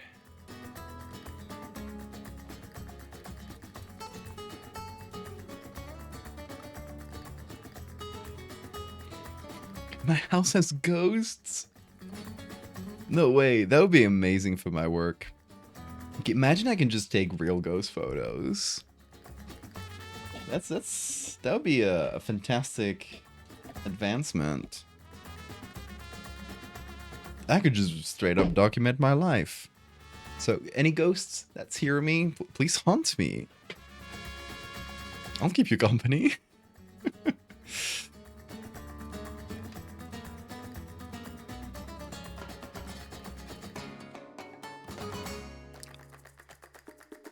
My business deal is I keep you company, Mr. Ghost or Mrs. Ghost. In exchange, you give me work. More tongue twisters. One safe formed Jarla. So I wanted to know what Val wanted for the other. I don't think I know any more tongue twisters. I'll pass that off to chat. If chat has any, if anyone in chat has a good suggestion,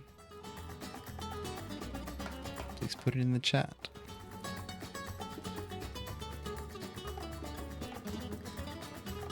Yep, Bean is going to the corner there to eat. I think it's too dark to be picked up by the camera.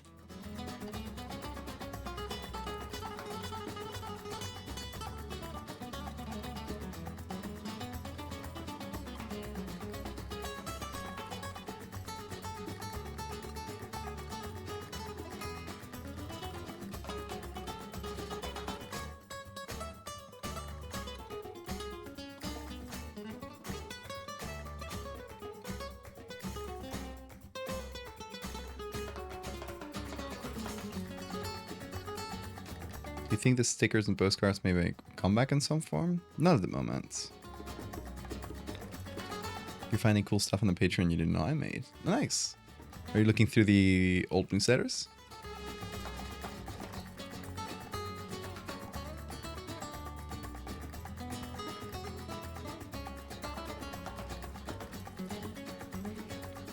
I think for a good while on Patreon, I made monthly postcard designs, and but I stopped those because they were like a lot of work for the, you know, like for the benefit it was. So what did Bean do? I don't know. I ended up switching to something that was a lot more like sustainable in the long term, because it's just a collection that I can like update every so often, but I don't have to be constantly making things every month, because most months it was fine, but then some month I would just get a ton of work and I just wouldn't be able to do the postcard design that month. So it was very dependent on that.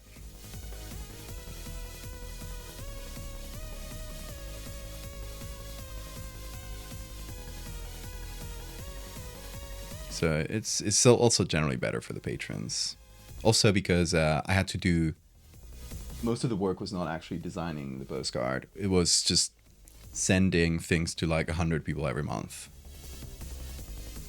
It was also more expensive. So I figured for the same price, I can send something every 3 months that is still going to be unique every month because you get a deck of, you get a pack of cards, and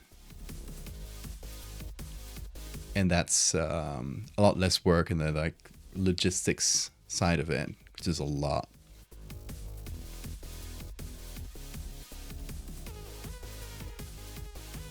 It's a lot, and it's not like enjoyable work like designing things. It is a drudgery sort of work. Just putting 100 packages together.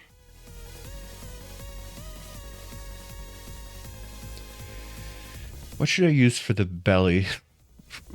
It's kind of what we're missing. The belly and an arm.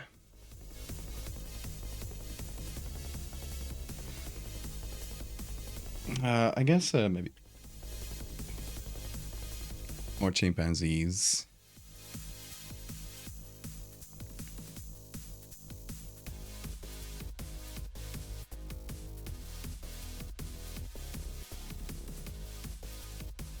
Because honestly, we could also use hairier ones. Especially stuff like this, where it's like an older chimpanzee that has some hairy patches. Oh, poor guy's blind on one eye. Has some hairy patches, has some bald patches. I think that might be pretty good. I'll actually use this for the back. That might be really good. I'm gonna put this above the shoulder.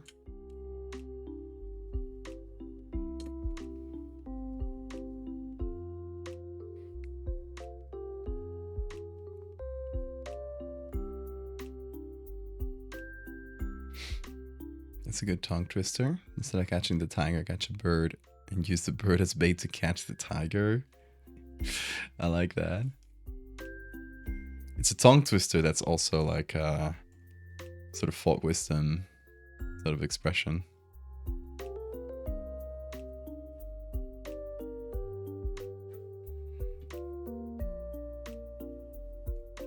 This might actually be better than the moose back.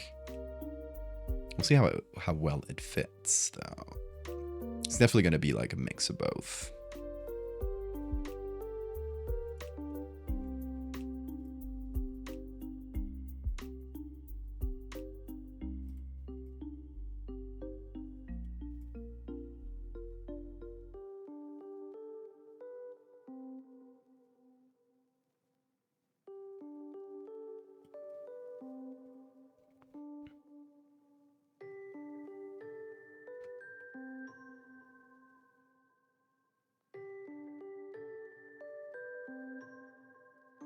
Hey Bean, you're back already.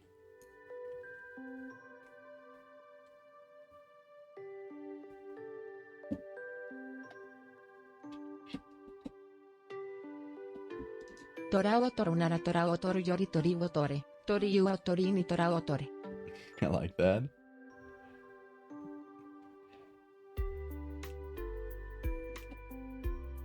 I'm pushing against him.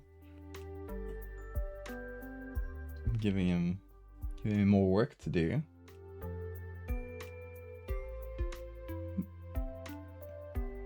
Giving him resistance on the kneading. Oh, that's making it so hard, Bean. You're doing great work.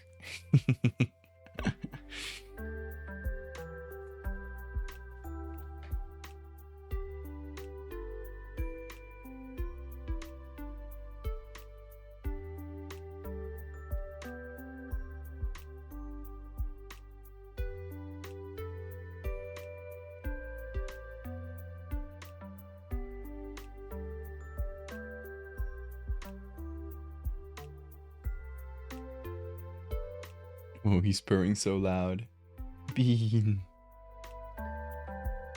He's definitely relaxed after that overstimulation spell. Is that too hairy? Maybe so, right? But I do like it for the yeah, I think I'll keep this bit. So the back of the arm. And it goes well with the back and the shoulder. Shift the edge inwards a bit. Like so. Then we'll need to focus the colors. If you're just going to desaturate, we'll add more colors later, I think. For now, I'll just give it a bit of brown. That's too much. It's green. There we go. That's it.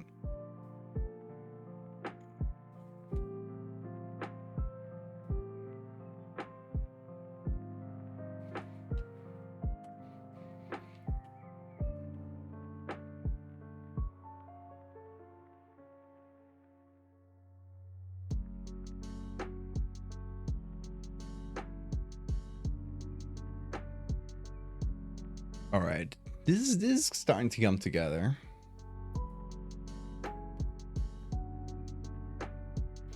Can we use anything else from this monkey? What's that mean? Yes?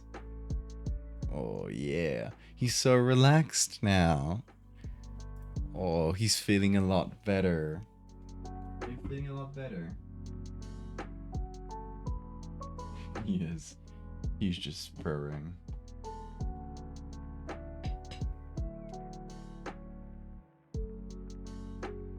Hey, Bean.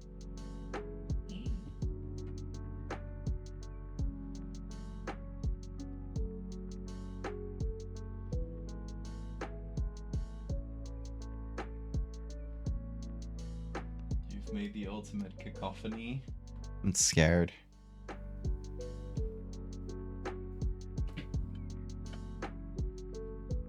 You guys want to listen to bean purrs instead of cacophonies? Let's check this out.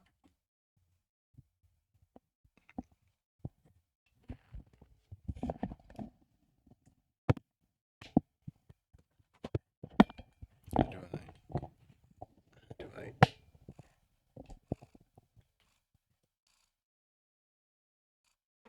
Bring to the mic for us. Yes, good. Oh, don't attack the mic. Don't attack it. No. Oh, hold on, the noise suppression is not up. There you go. No. Don't do that. Don't do that. Just purr calmly.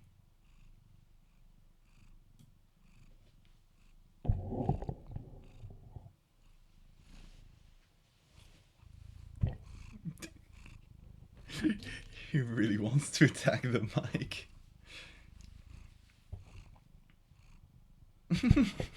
No.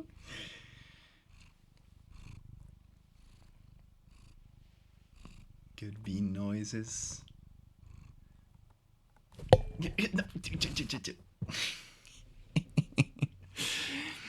Getting full Beanus ASMR, including microphone attacks. No, don't do that. Don't do that. No. It's new. Don't break the new microphone. If it's attacking it, it deserves to be attacked.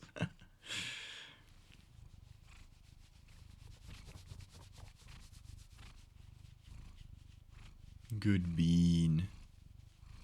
He's purring softer now. If you press on him, he'll purr really loud. If you press with his breathing, you just kind of like squeezing the air.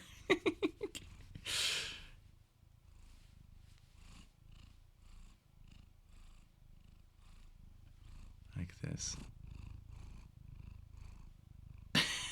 I don't know if the mic picks that up very well. He's still not purring super loud. So full of love, though.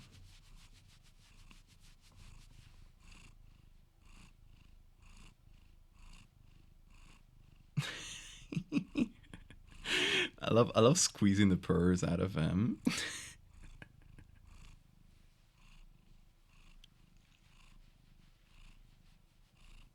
You know, like, you don't press hard, you just like gently press your hand on him as he's purring. Like in every time he breathes out, you just press a little bit like this, and it just makes a stronger purr. You just squish him.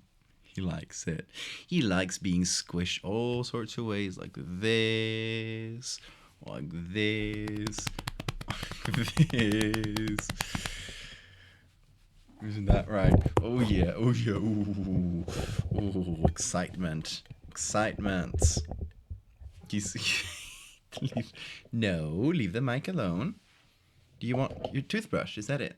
Toothbrush. Yes. Toothbrush time.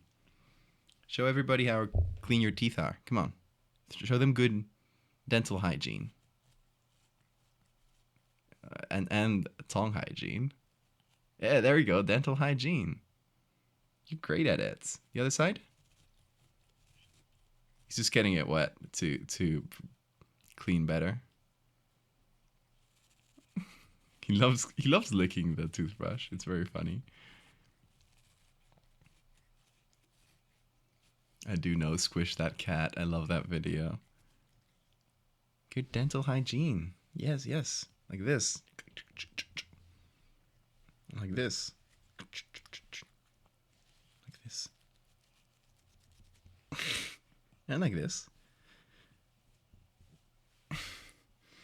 We're paying so much attention to you today, Bean. You must be happy. You're getting the full treatments. Okay, let me get the mic. Turn on the noise suppression again. Oh god. Mic is full of bean hair.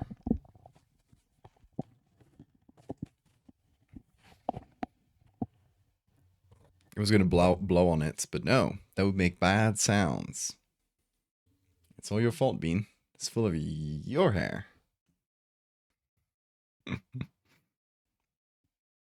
Stop hitting me with your tail. Hey, dude. Come on. Just keep hitting me in the arm. Bro.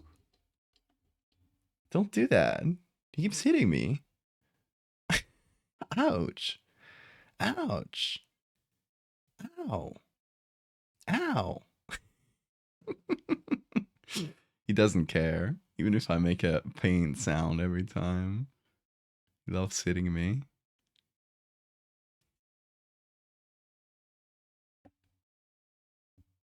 He's looking for my arm now. Like, where is it? Where is it? I want to hit it. Let me find it.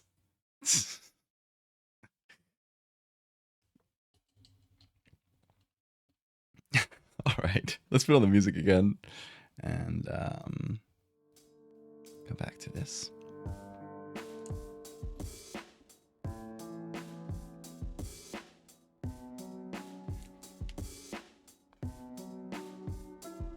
All right, so we were looking for the arm in the back and something for a belly. So still looking for chimps. Specifically, the bolder the better.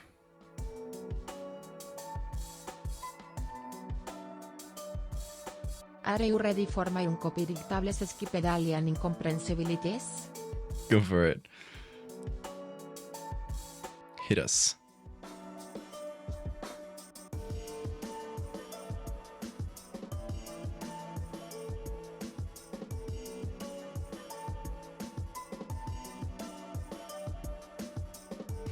My monkeys are not loading.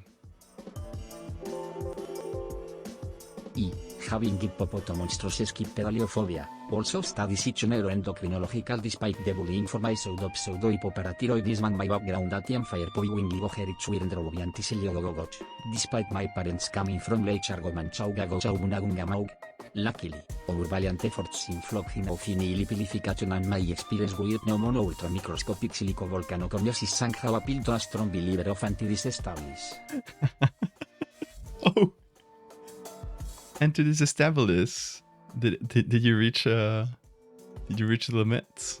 Oh, Anti-disestablishmentarianism who life syncruntep magna con amon ratanakos in maintara yutayama de lokfok no farat rachatan buliromud bachani wet masatan amon pimanawatan satitsak katatiak witsanukam prasit. They have some contacts in lateritsiputeritsipo ilautatsi hankanaf piliqueta garaikos arroyare merecolarrea where have in offer diotats parts of physicotherapeutics and part otorhinolaryngological in their versunso de garden. oh my God! Great job. Ultimate cacophony. Also, check this out. This is like the coolest image I've ever seen. Am I right, folks? This image goes hard. Feel free to screenshot.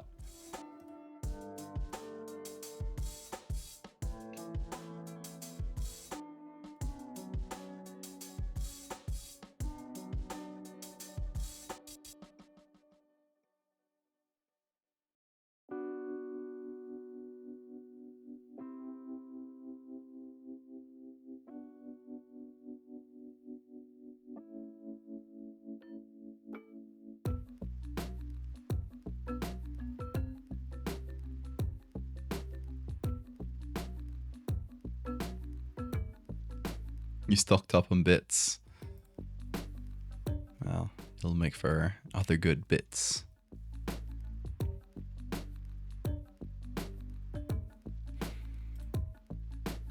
Need more monkey belly. This is very dark. I don't know how usable that'll be.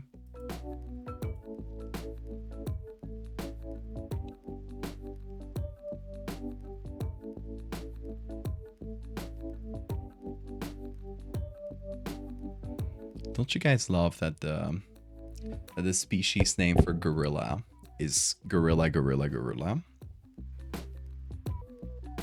Bits for bits, exactly.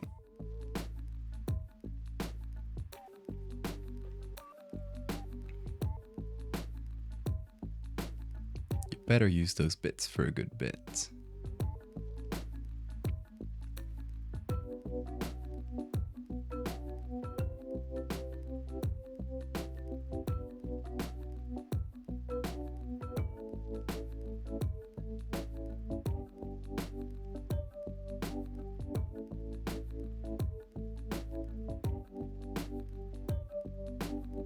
What if I look specifically for bold?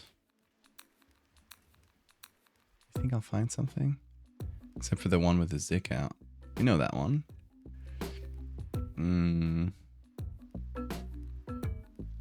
This one with the busted ear. It's pretty awesome. But we need the chest and the belly. Could use a human one, but I feel like that would feel too human. I like the tongue twisters. But we need to switch it to a new one. We can't do tongue twisters forever.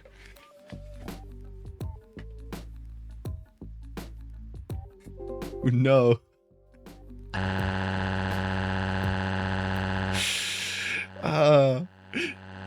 Not again.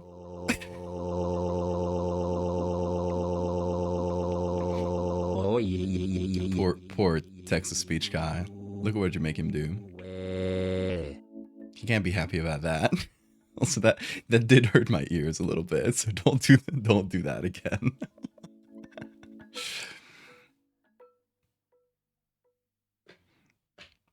I realize you have tools that you have no actual clue how to use correctly. Like what? Give me the example that's vexing you. Sogival.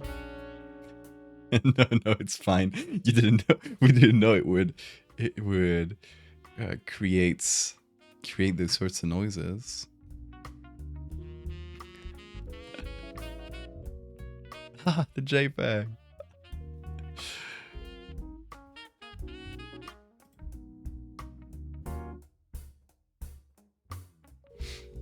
You have all these little sculpting tools.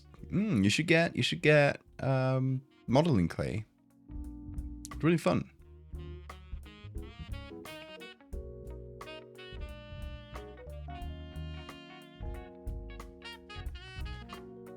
And just like try using them.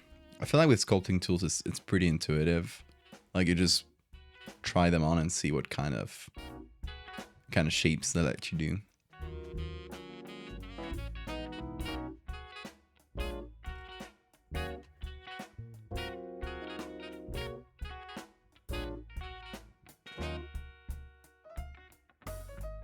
Oh, it is getting so late. Okay, I'll continue for a short bit. Here's a baby monkey. Might be good as well. Look at his ears. So silly.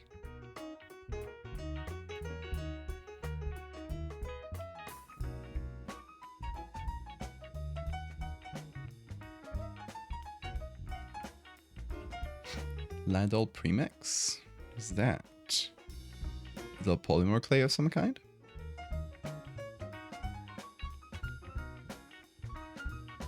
That was a bad selection, Photoshop. This is dentist tools reimagined. Honestly, yeah, a lot of sculpting tools look like dentist tools. And honestly, I bet you could use dentist tools for a lot of like modeling clay sculpting.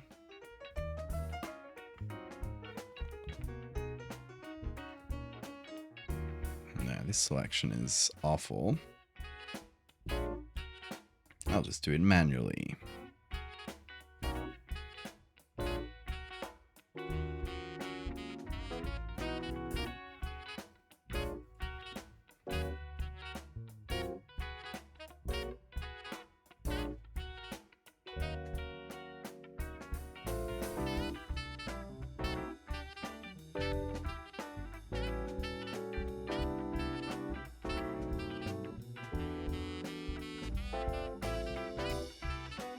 Let's give it 2 sets of nipples.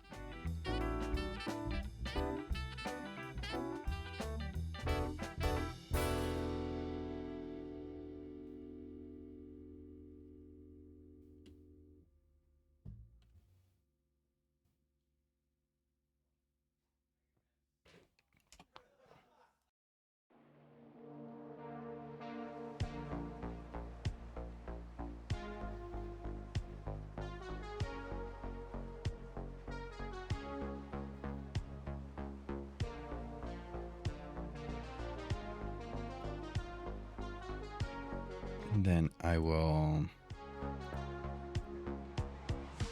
desaturate that.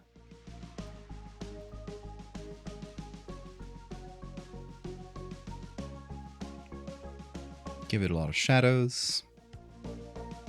I'll see you, Suzo. I'll kiss Bean's head for you, of course. Of course.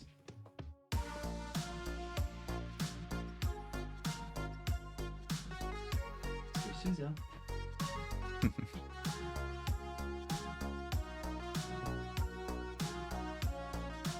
The stone paper clay make for doll sculpting. Oh, hadn't heard of that one.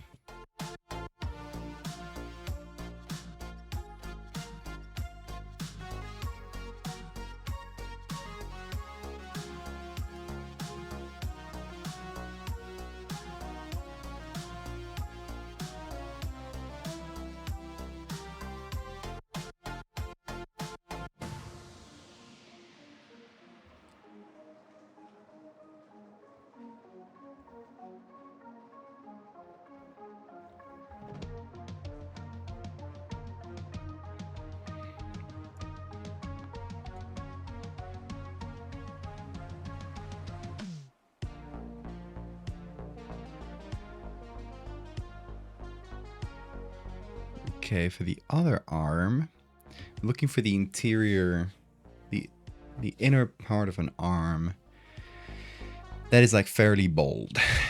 And this might be a good option, actually. Where is it? Where is it in Softline? What did I just do? Oh, okay. Oh, I see. I see what I did.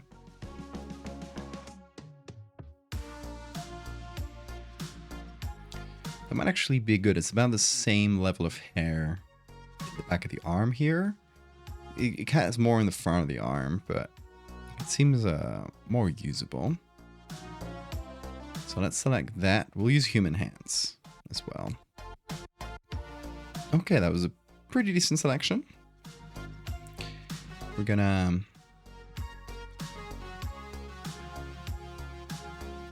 fix it up a little with the hair tool, since the tips of the hair are not great.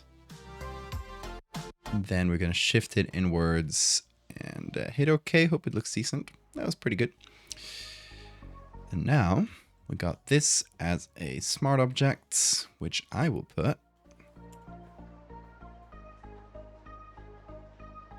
below everything else. It's the part of the body that's furthest away from us.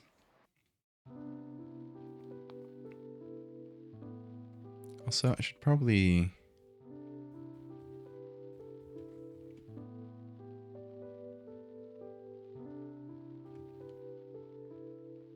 fill in this small area with hair. And I can reuse the baby chimpanzee for that, I think. Maybe can get us a bit of a blend between the hair and the feather bits.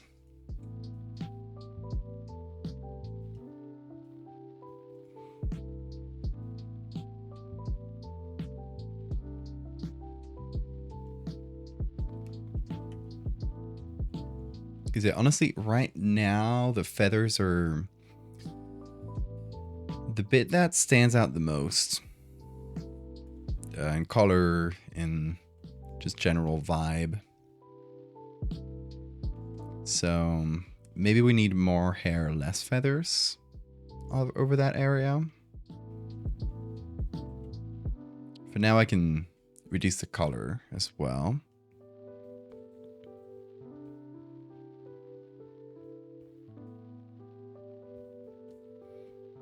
And also remove these reflected bits of lights from the chest, since that makes no sense.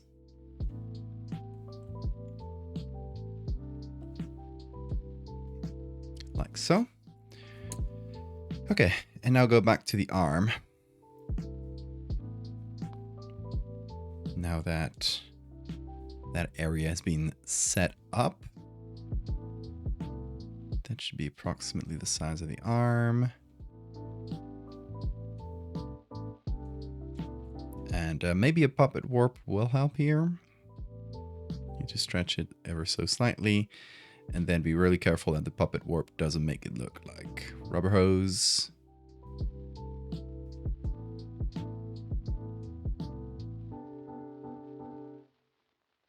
We've come up with a perfect word for what we were talking about earlier. Scientifigraphy? Science and typography. Just translate something into words.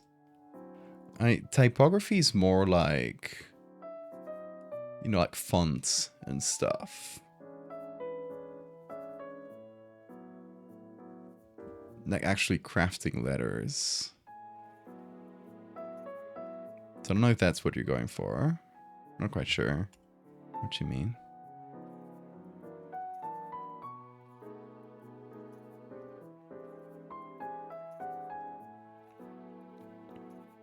You just got questa stezza.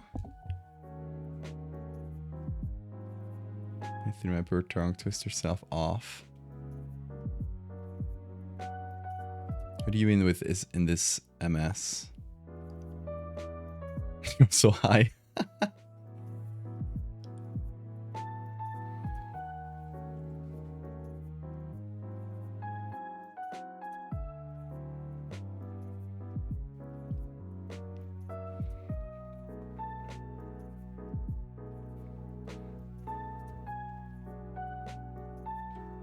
See, the thing is, The thing is when you have two similar letters, saying them really fast together and turning it into one word. So que esto? Yeah, que esto. Easier.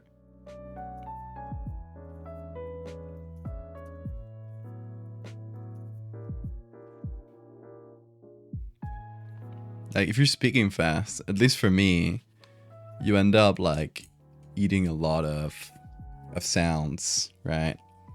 So if I want to say it like calmly, que esto está hecho, I'm mixing the e's in que and esto, and the o with the e and esto está. You don't say esto está, because that would be kind of awkward. Esto está. You're just skipping over the e entirely.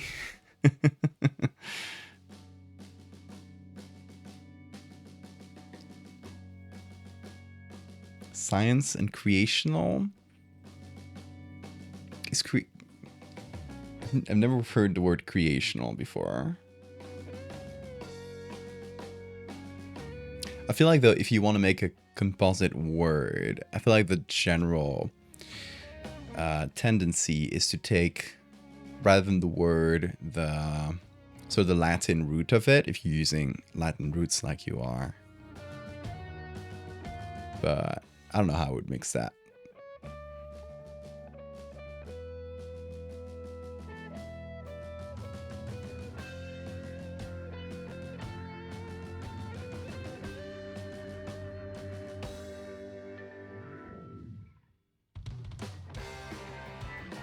Okay, moving the sketch, finally seeing what I'm doing a bit better.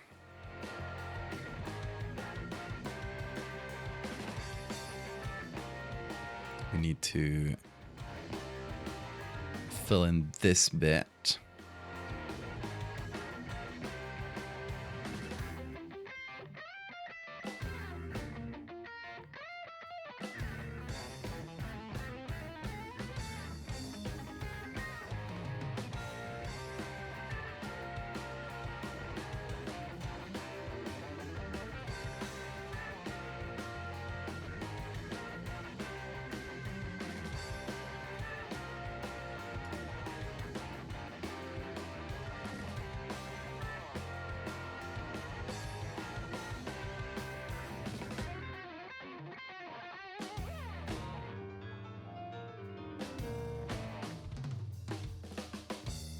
Creationists? Yeah, that's a different thing.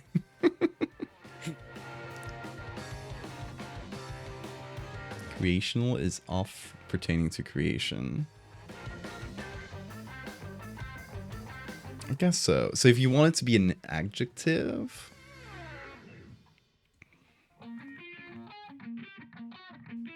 Ethermancy. Damn, that's like a magic system. I like it.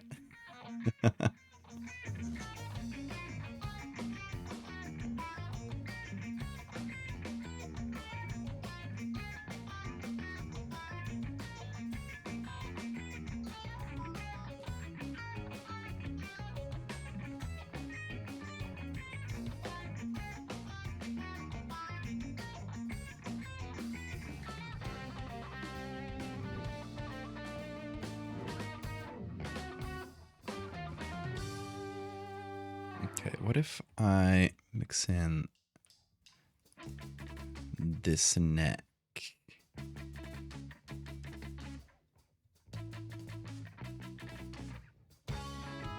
Like this area.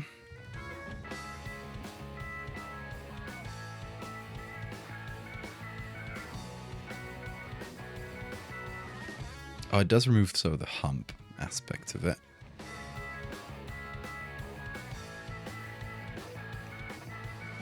So I would need to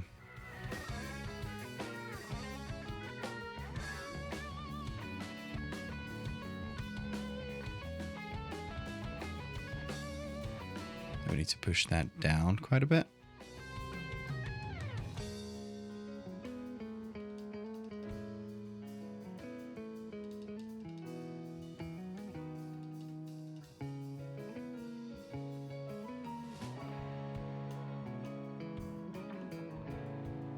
Yeah, it definitely brings it together a lot better.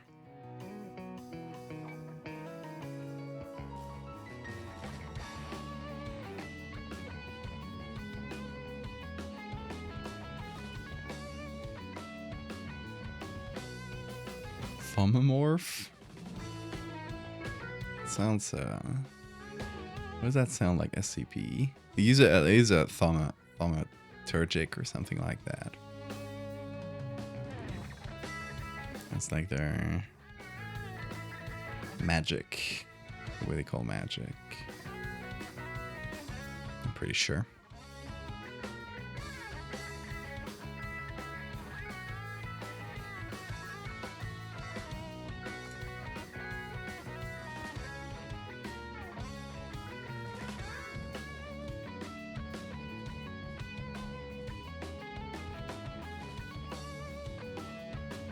I still feel like it needs to look a little scarier.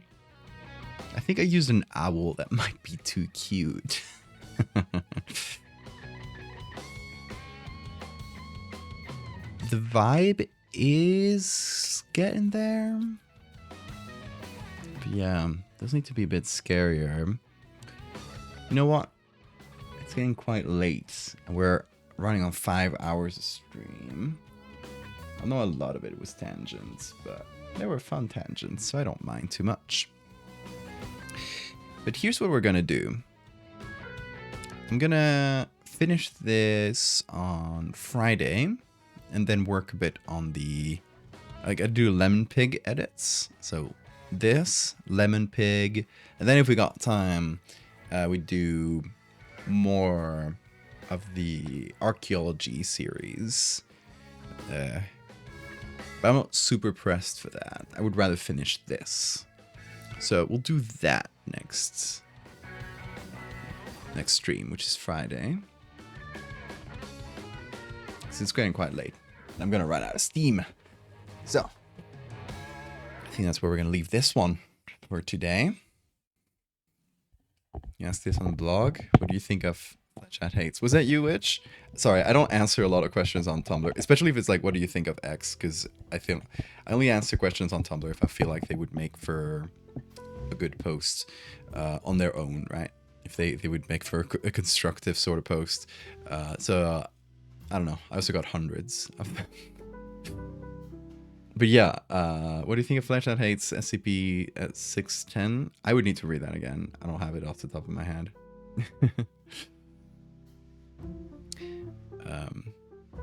But yeah, if you ever ask me a question on Tumblr and you haven't got answered, it's because I got like 500 in my inbox or something like that.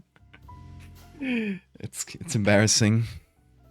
But yeah, I also like try to, when I do answer a question, try to make it into a constructive little thing. But yeah, that said, that is going to do it for us tonight. And I'm quite happy with the direction of this so far. It's getting there. I think the face needs to be scarier. I'm going to note that down. Because then if I don't, I will forget.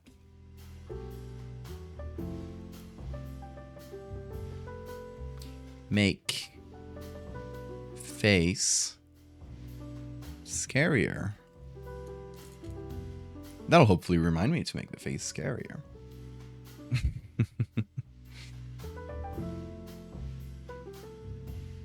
You can bring it up, which is fine.